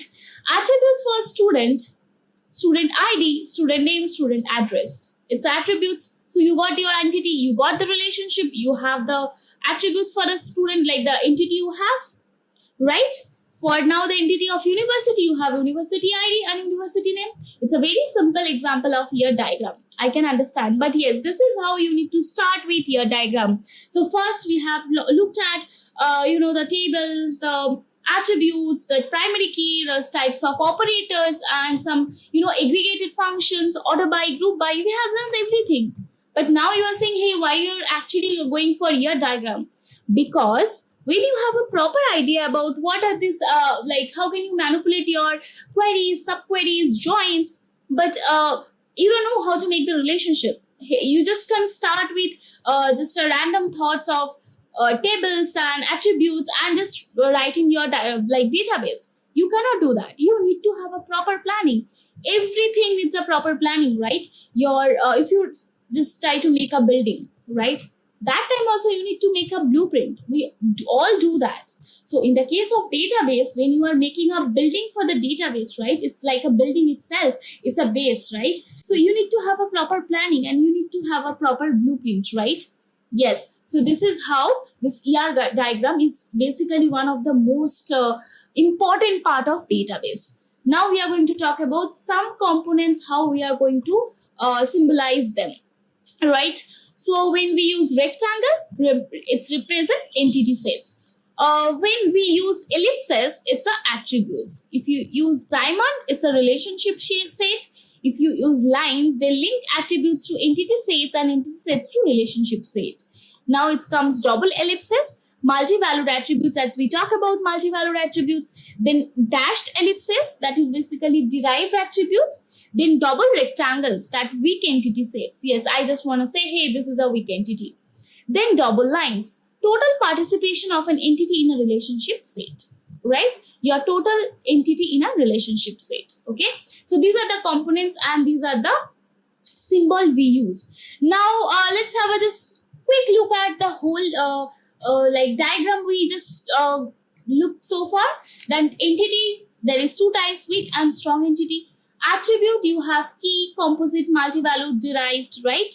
Simple attributes. And then we have relationship. So relationship we have one-to-one, obviously one-to-one, one-to-many, many-to-one, and many-to-many, right? This is a quick look of whole year model, right? So we have understood about year model. Let's have a look at what is SQL. So whenever you are going for using your data, you're retrieving data, storing data, that time you need to have a proper way to do that, right? A proper language for that. So in that case, SQL comes into the picture. So SQL stands for Structured Query Language that helps to access and manipulate your database. SQL became a standard of American National Standards Institute, that is ANSI, and also it's known as ANSI SQL in 1986, and of the International Organization for Standardization ISO in 1987. So what's the difference between SQL and ANSI SQL? So when it comes to ANSI SQL, there are some parts where you can use this SQL for any software, right? You don't need to like change your SQL format for any particular software. All types of software we use for database management system that will support ANSI SQL, right? So this is what got registered in 1986. Now let's have a look at MySQL, because in this tutorial we are going to use MySQL software. Now let's have a look at how can you install MySQL. So installing MySQL, you need to go to their official website, that is www.mysql.com. And from the downloads, you can download your MySQL. But before downloading the MySQL, be sure you are not going for Enterprise Edition, because if you want to go for Enterprise Edition, you need to pay for that. But there is an option where you can use MySQL for free for like the student if you want to do their own databases and if they want to practice their databases. So that time there is a free version is also available for MySQL, right? And you also take care of your system configuration. So in MySQL, there are lots of version is available according to your system configuration, right? So you have to choose your MySQL carefully for that. Now we have already seen that how can you install MySQL. Now we will move towards how can you start coding or how can you start writing your own query using MySQL. So there are some data types concepts we have in MySQL. But what are those data types concepts, right? And what is that data type stands for? A data type is an attribute that specifies the type of data that the object can hold. The data types can be integer data, a character data, monetary data, date and time data, or binary strings, and so on. So basically, in our case, maybe we are going to use character strings, numeric values, date and time, and binary. Now we will have a look at what are the string data types we have in MySQL. So we have character data type that stores in number of characters in bytes, where in is in the range of 1 to 8,000. So basically this is the range or the length of those data types. Now comes the nchar. So what is that nchar stands for? So it stores n Unicode characters to n bytes, where n is in the range of 1 to 4,000. Now we will have a look at what is varchar, right? So it stores up to 231 to 1 characters. But wait, what is that varchar stands for? And why this is named as varchar, right? As the name suggests, varchar means character data that is varying. And it's also known as variable character. It is an intermediate length string data type. So basically it can hold number, letters, and special characters. So and SQL varchar usually holds 1 byte per character and 2 more bytes for the length information, right? Now we also have varchar max. So what is that varchar max? So So it stores up to 231 to 1 characters. Actual string length plus 2 bytes, right? Now we have in varchar. So now we have in varchar. So it stores approximately n characters and to an actual string length plus 2 bytes where n is in the range of 1 to 4000. Now we have in varchar max that stores up to 231 minus 1 divided by 2, then minus 2 characters. Basically 2n actual string length plus 2 bytes. So these are the data types we have particularly for string types in MySQL. Now we will have a look at what are type of commands we have in MySQL. So you already got what are the data type we have, but where can you use these data types, right? So in that case, you need to have a proper command. So SQL is basically based on all types of command. So basically we have 5 types of commands. We have DDL, DQL, DML, DCL and TCL commands. I know you are thinking, what are these DDL, DQN and DML commands, right? Wait, I will give you a brief and I will show you how can you implement them in MySQL as well. So first, let's start with DDL commands. So basically, DDL stands for Data Definition Language. It helps to define the database schema. Also, it deals with description of the database. Also have power to deal with creating and modifying the structure of database objects. So let's have a look at how DDL works and what are the command we have under DDL. So we have create command. So why do we use that create command? This command is used to create a database, or it also have some objects. Maybe you want to create a table, index, function, views, store, procedures and triggers, right? And there comes the drop command.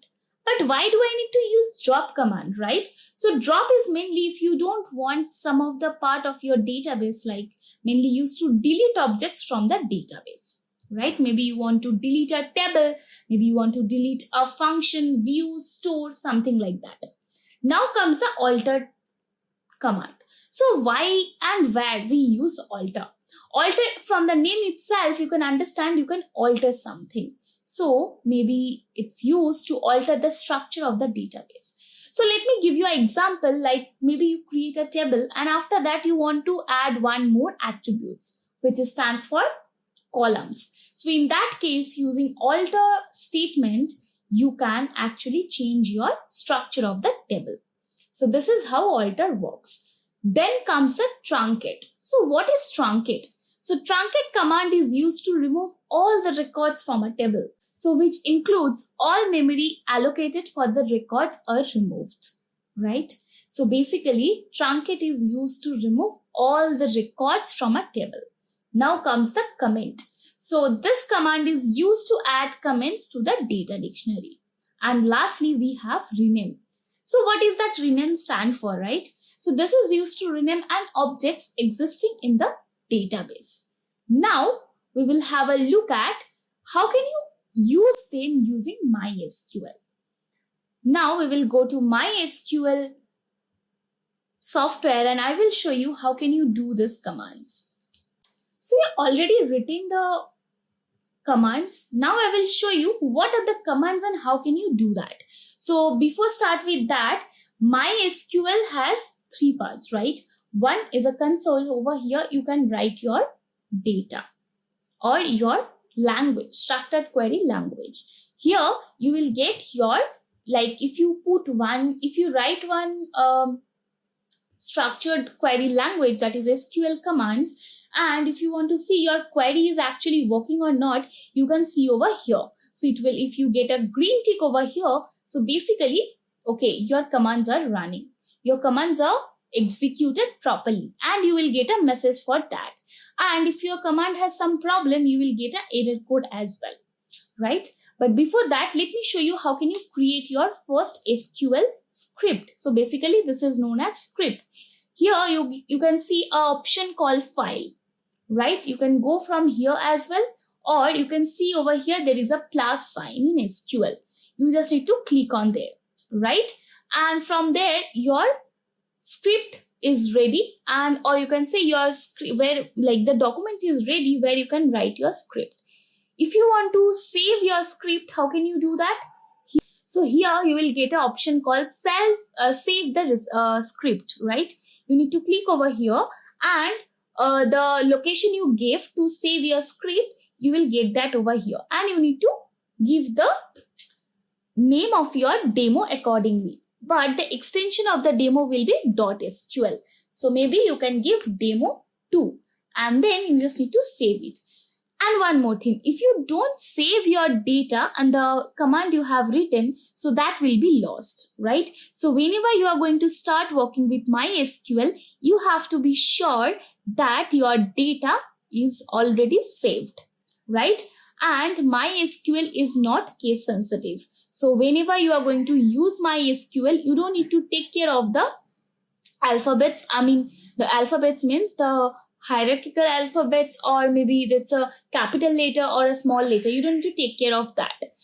All you need to take care the name. So that is why the MySQL is not case sensitive, right? Now we will have a look at how can you create your database. So first, if you want to create your database, you need to write a You need to write a query for that. So here you need to write create, the first command, the DDL command, right? So you need to write create, and then I'm going to write database.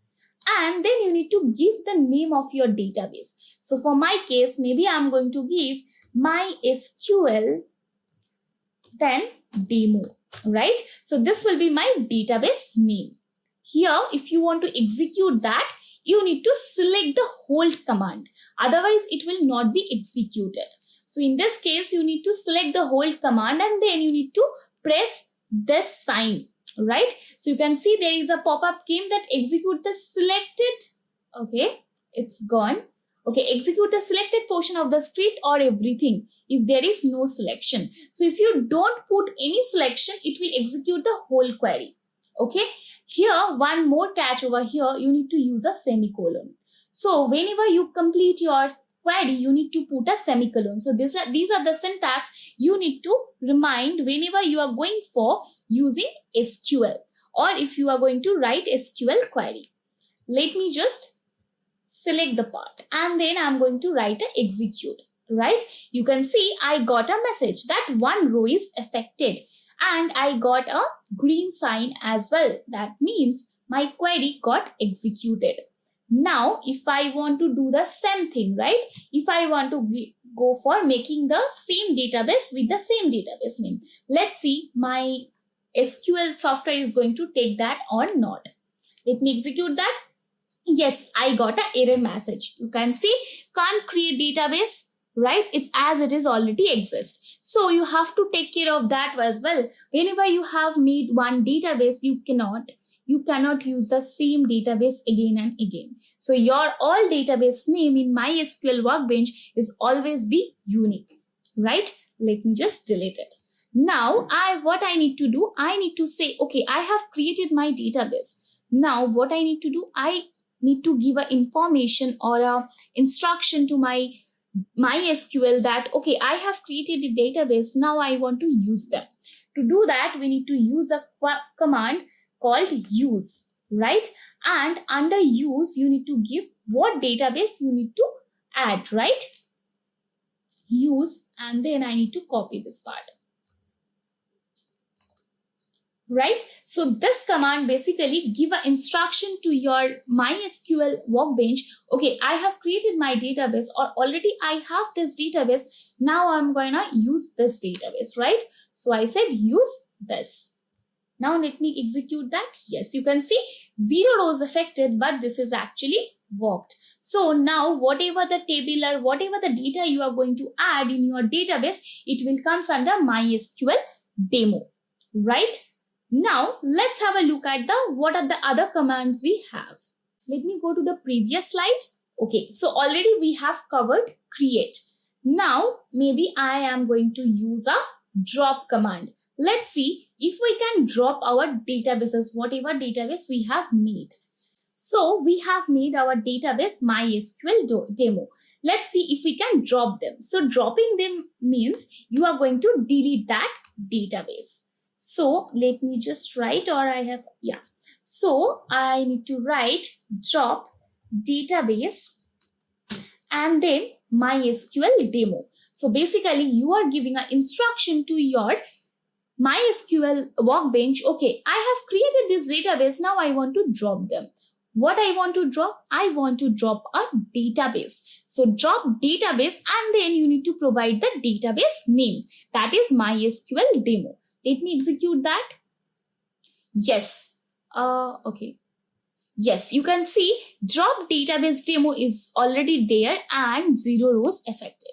But wait, how can I see that this database doesn't exist? So in that case, you can use one more command, like it's called show, right? Show databases. Then you need to just put the semicolon, right? What it will return? It will return all the databases you have in your MySQL workbench. So let me execute that. Okay, you can see I have lots of databases and here there is no database called MySQL demo, right? I have MySQL database, but I don't have any database called MySQL demo. So this is how we can use our DDL command using whenever we are going to make a database. Now, let me just re-execute those queries. For that, we can again create our database. Yes, use MySQL demo. And then I am not going to use this, right? And then if I going to execute the show databases, let's see if it's going to show MySQL demo or not.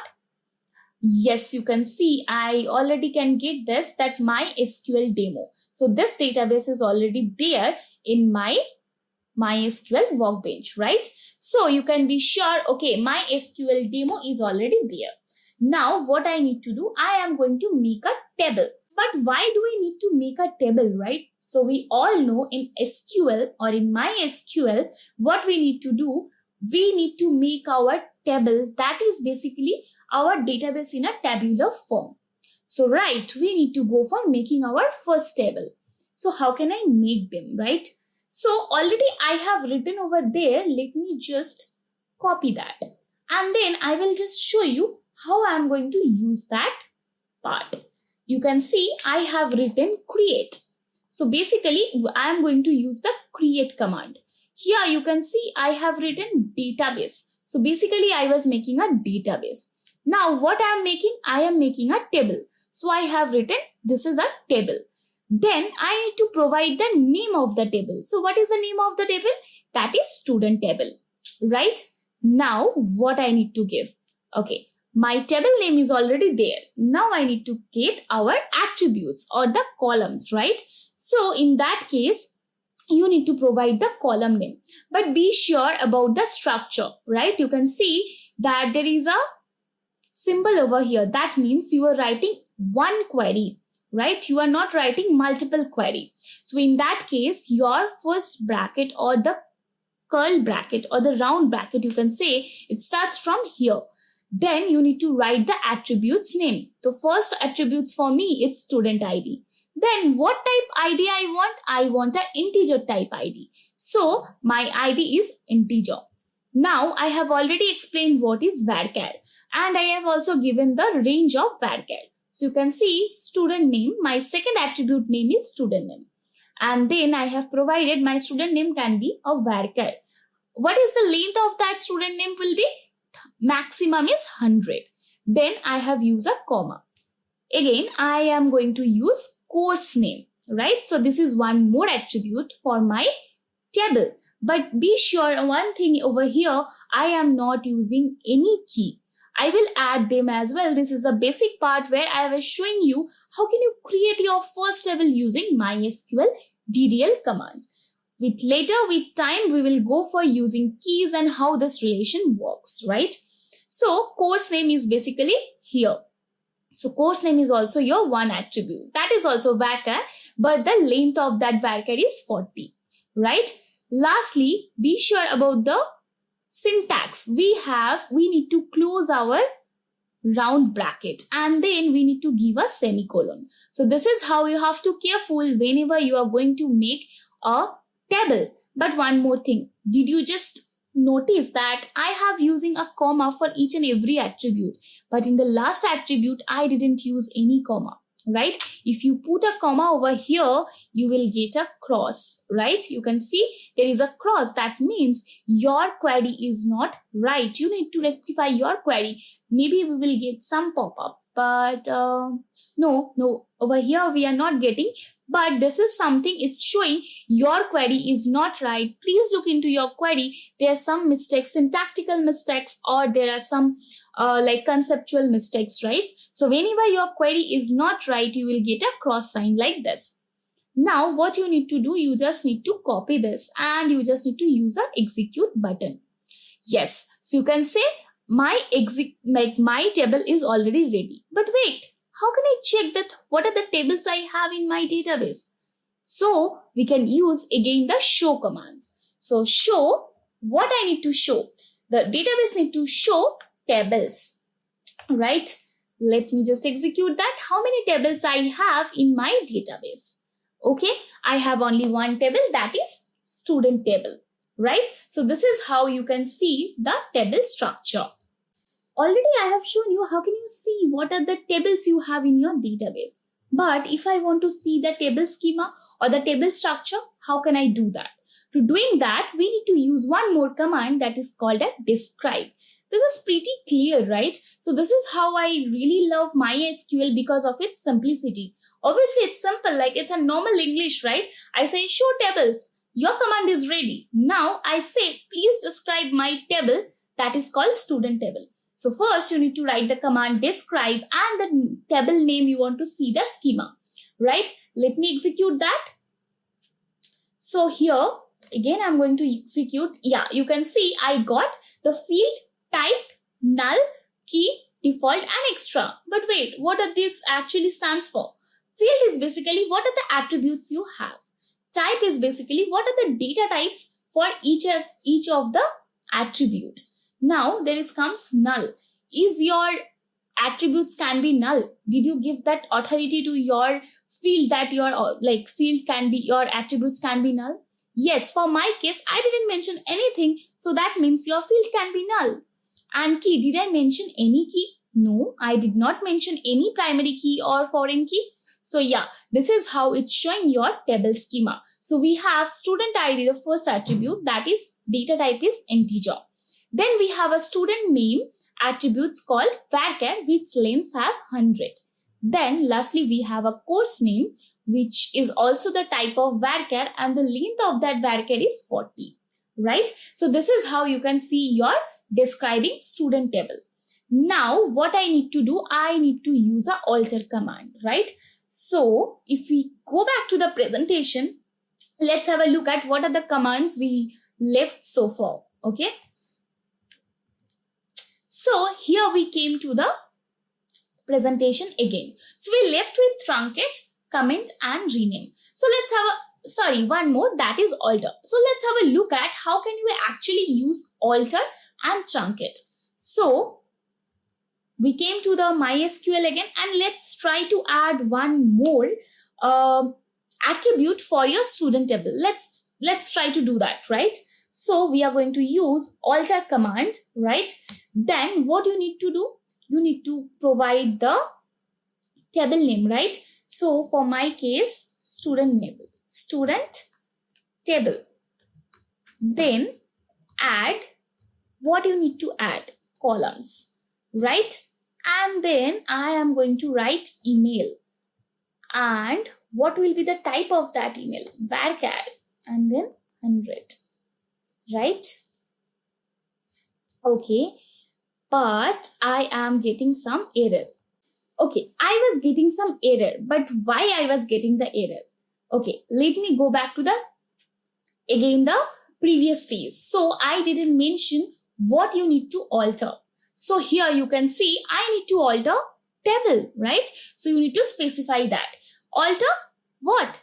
Table, and then you need to provide the table name, that is student table. Now please add what I need to add. Add the column. What's the column name? That is email. And what's the length of that? What's the type of that column, right? Or the attributes, that's varchar 100, right? So my data type is varchar and the length of that data type is 100, right? So let me just execute that. Yes, you can see my alter table command is already worked. So let me just again check my description of that student table, right? Yes, you can see here my alter email field is already added and the type of the email field is varchar 100, right? So this is how our alter works. Now we will have a look at the truncate command. I have already written over here. Let me just copy this. Okay, so truncate command is also same as the before we have used whatever the command. So basically we are going to use truncate command. Then we need to use what you need to truncate. I want to truncate my table. So basically I want to delete my table, right? And then I need to provide my table name. Okay, so this is student table, right? Let me just execute that. Yes, you can see my truncate table is already done.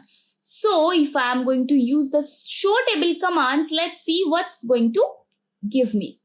But still it's giving me the tables I have in the database. Let me see the describe. Yes. Okay. So we have seen that if we use truncate table, still we will get the table structure in the database. But wait, why do we use truncate table? I will tell you why we use truncate table and how it's gonna work.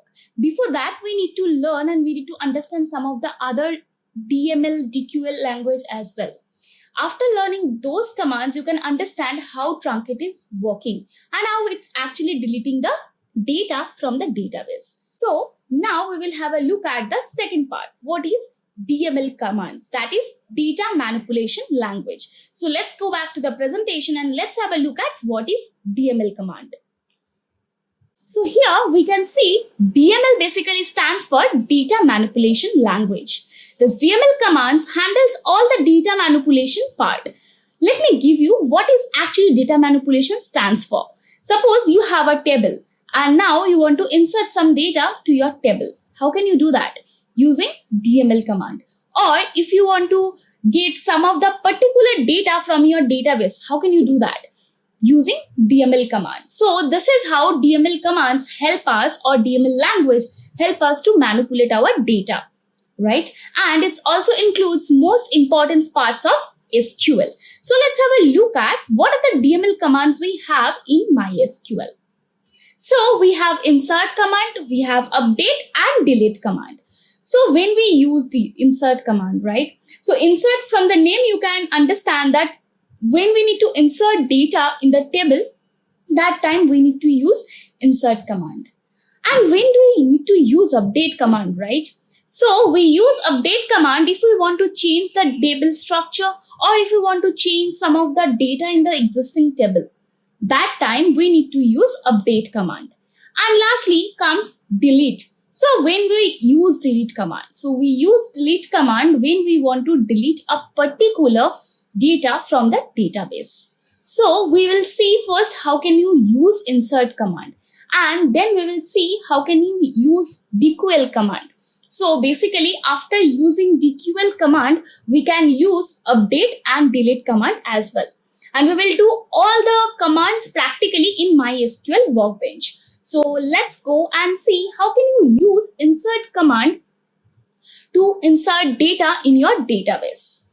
So you can see I have already written my command or the language that how can I use insert table. So we know we have a table called student table and we know what are the attributes we have for that particular table, right? So we have student ID attribute, we have student name, course name and email. Now if you want to insert them, you need to write insert and then you need to put into, right? So this is the basic syntax of how can you insert data into your table. Then you need to provide what? You need to provide the table name. My table name is student table. Now in the bracket, I am going to say, okay, what are the attributes I have and what are the attributes values I'm going to give. So I have attributes called student ID, student name, course name and email. So these 4 attributes I'm going to give data for them. Now, whenever you're going to give the data for all of them, you need to write values, right? So in the values, after the bracket, you need to provide for the student ID I have provided, it is 1. Then for the student name, I have provided the name of the student is Prakash. Then course name is C1002. And lastly, we will have the attribute called email, that is prakash@gmail.com. So this is how we can use our insert command, right? And like the same way, you can write you can insert thousands of data into your table. Okay. Now, maybe I'm going to write more data for your convenience, that how can we actually add more data, like millions of data in MySQL, right? Okay. Now I'm going to change all the values for them, right? 4, then maybe Shilpi, and then C1106, and then Shilpi@gmail.com or shil123@gmail.com, right? And here again, we are going to change the data. So we don't want redundant data. So in that case, try to give all the unique data. But wait, we already have learned about primary key. In the next step, I will show you how actually we can use primary key. For that, it reduces the redundancy of the data. And every time it makes sure that your rows value or your rows data is unique, right? Firstly, have a look at what are the commands we have and how can we use that commands. Then we will go for making a table with the key concept we have learned, right?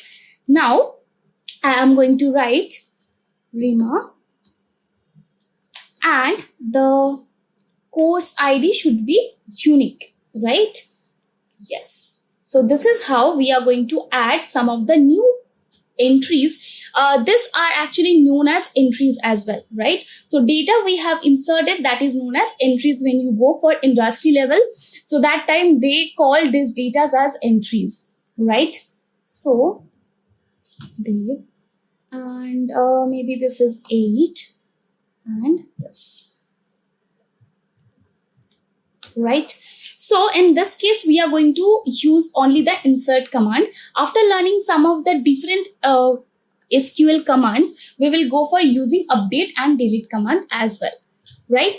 Okay. Now, let me just run this. Yes, you can see you got a message that 1 row is affected. When you got this message that 1 row is affected, that means your query get executed. And this is already stored in your data. But wait, I have inserted the data. How can you see that, like in what manner my data gets executed or my data gets stored, right? So that time the DQL commands come into the picture. So let's have a look at what is DQL and what does it stands for, right? So let's go back to the presentation and have a look at what is DQL command. Now we will have a look at the types of command in MySQL, the DQL one. So basically DQL stands for Data Query Language. And this DQL used to make a queries on data within schema objects. The main focus on DQL command is to get some schema relation based on the query passed into it. And we have one command under DQL that is called select. This select command is the best or is the key for all the query you can say, right? So whenever you want to fetch data from your database, you need to use select commands. So let's go to the MySQL workbench and let's have a look at how can we use select command. Now we are going to use select command. So I need to write select, right? Then what I am going to write? Maybe if you want to get one particular column or attribute from your data set, you need to specify that. Maybe for my case, I want student ID. All the student ID I want to see, right? Okay. From, then you need to write a from command. So this is basically where you want to fetch the data.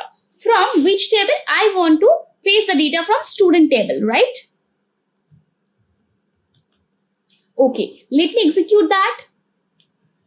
Yes, you can see I have got all the data for student ID. Now I want to see the course ID as well. So in that case, or maybe the email. So in that case, I need to write email and then I need to execute the same command. So you can see we have got the result for student ID and email both. Let me just minimize that. Yes. So you can see we have got this. Now, if you are going to say, okay, I want to see the course name as well, right? So samely, you need to write course name, the attribute name. Be sure whenever you are going to write the attribute name, they are perfectly correct. Otherwise, it will not fetch the data. Okay. So let me execute that. Yes, you can see I have got the result, right? Student ID, email and course name. Now wait, I want to see all the data, not the particular attributes data. How can I do that? Do I need to write all the data, all the attributes, each of them, like every time I need to write all the attributes name? This is hectic, right? But no, you don't need to do that.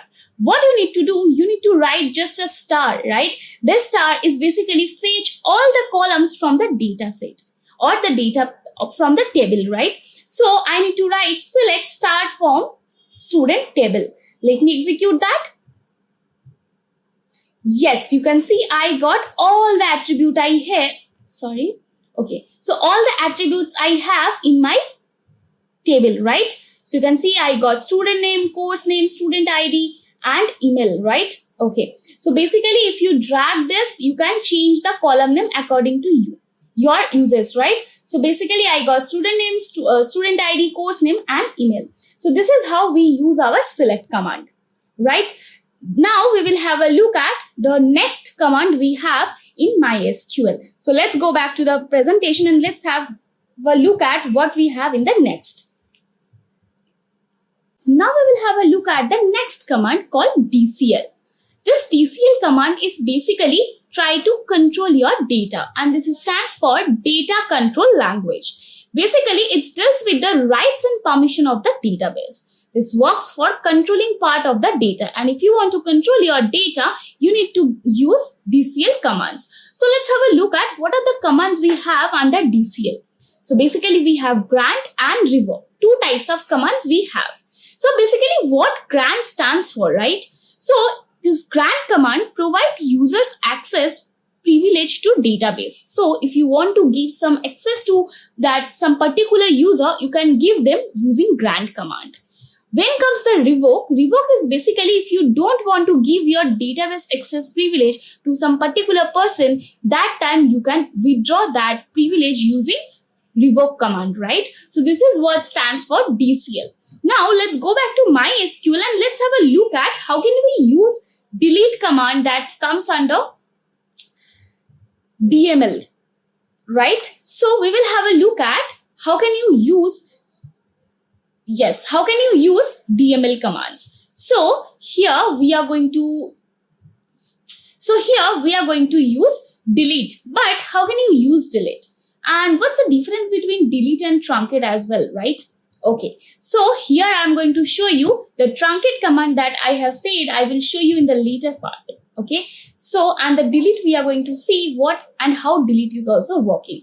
So first let's have a look at delete. So how can you write delete? So first you need to write delete command, then you need to write from, but where? From where you need to delete, right? You need to write the table name. So for my case, table name is student table. Let me just execute that. Okay, fine. So basically when I was trying to delete my table, that time I was getting a safe update mode error.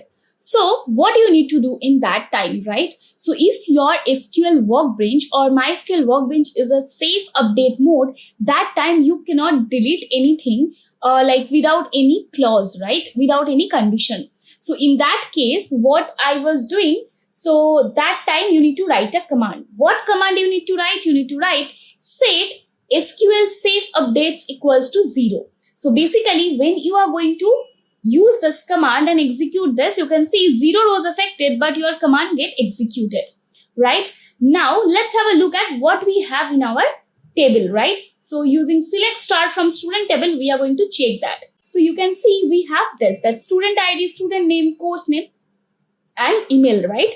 Now what I need to do, I need to just execute my delete command.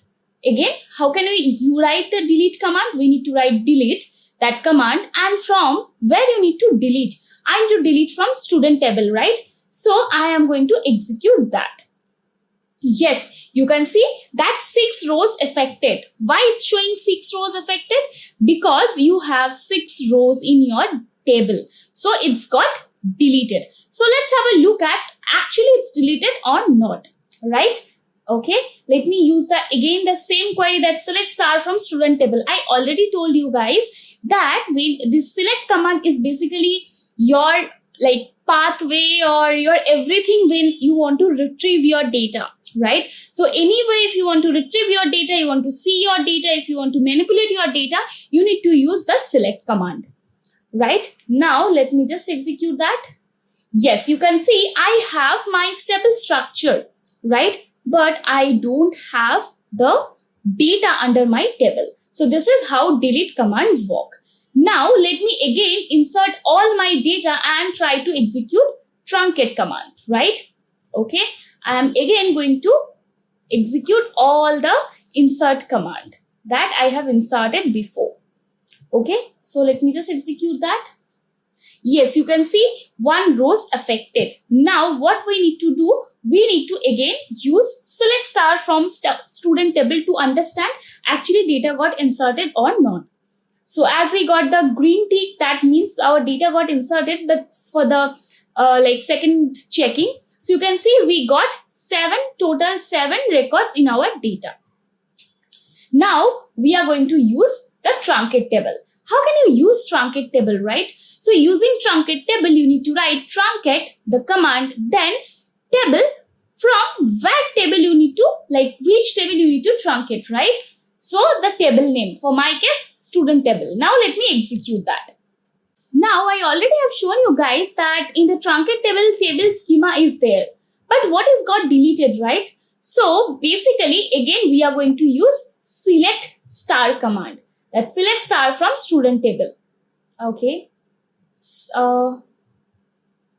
Okay, I need to go down. Okay, I just changed my, okay, fine. Now, what I need to do, I need to write select star from student table, right? Let me just execute that. Yes, you can see I have this table schema, not the data under table. So this is how delete and truncates work. But wait, what's the difference between delete and truncate? If we can do the same thing using delete, why do even need to go for truncate? So let me give you an example. What's the difference between delete and truncate? Now I will give you few examples that what are the difference between delete and truncate. So the basic difference between delete and truncate is when you use delete, it is used to delete specific data, right? Here I didn't give any conditions. Whenever we are going to give some conditions, maybe a particular row you want to delete, right? So that time you need to go for using delete command. But when comes the truncate, it's to delete the entire database of the table. So if you want to maybe delete one particular row from your table, that time you cannot use truncate. You need to use delete command. Now let's have a look at when we have where clause. So I will give you an example where we are going to use where clause and what actually that where clause stands for. So when we use where clause, with the where clause we can use delete. But for the truncate time, whenever you are going to use truncate command, that time you cannot use a where clause. So basically where clause help us to give condition to do some particular work.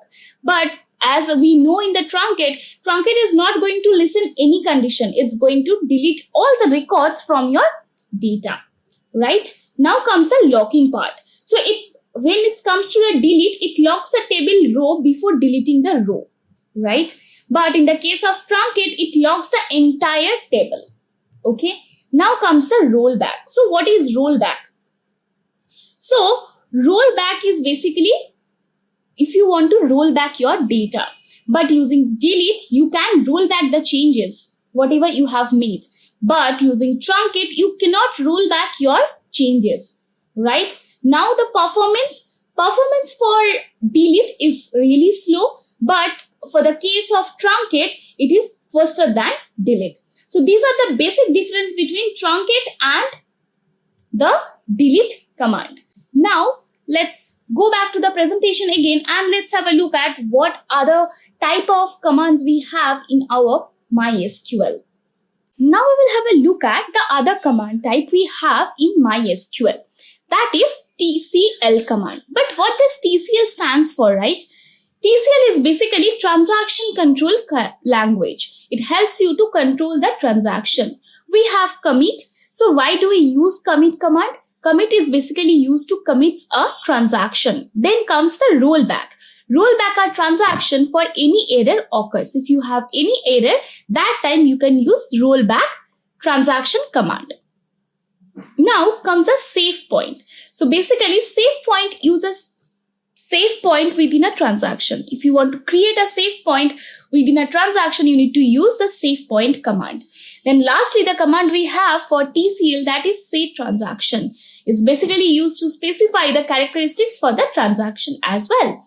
Now we are going to use a filter. So in this filter, using this filter, you can start doing the, maybe you don't need the all records you have in your data set. Okay. So what you need to do, you just need to just pick the specified data from your database. How can you do that?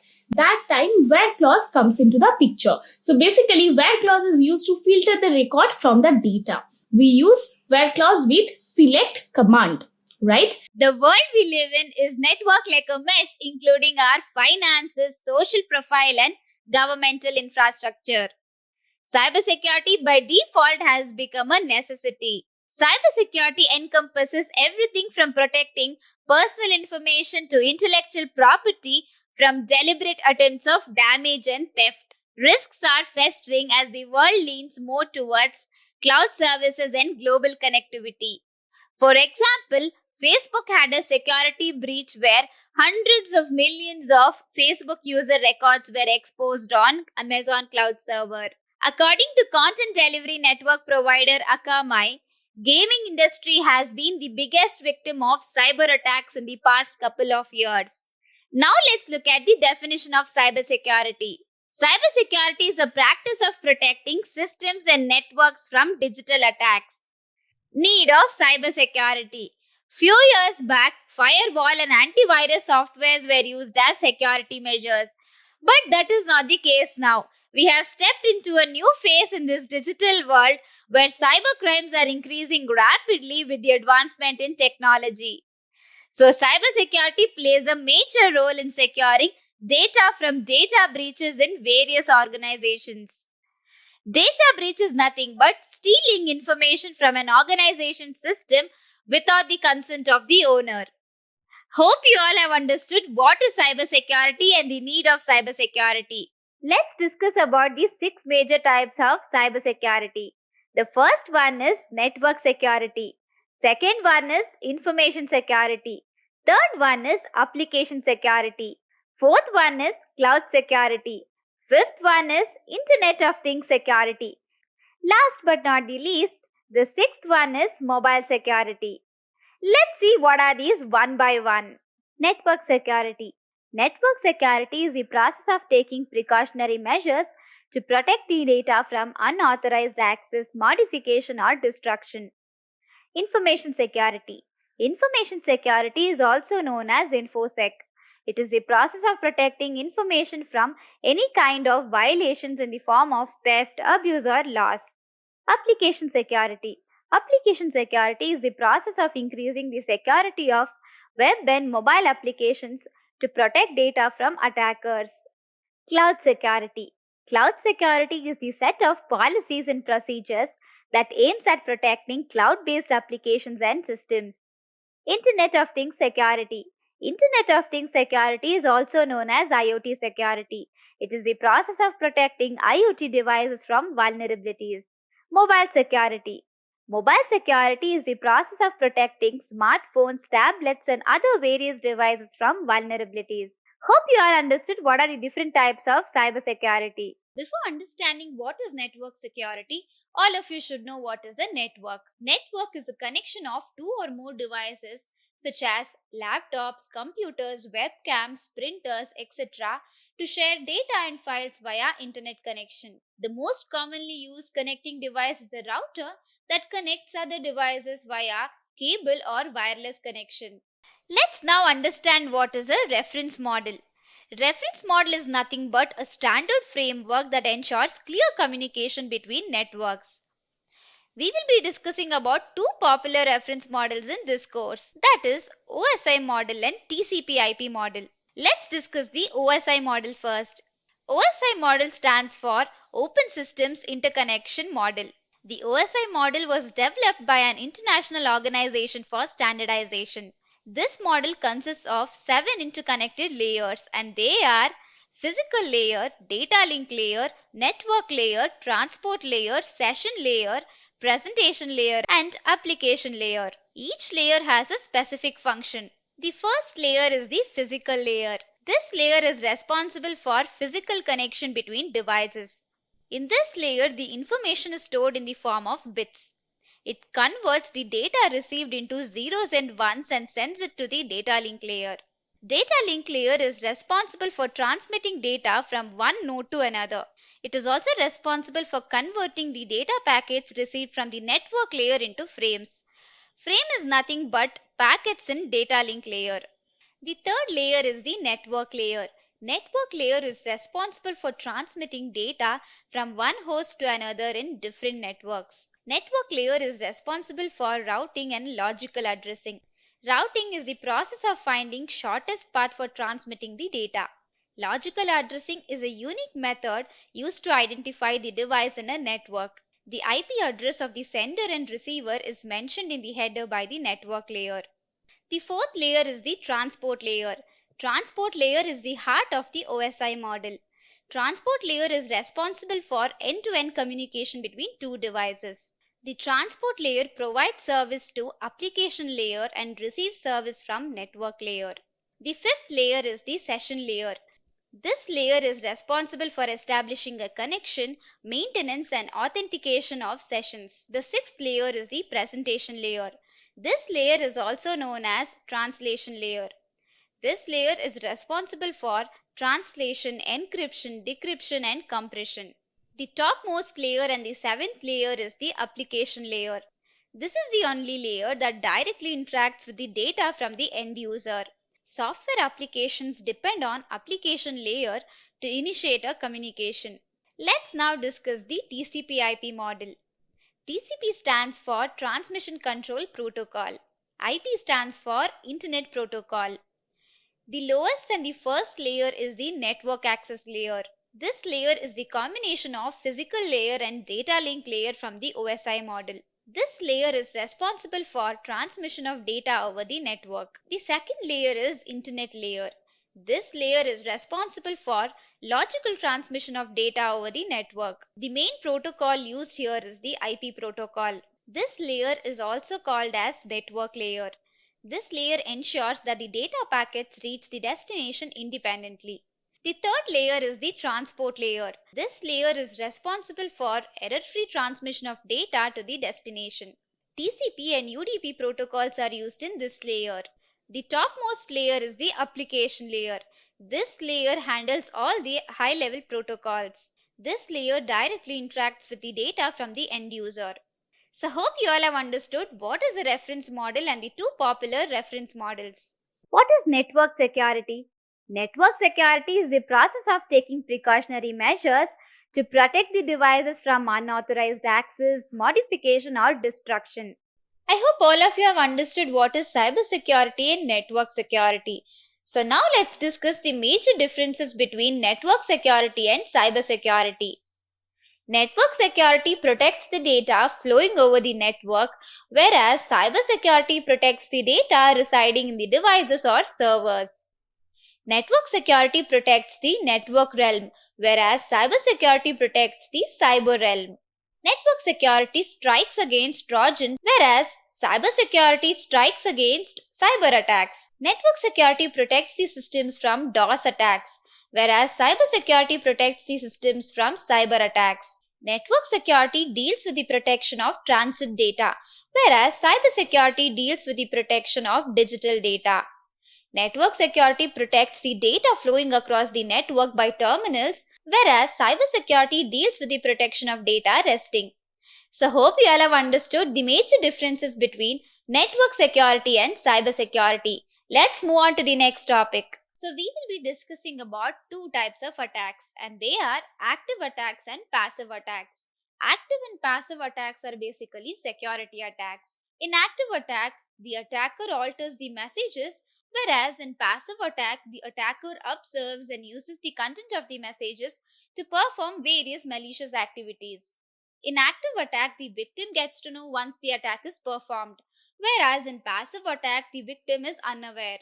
Now we'll be discussing about the types of network security attacks. In this course, we'll be focusing on 5 types of network security attacks. First one is data threat. Data threat occurs when the attacker uses a system without the consent of the owner to gain private information such as login credential. Data threat is similar to data theft. Next one is insider threat. This occurs by the employee of an organization. The employee might misuse his or her login credential to penetrate into the network to gain confidential data from the organization's system. Next is malware attack. Malware attack is inserting malicious code into the device. Next one is password attack. Password attack is unethically entering into a system by trying to guess or crack the password. Last one is social engineering. The attackers might try to psychologically manipulate the user to gain private information or security protocols. To secure a network, it's very important to understand the common network vulnerability issues faced by an IT professional today. But what are network vulnerabilities? Network vulnerabilities are weaknesses in a computer system that might become an entry point for hackers to attack the entire network. Few common network vulnerabilities are listed here. The first one is improperly installed hardware or software. It's very important to update your hardware or software regularly. Operating systems that have not been updated. In large organizations, it's important to update the operating systems with the latest version. Complete lack of physical security. It is advisable to conduct vulnerability assessments to find out the weaknesses in a computer system to improve the overall security of the organization. Insecure passwords or weak passwords. It's important to change your passwords regularly. Your password should be a combination of uppercase letters, lowercase letters, special characters, and numbers. Design flaws in a network. It's important to verify the design of a network at the initial stage because the design flaws will affect the overall security of the organization. Outdated or unpatched software applications. It's very essential to update the software applications regularly. It's also essential to educate and train the employees about the network vulnerabilities. Check your firewall configuration. Ensure that the firewall configuration is always the latest version. Mobile device vulnerabilities. As we have become more and more dependent on mobile devices, these devices have become an entry point for ransomware threats. These devices have opened a host of possibilities for hackers. Since it is easy to steal data from mobile devices, it is not advisable to store sensitive data unless and until it is absolutely necessary. Hope you all have understood the common network vulnerability issues faced by an IT professional. Let's move on to the next topic. Tools used to ensure network security. We'll be discussing about 5 different network security tools, and they are packet crafters, web scanners, packet sniffers, intrusion detection system, and penetration testing software. Let's see what are these one by one. The first one is packet crafters. Packet crafters are used by the network admins to find out loopholes in the network and to check the behavior of the network devices. Web scanners. Web scanners are used to find out the vulnerabilities in web servers, proxy servers, and web application servers. Packet sniffers. Packet sniffers are also known as packet analyzer, protocol analyzer, or network analyzer. Packet sniffer is a hardware or a software that is used to monitor the network traffic. Packet sniffers also analyze the data packets that are transmitted over the network. Intrusion detection system. This system is designed to detect all the malicious activities carried out in the network, and it also sends an alert message. The last one is penetration testing software. Penetration testing software is used to perform penetration tests. Penetration testing is the process of exploiting the system vulnerabilities to enhance the overall security of the system. Penetration testing is also known as pen test or ethical hacking. So, hope you all have understood about the different tools used to ensure network security. Network security protocols. Network security protocols ensure to maintain the security and integrity of data while being transmitted over the network. We'll be focusing on 5 major network security protocols in this course, and they are TLS or SSL, IPsec, SSH, PGP, and HTTPS. Let's discuss each of them one by one. The first one is TLS or SSL. TLS full form is Transport Layer Security. SSL full form is Secure Sockets Layer. TLS is an upgraded version of SSL. It is one of the most popular and secure encryption protocols. TLS includes 2 layers. The first one is Handshake Protocol and the second one is Record Protocol. Handshake Protocol is responsible for initiating a secure connection between the client and the server. The client and the server authenticate each other and select an encryption algorithm. They also generate shared key using public key encryption. TLS does not perform the encryption process all alone. It uses encryption algorithms such as RSA, AES, etc. to encrypt the communication. Record Protocol. Record Protocol is responsible for securely transferring the data packets between the client and the server using the shared keys generated during the handshake protocol. The next encryption protocol is IPsec. IPsec full form is Internet Protocol Security. This is commonly used in VPN. VPN is Virtual Private Network. As the name suggests, VPN is a secure private network for transferring data into a network via internet connection. VPN usually hides the IP address of the server and redirects the server where VPN host handles it. IPsec is used with encryption algorithms such as triple DES, AES, etc. IPsec is fast and easy to implement. It is implemented in 2 modes, that is, tunnel mode and transport mode. In tunnel mode, both the payload and the header are encrypted and sent in a new packet with another header. In transport mode, only the payload is encrypted and not the header. The third encryption algorithm is SSH. SSH full form is Secure Shell. The working of SSH is similar to VPN. In SSH, an encrypted tunnel is created for transferring files. SSH works at 3 different levels, and they are transport level, authentication level, and connection level. Transport level is responsible for establishing a secure connection between 2 parties, authenticating the 2 parties, and encrypting data. In authentication level, the client authenticates its identity using authentication methods specified by the server at the transport level. Connection level is responsible for handling all the connections between the server and the client. PGP. The full form of PGP is Pretty Good Privacy. Its actual name is OpenPGP. It is used with encryption algorithms such as triple DES, AES, 2FISH, RSA, etc. PGP allows the users to encrypt the data and digitally sign over it to ensure that it is authenticated. It also ensures integrity. It is mainly used to secure confidential email information. The last protocol is the HTTPS protocol. HTTPS stands for Hypertext Transfer Secure. The S indicates secure. This protocol is used to transfer the data securely between the web browser and the web server. HTTPS is a secure extension of HTTP. This protocol is certified by the Secure Sockets layer. Hope you all have understood all the network security protocols. Types of network security solutions. We'll be discussing about 8 different types of network security solutions in this course, and they are stateful inspection firewall, network segmentation, multi-factor authentication, VPN, encryption, intrusion prevention system, web filtering, and antivirus.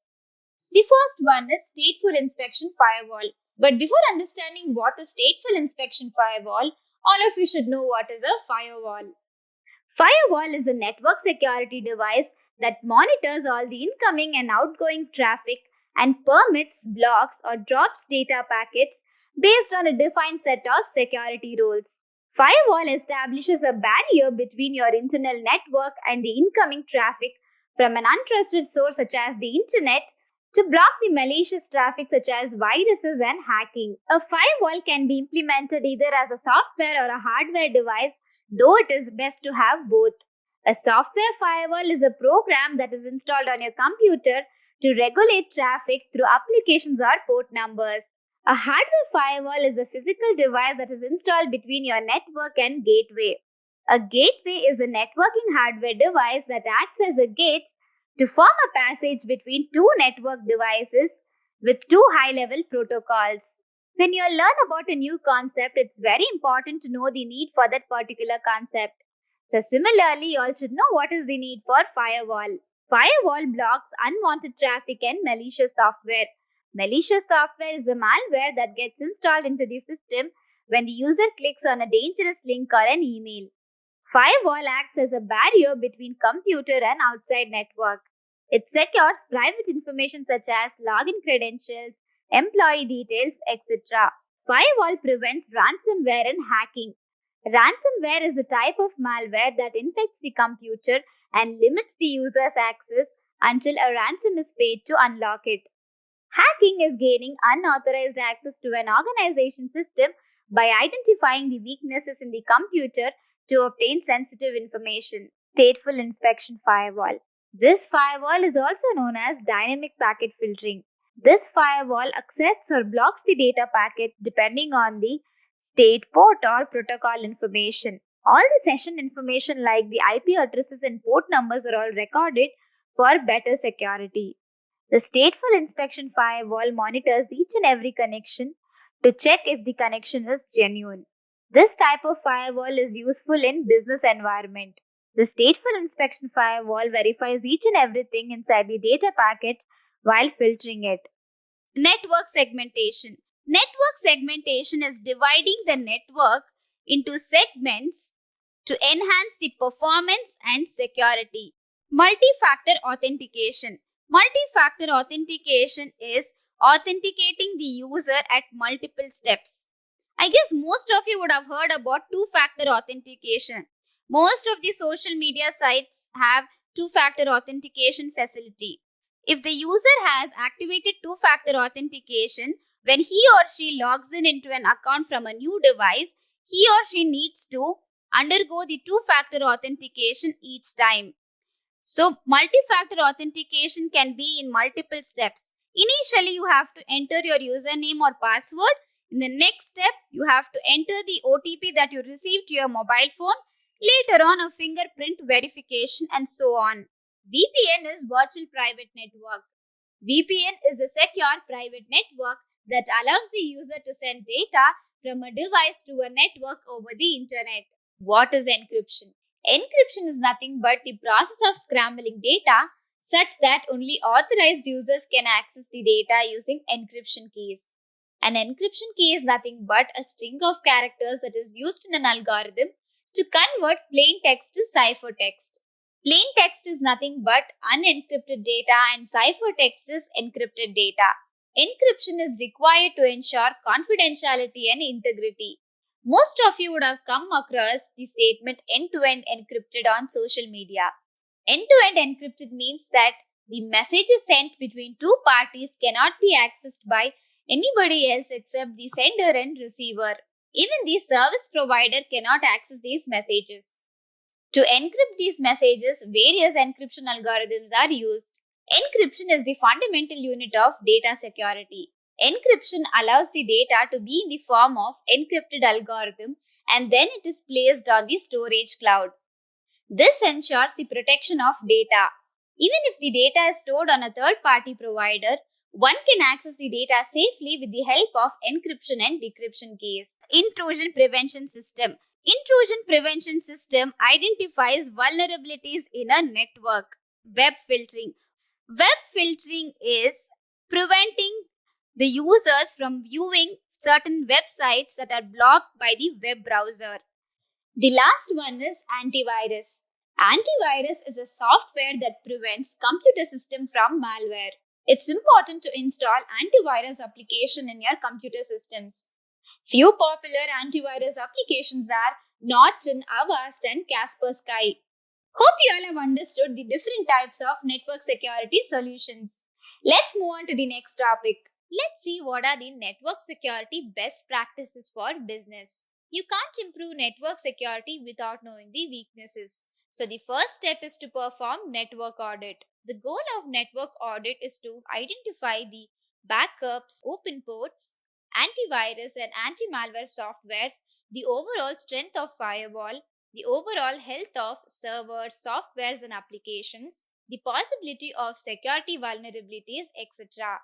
The output from network audit will help the IT administrator to make improvements. The second one is to disable file sharing. File sharing seems to be a convenient method, but it is the most vulnerable point for hackers to intrude the system. So it's recommended to disable file sharing on all the employee devices except the independent servers. Set up a firewall. It's advisable to set up firewall in all the devices as it helps an e-commerce business to protect confidential information of customers. Invest in a VPN.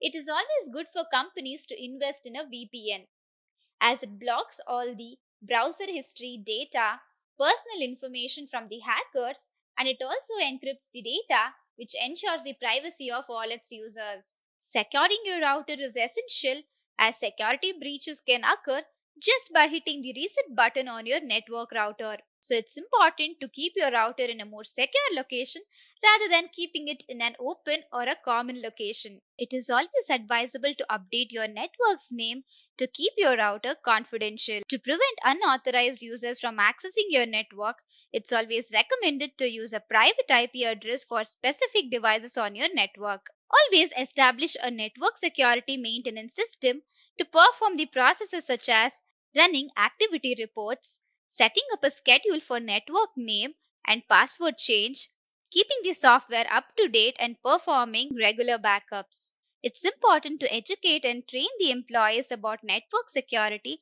as they should understand the implications and risk involved in network security. The employee should also understand how to work as a team to protect the network in an organization. Hope you all have understood all the network security best practices for business. We will be discussing about 5 major certifications that a candidate can take up to pursue a career in network security, and they are CEH, CISSP, CompTIA Security Plus, CISM, and CompTIA Network Plus. So let's see what are these one by one. Certified Ethical Hacker. Certified Ethical Hacker is also known as Certified Network Defense Architect. This certification is obtained from the EC Council. EC Council stands for International Council of Electronic Commerce Consultants. EC Council is a global leader in InfoSec cybersecurity certifications program. This certification covers ethical hacking methodology and several other aspects such as DOS, DDoS attacks, wireless encryption, social engineering, network scanning, and many more. The certification also covers the 5 phases of hacking. To take up this exam, the candidate should have a minimum of 2 years of work experience in the IT industry. The candidate should also have prior working knowledge of TCP/IP. This certification will help you to boost your skills to work as advanced threat analyst, information security assessor, and penetration tester. The total duration of Certified Ethical Hacker exam is 4 hours with 125 multiple choice questions. The cut score ranges from 60% to 85% depending on the difficulty level. Hope you all understood what is Certified Ethical Hacker certification. Certified Information Systems Security Professional or CISSP. This certification is one among the top professional level cybersecurity certifications. This certification can be obtained from the International Information System Security Certification Consortium or also known as ISC Square. This certification covers topics such as vulnerability mitigation in web-based systems, investigations, cryptography concepts, and professional ethics. To take up this exam, the candidate should have a minimum of 5 years of industry experience. The candidate should know at least 2 out of 8 common body of knowledge domains. Common body of knowledge is a framework that includes techniques and skills that the cybersecurity professional should be familiar with. Some of the job roles that the candidate can work under are Information Security Analyst, Information Security Manager, and Chief Information Security Officer. Hope you all have understood what is Certified Information System Security Professional Certification. CompTIA Security Plus Certification. This certification will provide you all the information required to plan, implement, and maintain information security in a vendor-neutral format. It includes host security, authentication, network security, and organizational security. This certification is the minimum requirement for any IT security position that is above an entry-level job. To pass the Security Plus certification, you will need to know about identity and access management, threats, attacks, vulnerabilities, network architecture and design, cryptography, and risk management.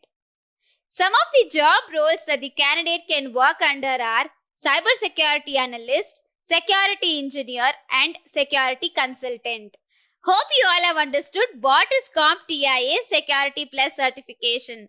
Certified Information Security Manager or CISM. To apply for this certification, the candidate should have a minimum of 5 years of industry experience. The certification was introduced in the year 2002 and since then over 30,000 professionals worldwide have taken it up. This certification focuses on 4 major areas of cybersecurity. First one is Information Security Program Development and Management. Second one is Information Security Management. The third one is Information Security Incident Management. Last but not the least, the fourth one is Information Risk Management and Compliance. Acquiring this certification calls rigorous hard work, time and effort, but the results are worth the effort. IT professionals who are interested in managing enterprise information security can take up this certification. Hope you all have understood what is CISM certification. The last one is CompTIA Network Plus certification. This certification covers topics such as networking fundamentals, network security, network implementations, network operators, and network troubleshooting. To get the certificate, the candidate should take up an exam which consists of 90 questions and the exam duration is 90 minutes. But to take up this exam, the candidate should have a minimum of 9 to 12 months of networking experience.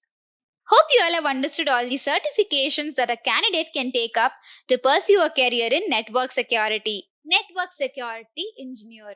Network Security Engineer works on designing and maintaining the digital network used by the hiring organization. Network Security Engineer works from building the network to maintaining the best practices to ensure that the network functions of the organization run smoothly.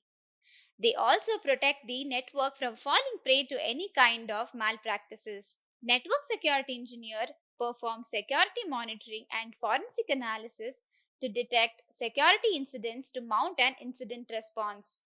They also utilize the newer technologies and processes to improve the security capabilities and implement improvements. Let's now discuss few roles and responsibilities of a network security engineer. Network security engineer is responsible for developing security standards and practices, finding out new ways to solve the existing problem, to educate the staff members about network security through training programs. He is also responsible for conducting penetration testing and for watching out irregular system behaviors. He can also recommend modifications in legal, technical, and regulatory areas. So, hope you all have understood who is a network security engineer and what are his roles and responsibilities. Now, let me tell you how you can build your resume. Now, this is important here before proceeding to the specific, format of a resume for software developer. I want to tell you, or you have to understand this, that why is your resume required, or why is it important to be structured properly? It should be written properly. Why is so much of emphasis given here that your resume should be professional and, clear enough for anybody to read. Okay. So what is the objective behind resume building? So objectives of resume building is first that to sell yourself. So guys, before you present yourself in the interview, face-to-face interview, before that, your resume, a one-page text or a two-page text is going to actually qualify you for any interview. So you can see how important it is. Although you know so many skills, or you have so many capabilities, or you are well versed with the knowledge, but if you are not presenting it, if you are not writing it properly in on that sheet of paper that is your resume, it doesn't make any sense, right? So you can see how important it is. Any recruiter will first select or go through the resume. If the recruiter feels that the particular uh, candidate has those skills which is required by the hiring partner, then only he or she, the recruiter, is going to process your resume, right? And how will the recruiter know that you have certain skills? Suppose the recruiter is looking for a software developer role, and you have written that you know any programming language like suppose Java or Python, but not highlighted it, not written it as a summary of your resume. And if you're an experienced candidate, maybe your resume can be of 2 page, can be of 3 page. Nobody has so much of time to go through it all, right? It means what? That you should properly format your resume so that the recruiter, if he or she is looking for software developer role, then programming languages which should be at the top itself. Okay, along with writing this, that how well versed you are with that language or programming language. Getting it? So this was one of the example. This is how you have to structure your resume, and this is how important a resume is for any job application. Okay. And second objective of resume building is you have to present your capabilities. For sure, if a person is looking for some specified skills, it should be that those skills should be mentioned in the resume at the top. You should present your all the capabilities which you have, which will help any recruiter select your resume. And then the last but not the least, for sure, to set the tone of the interview. Guys, like in your you have suppose achieved first rank in your college, or you achieved some academic excellence award or something, but you forgot to mention that in the resume, or you skipped mentioning it. You see how much difference does it makes. If you write that you have achieved an academic excellence award in your college or school, that says that you have proved yourself somewhere, right? And that will be the eye-catching thing for the recruiter. And a recruiter, when he will come to interview you, will come with that mindset that, okay, so this person is an achiever. He or she has achieved a rank 1 or academic excellence award. Suppose you have qualified your engineering degree, or you have got your any bachelor's degree from a reputed organization, reputed educational institute. Mentioning that in your resume makes a difference compared to if you have done your bachelor's from some institute which is not that famous. Will this too make can differentiate a candidate? Yes, it can, right? So how will it differentiate? When the interviewer will come to interview you, he will come with a mindset that, okay, this person is an IITian. This person is a product of NIT. This person is a product of some good college. Or he will come with a mindset that, okay, this person is well versed with, this skill, because this person has helped his last company in increasing the profit by this and this number. So by default, the interviewer will be in that mindset that, okay, this person is good actually. Let me just go through and ask that actually he knows or not. Getting it? So that's the last objective of resume building, that is to set the tone of the interviewer. So I hope you understood that how critical a resume, a paper of 2 pages, is important for you. Now let's see few tips which is important to be kept in mind when you are preparing or creating the resume. Okay, these are common tips which is not very relevant to which kind of job you are applying. May it be a software developer role, may it be a mass comm related job, may it be a sales related job, may it be marketing related job. But these points or these tips should be kept in mind no matter what kind of job you are going to apply. Okay, so First point is that it should be tailored for each job. That is, your resume should be highlighting those skills, should be highlighting those quality of yours, which plays a major role for you to get selected for a given job profile. That is, you should go through the job description of a job which you are applying, and accordingly, you should tailor your or format your resume. Okay.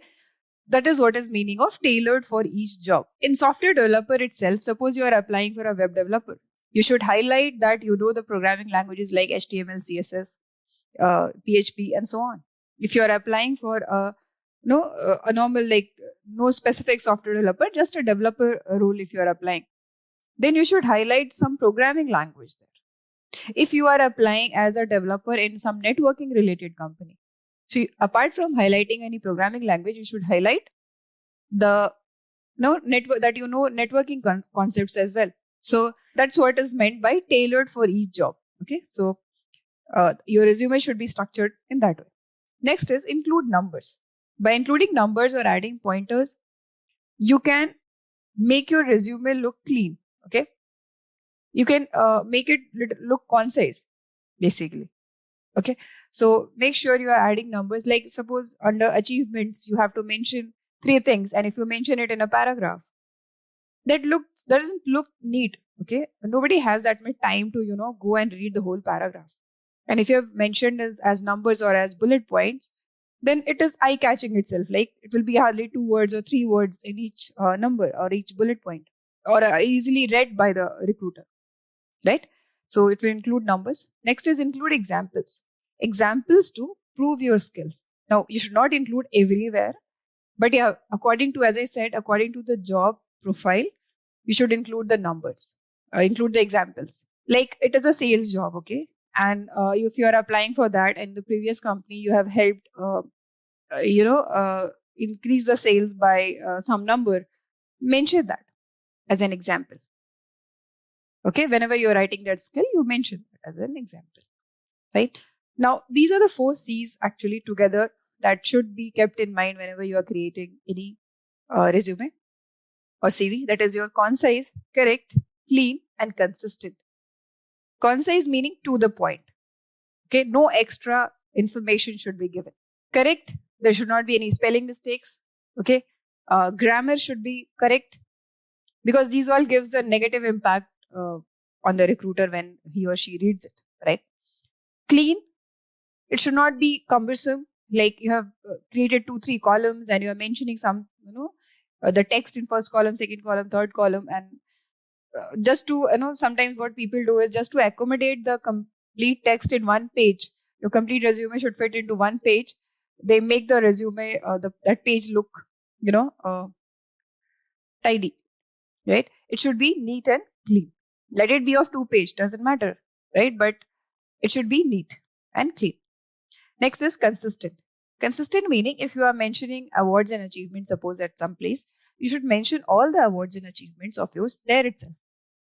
Okay, it should not be that you are mentioning that awards and achievements in your education also, that okay, I have graduated from here and I achieved this here. And also you are mentioning in awards and achievements something else. Getting it? You are mentioning that you have attended this webinar and some maybe hackathon, and you have achieved this certificate. This you are mentioning under awards.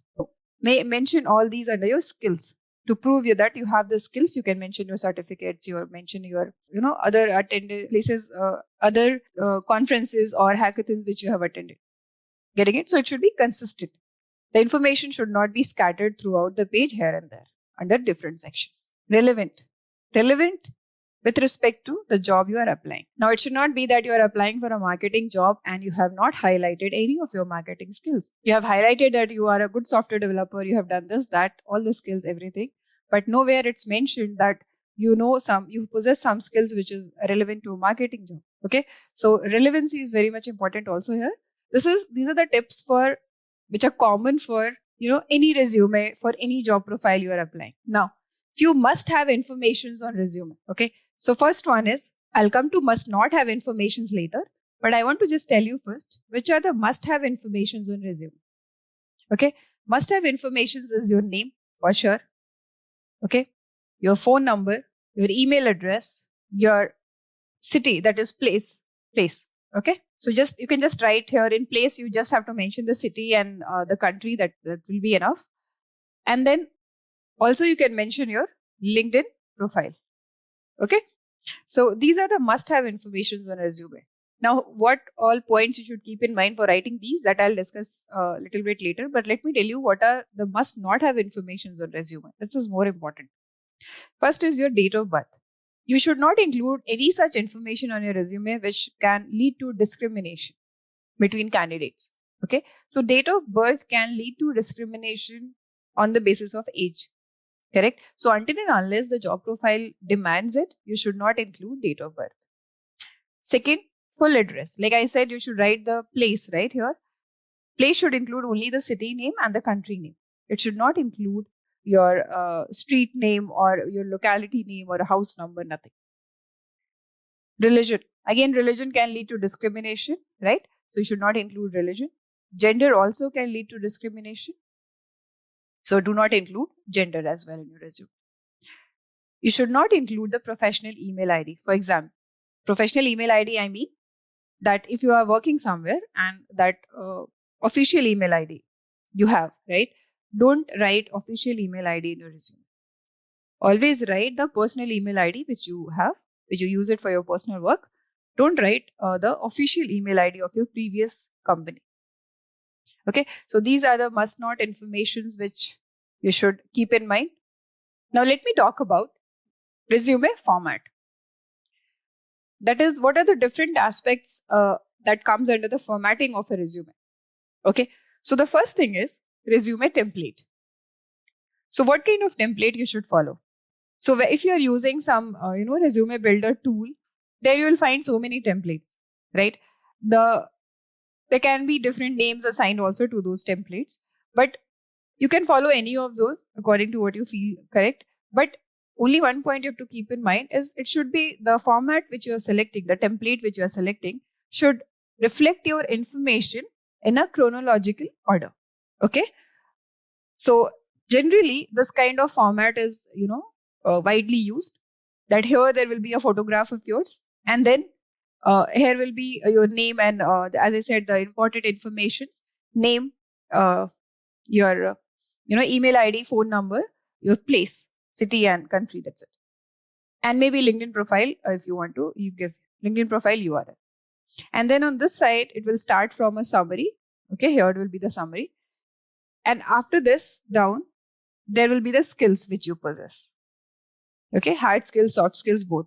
And this side there will be the objective or the summary of your resume, and then there will be work experience, education. So this is your chronological order, and then awards and certification. So generally this is the template which is followed. You can select any, but just maintain this, that your information should be in a chronological order on the resume. Okay, now comes is your phone number. So give only one phone number here is what I'm going to mention, and make sure that phone number, you are always available on that phone number. Okay, it should not go like it's switched off or it's out of reach. That also gives a negative impact, because the person will try reaching you once or maybe twice, and then gone, your resume will be cited somewhere. Next is your email address. The thing to keep in mind for email address is that you should not give that email address which you would have created in college. Like generally in college and school we create email addresses which are having some funky names and some long names, right? It will be like 30 characters and then @gmail.com. So that should not be there. So those, don't include those kind of email addresses there, or the email addresses which is having a name of a superhero or some kind of funky or weird names, words you have included in the email address. So please create a new email address in that case, and then you can give that here as on your resume. Okay, coming to photographs. So photographs, guys, again photographs can lead to violation of labor laws in many countries. In India, it's not there. You can put your photograph, but in US, in UK, these kind of countries, putting photograph on your resume violates the labor law. So please be sure that in which country you are and where you are applying for the job, and accordingly you can put your photographs. Okay, LinkedIn profile. So you can include your LinkedIn profile, but make sure your LinkedIn profile is properly updated. All the skills are mentioned there. All your current, designation, your current employment place, everything is mentioned and is up to date. Only in that case you provide your LinkedIn profile. Else it is optional. You can skip that as well. But adding LinkedIn profile to your resume nowadays is an added advantage. Okay, because in LinkedIn profile there are other informations also, like people would have referred you for a particular job, or you would have earned a badge as a skill for any skill. So that all gives a good impression on the recruiter. So it's a good practice if you can include LinkedIn profile, but make sure it is updated. Soft skills. So with respect to soft skills, I would like to say that it is mandatory actually. Many people think that, okay, only telling that you have professional related skills, professional meaning the technology tools related skills you have to mention, that is important. No, soft skills are equally important. Okay, soft skills like team building, leadership, disciplined. No, you are disciplined, you are prudent. So all this comes under soft skills, which are equally important for you to get attracted for any recruiter, to any recruiter. Okay, hobbies. Guys, you can mention hobbies, but make sure it is relevant to the job you are applying. Like for example, if you are applying for a job of a blogger, okay, to some company which writes blogs, text based blogs I'm talking, and you have to apply there, then you can write your hobby, that blogging is your hobby. You love writing blogs. That will be helpful. If you are applying for a software developer job in any IT company which deals with artificial intelligence and machine learning, then you can write your hobby there, that you are very much interested into 3D games, or you're very much interested into virtual reality, right? So hobbies can be written, but make sure it is somewhere adding a point to your skills. Now, number of pages in resume. So, guys, there is no as such fixed rule that you should have a resume of just one page. If you had a resume of 2 page, it will be a blunder. No, but don't have resume more than 2 page for sure. It's good if you can fit all your skills in a concise manner, in a clean and neat manner on single page. It's advisable. Okay, but don't try to clutter your resume just to fit all the informations on a single page. You can move it to the second page also. Okay. Now, guys, let me talk about how can you frame or format your resume if you are a fresher and you want to apply for a job. Now, here I'm again talking as a general thing, that is any job profile. If you have to apply and you are a fresher, these 3 things you should definitely have in your resume. First is the training which you have done. The place where you have done the training is very important. What exactly the work you have done in the training? Have you impacted the company in some way? All these are important. Okay, so if at all these 3 things are there in your training period, then definitely mention it. If you have done multiple trainings, don't hesitate to mention all those trainings which you have done.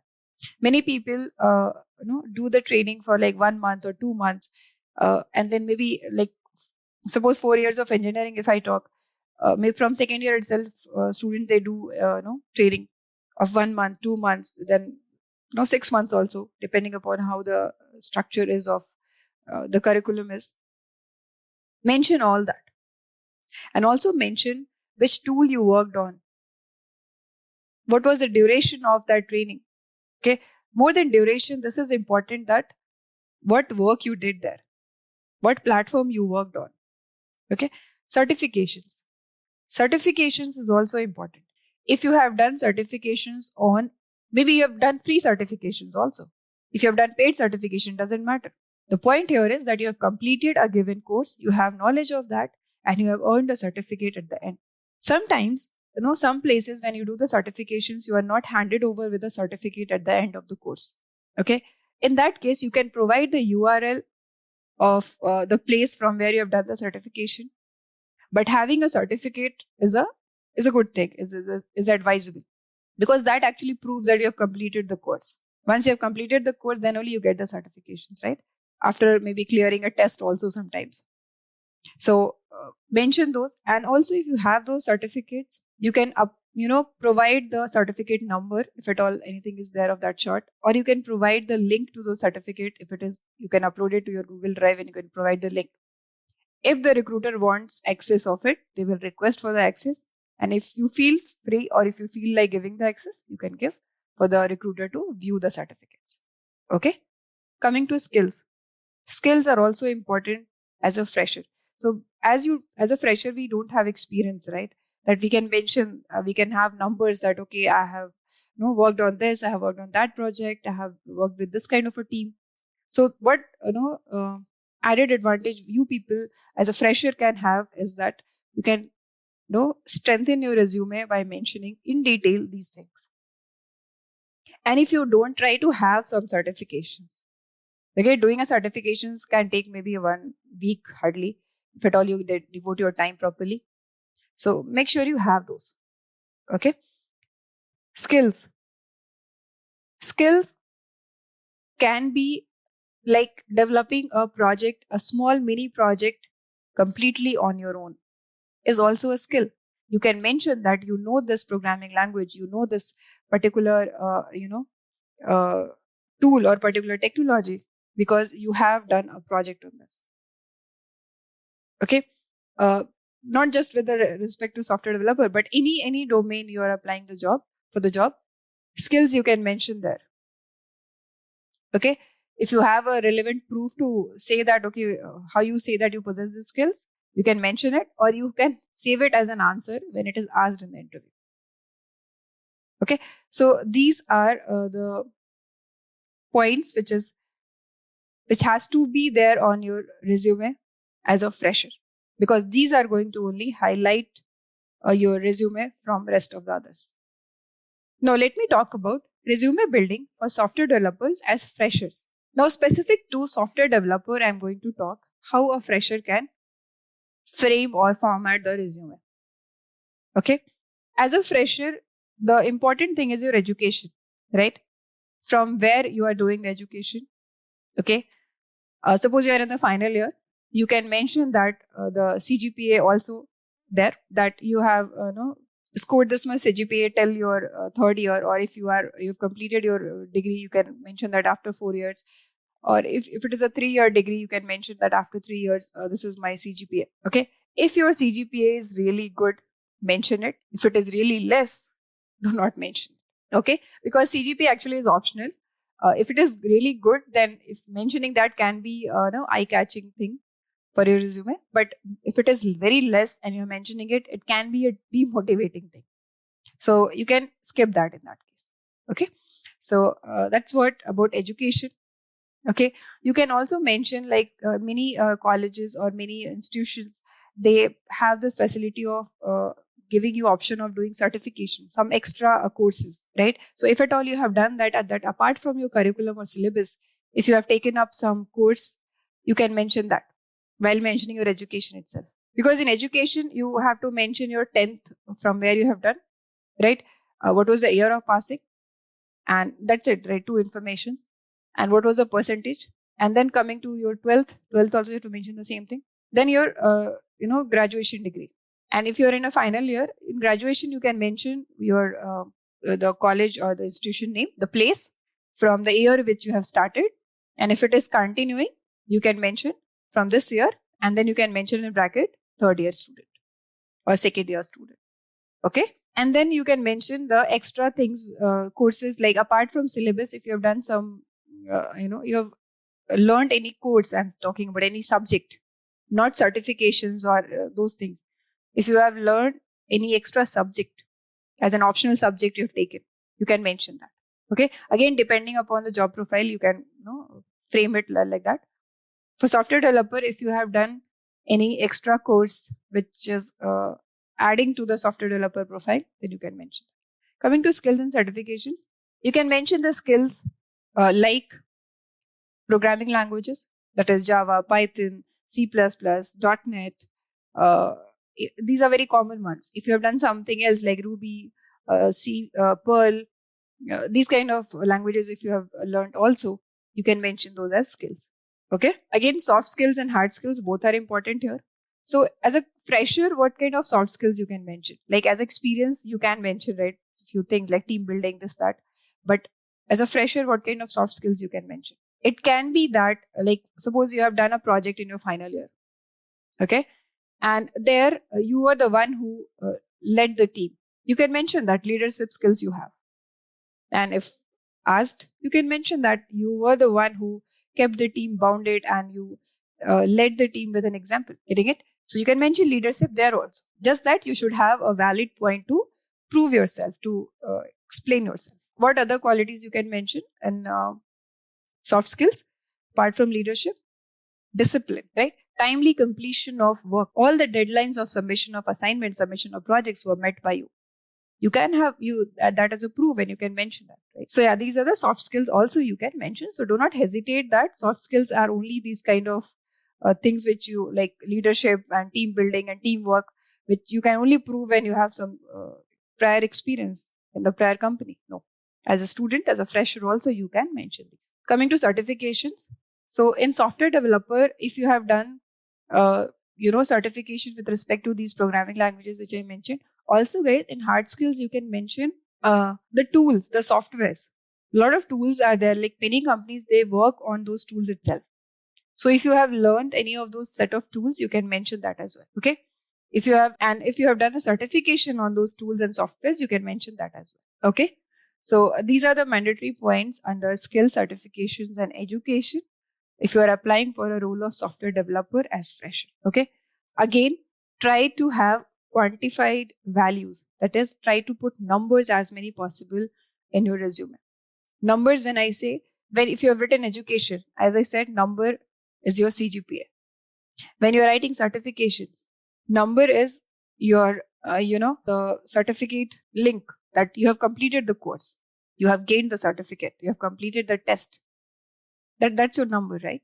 Under skills, the number will be your suppose you are mentioning hard skills, not about soft skills. You can't include numbers there. Those are not quantifiable skills, right? They are just explanatory. So hard skills, you can put up numbers. Okay.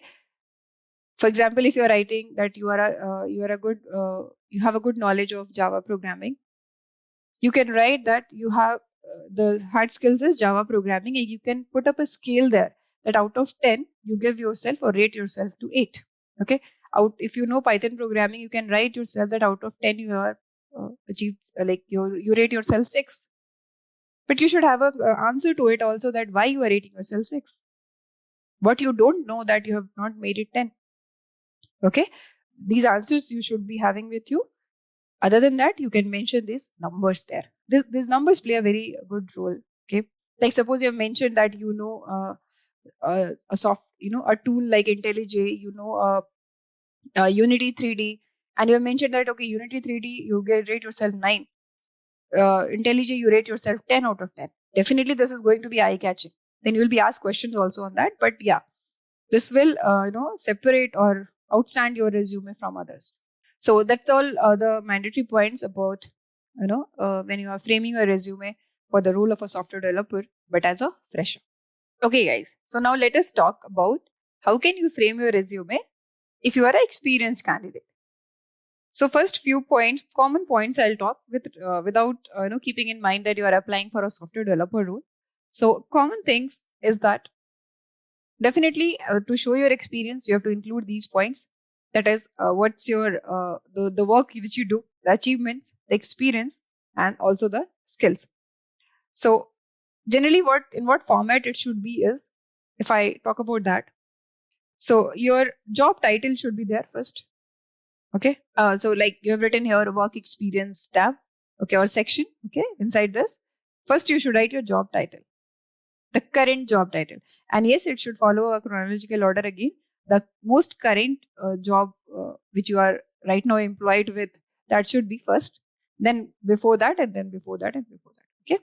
So that is the last one. The oldest company should be at the last, and the new company that where you are currently working, the current company should be in the beginning. So you should mention here the job title or the designation, like you are a manager or you are assistant manager or you are a senior software engineer, whatever.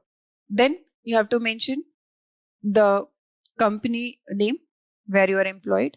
Okay, then these are the bullet points. Okay, the section. Then after company name, you should write the year, like from like 2016 to 2022. Mentioning month is required there where you have like not stayed for a year, right, in a company, or you can mention the month as well, like June 2016 to 2022. It's current, right? Current month you can mention, or you can write just June 2016, and in the bracket you can write the current employment. Okay. After that, you have to write the location, that is the city and the country. Now, after that, in the subheading, sub bullet points, you have to mention the work which you have done there. Okay. That is, suppose you have worked on this project which had this kind of work environment, or this kind of tools you worked on to, whatever it is. Like if you have worked in a marketing team, you have to mention like that. Okay. Make sure to write numbers here also. That is, like for example, you have worked on a project for 2 years, or you have worked on a project for 6 months, and this project added this much revenue to the company. Or for example, you have worked on in this company for 1 year, and in last 1 year, the sale of the company has increased to this, where my contribution was into sales department. Okay, these kind of quantifiable values, if you mention, those numbers are always highlighted. Okay, and that catches the eye of or attention of a recruiter. Fine. So this is how you should frame your resume when you are an experienced person. You have to mention the experience which you have. Okay. Again, skills here can be added. Like as a fresher, suppose we write few skills which the depending upon what courses we have learned, right? But here skills can be also if you have learned any new tool in your previous employment places, or if you have worked on a platform which was new and you learned and then you worked on it. So those can be added again to the skills section. Okay. So this was about the basic, like for anyone who is going to frame the resume for an experienced candidate, as an experienced candidate. Now let me talk about how can you frame your resume if you are an experienced software developer. Okay, so you have an experience in this field of software development, and now you are going to apply for another higher designation, maybe, or higher package, whatever is your reason to apply for the job. In that also, see, the points are going to be same, that is work experience, education, and skills. But here, with respect to software developer, what kind of work experience you can mention. If you have written some tools or technologies under skills, make sure you are writing it that in the work experience also. That will be a good presentation of your resume, of your skills, capabilities. That is, if you have written under skills that you know Java programming. Okay. And in the work experience, if you write that, you this in this company, so you have to write, obviously, the format is same. Coming to that part where you have to write what work you did at that company. So first the format is that you have to write here your designation, right? And then the company name, and then you have to write year from when to when. Okay, so time duration, and then you have to write place of the company, the city and country, nothing else. Then sub pointers will be there, and you have to write all the work which you have done there, right? In that, you mentioned that the project you worked on for, suppose, 4 months, you worked on a project for 4 months, and there the module which you developed using Java programming was the most optimized code. You developed that in just 1 month. So these kind of quantifiable values you just mentioned here. So if I mention Java here, and if you're writing in your experience that you have worked also on that, that will be a good way of formatting the resume. If you're writing some tools here in the skill section, for example, if you are writing here that you know Unity 3D, suppose you're writing in tool section that you know Unity 3D. Okay. And in the experience, somewhere if you are able to mention even though you have not worked on that Unity 3D, suppose in any of the company, but you can mention that you have worked as a freelancer, right? As a freelancer, you have worked, done a project where you have worked on Unity 3D. Okay, and you can write this, that you have worked as a freelancer on this and this project. Maybe that project you have developed on your own while learning Unity 3D.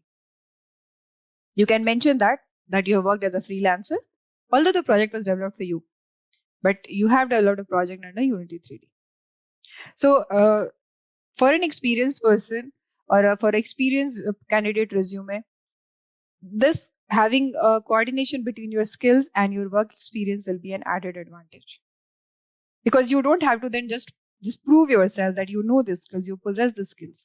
It is self understood looking at your resume. Okay, now coming to education. So education, when you have like 5 years or 3 years or 10 years of experience, then your all the educations you need not mention. You can just mention your higher education, the highest education, I mean. Okay, highest education. Suppose you have bachelor's degree and after that no other education you had.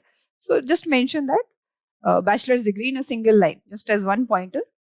You mention that everything in that line itself. You can write here, like suppose BTech, comma, the branch name, suppose civil, okay, software developer if I'm talking, computer science.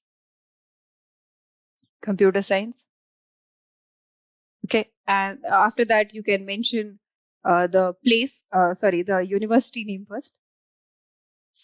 University name. And then you can mention the year. Okay, 2008 supposed to 12 something. And then you can mention the place where it was. Or place is actually optional. You can skip this also. This is important. And then you can mention your CGPA if at all it is a good CGPA. So only higher education is enough, because you have other things to add in your resume, right? And other education like your 10th and 12th doesn't is less relevant compared to your experience which you have to show in the resume.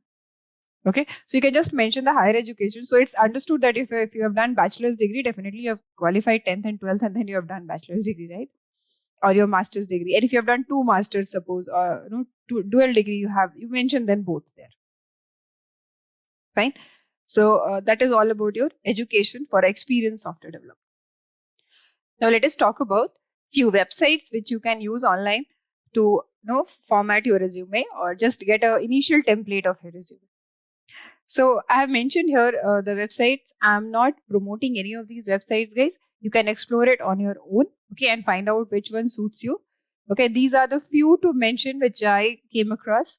Okay, so like Jetty, Visual CV, Enhance CV, Resume Genius, Resume, all these are the websites where you will get templates, like hundreds and thousands of templates are there.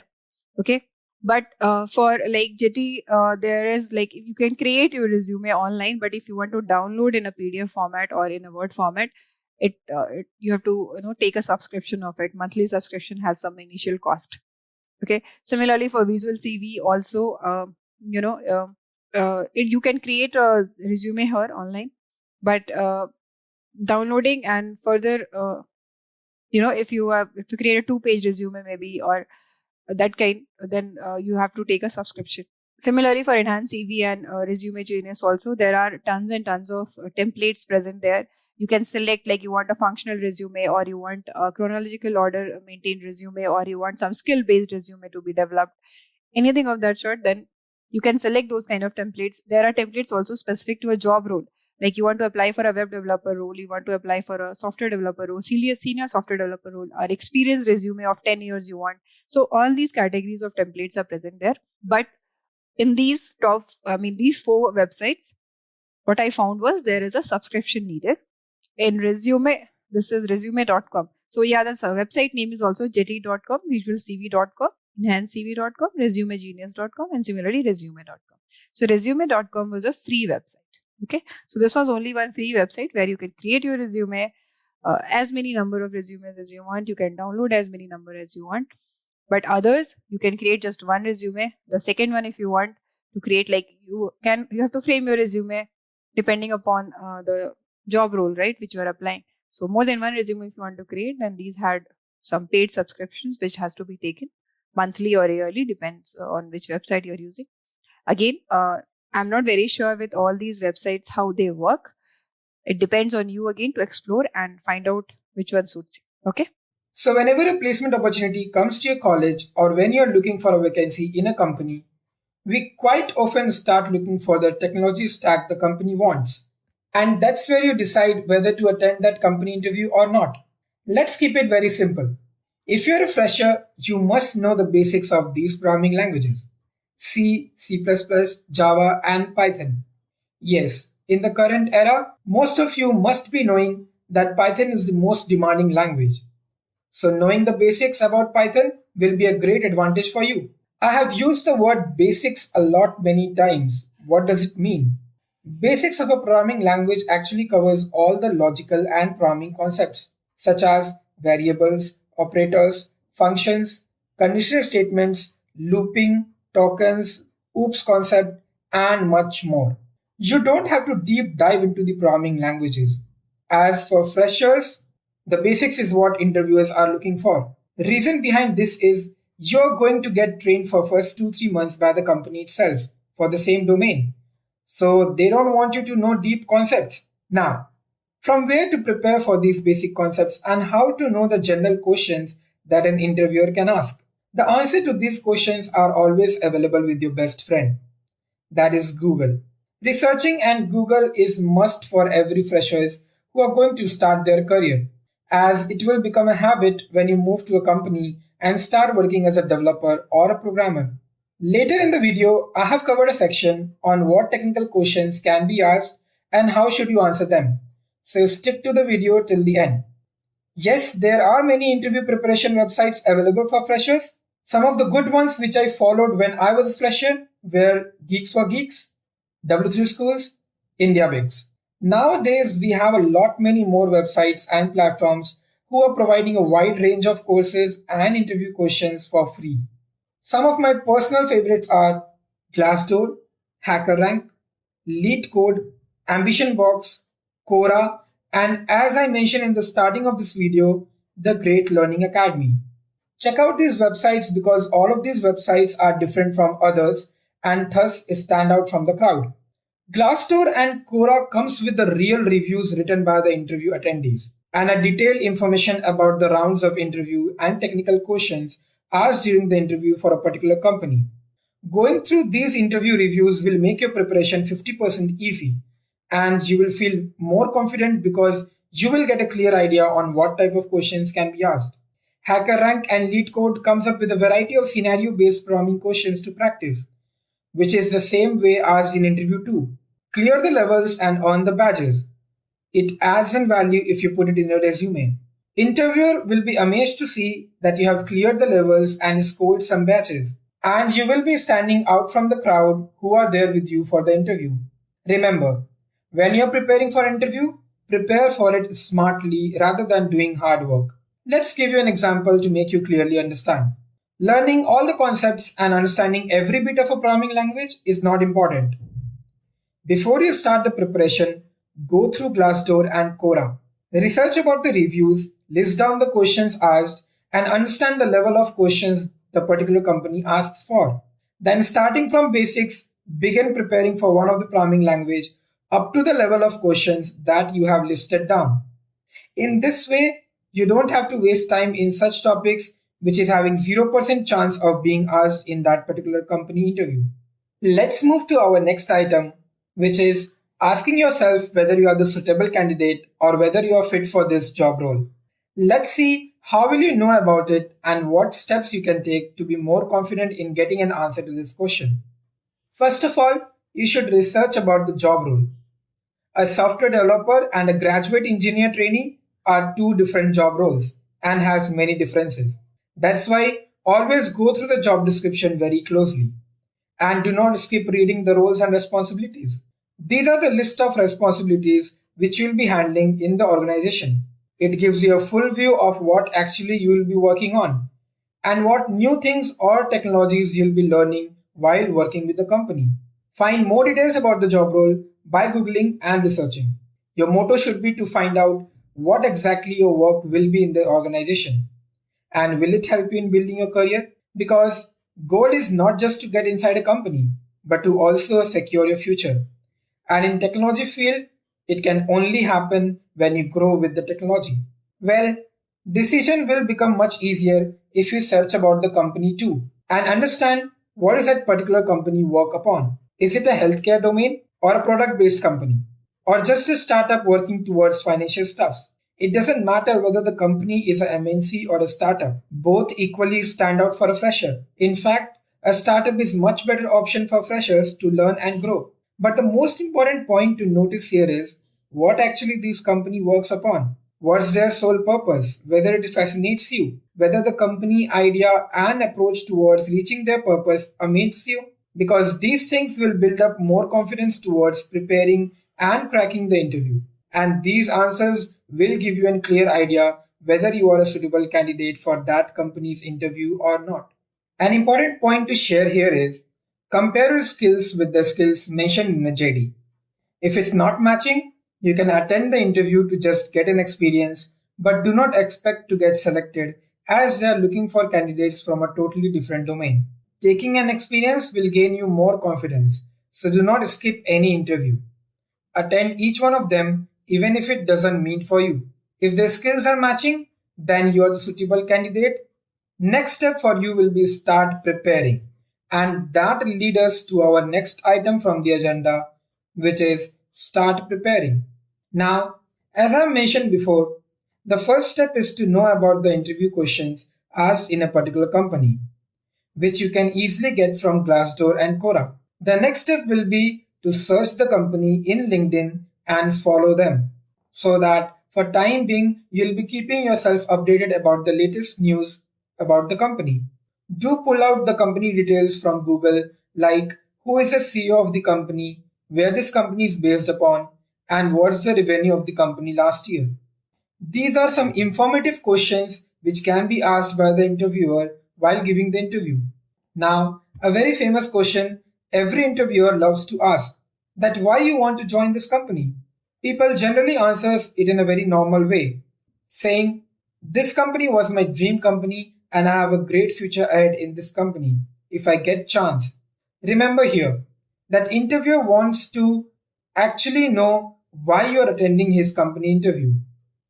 What made you come there? So the answer should contain all about the awards and achievements what company has received. All good things about the company which made you fascinated towards attending the interview.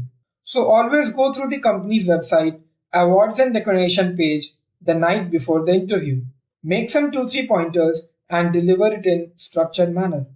Think how an interview can be much more easier. Think about ways which can help you. Like a mutual friend or a college senior working in that company can help you a lot by sharing his or her experience while giving the interview. Not only that, he or she will also let you know about the environment in the company and the details about the company. These small tasks will give you much more confidence and put you in a much more stress-free situation. Now, let me tell you about the technical preparation which you need to do before attending the interview. Interviewer always asks very easy questions, but in a tricky way. Normally you think that it's a very hard question, but fact is it's not. Interviewer just twists the questions, but concepts is same. So make your basics strong. Once your basic concepts will be strong, you'll be able to handle that tricky and twisted question in an easy way. Always keep your answers crisp and clean. Do not tell any extra things to the interviewer while answering a question. The answer should be only related towards the question. No extra explanation needed. Reason is, if you try to explain it in a more broad manner, taking 10 to 15 minutes, interviewer will take some words from your answer and keep on asking questions on that. So don't get caught into this trap. Remember that watching videos and learning is much more better than reading from books. YouTube is one of the best platforms for freshers to prepare for any programming language. Choose your best coding YouTuber who you can easily relate to. and watch their videos or tutorials in a daily basis with practical implementations. Some of my personal favorite coding channels are Telesco Navin Reddy, Programming with Mosh, and Kud Venkat. Check out their YouTube channels and start watching their videos every day. Great Learning YouTube channel is also continuously coming up with courses in several domains. You can check it also. YouTube provides explanation for a concept in a very layman terms, which any beginner will be able to understand. Explaining any concept to an interviewer in the same layman terms, taking any real-world examples will make you stand out from the crowd. Because the better and crisp you explain any concept, the higher the chances of getting selected. Sometimes interviewers do ask questions from your core branch also, even if you have gone for an IT job role. They does this to check whether you know the concepts which you are learning from 4 years or not. So these questions play an important role. Let me give you an example. If you're from EC or EEE and the interviewer is also an EC or EEE engineer, then he is definitely going to ask some basic questions related to electronics. And trust me, he knows the answer and he expects the same from you because that's your core branch. So always be prepared with some basic questions related to your field. It can be what is resistor, what is capacitor, what do you mean by semiconductor devices, how current flows, etc. etc. So these are the preparing steps which you should take care of. And now is the time you should know the guidelines for the interview day. The very first point which I want to bring into your notice is always revise your basics early in the morning. Keep a notebook handy with you on the interview day, which should have all the important pointers written. Let it be related to your core branch topics, programming language topics, or company details. Do not take stress as you have followed all the steps and you have prepared very well.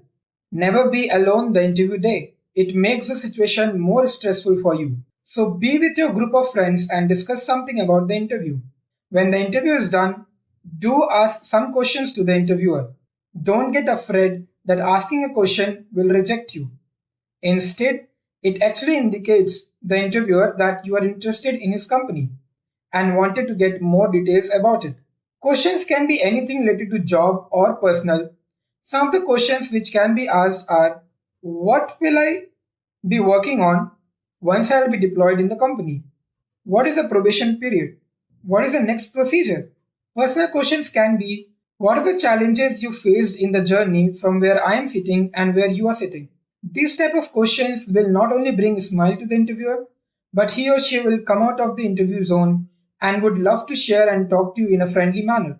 Now, as we are coming to the end of this video, let's summarize everything which we have covered and make you note down the basic and important points to remember. First of all, identify the common topics which has been asked by the interviewers in a very frequent manner. Basic topics such as conditional statements, looping constructs, variables, data types, etc. Next is avoid giving excuses. Do not say like, give me 5 minutes of time, I'm refreshing and I'll tell you the answer. When you have been asked a question by an interviewer and you don't know the answer, then just say that you don't know the answer. Remember that honesty is very much visible to an interviewer. If you'll try to fake things, you will easily get caught and they will ask questions around it for which you will not be having any answer. Always prepare on your favorite topics beforehand, as it will be a direct question to you from the interviewer.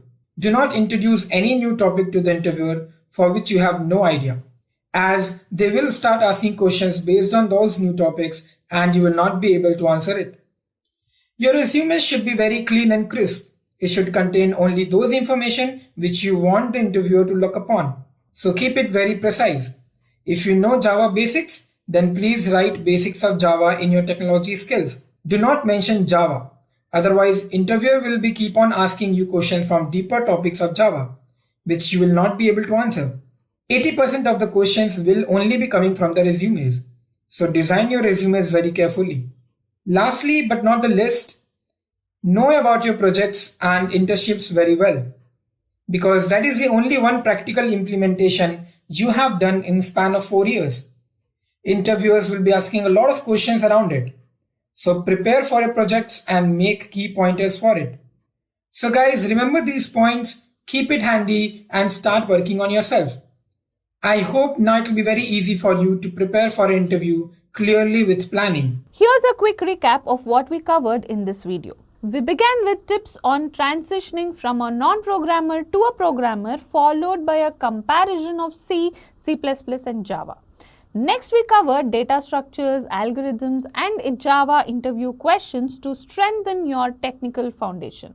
We also explored database management, including MySQL installation, DBMS basics, normalization, and ER diagrams, along with a beginner-friendly MySQL tutorial.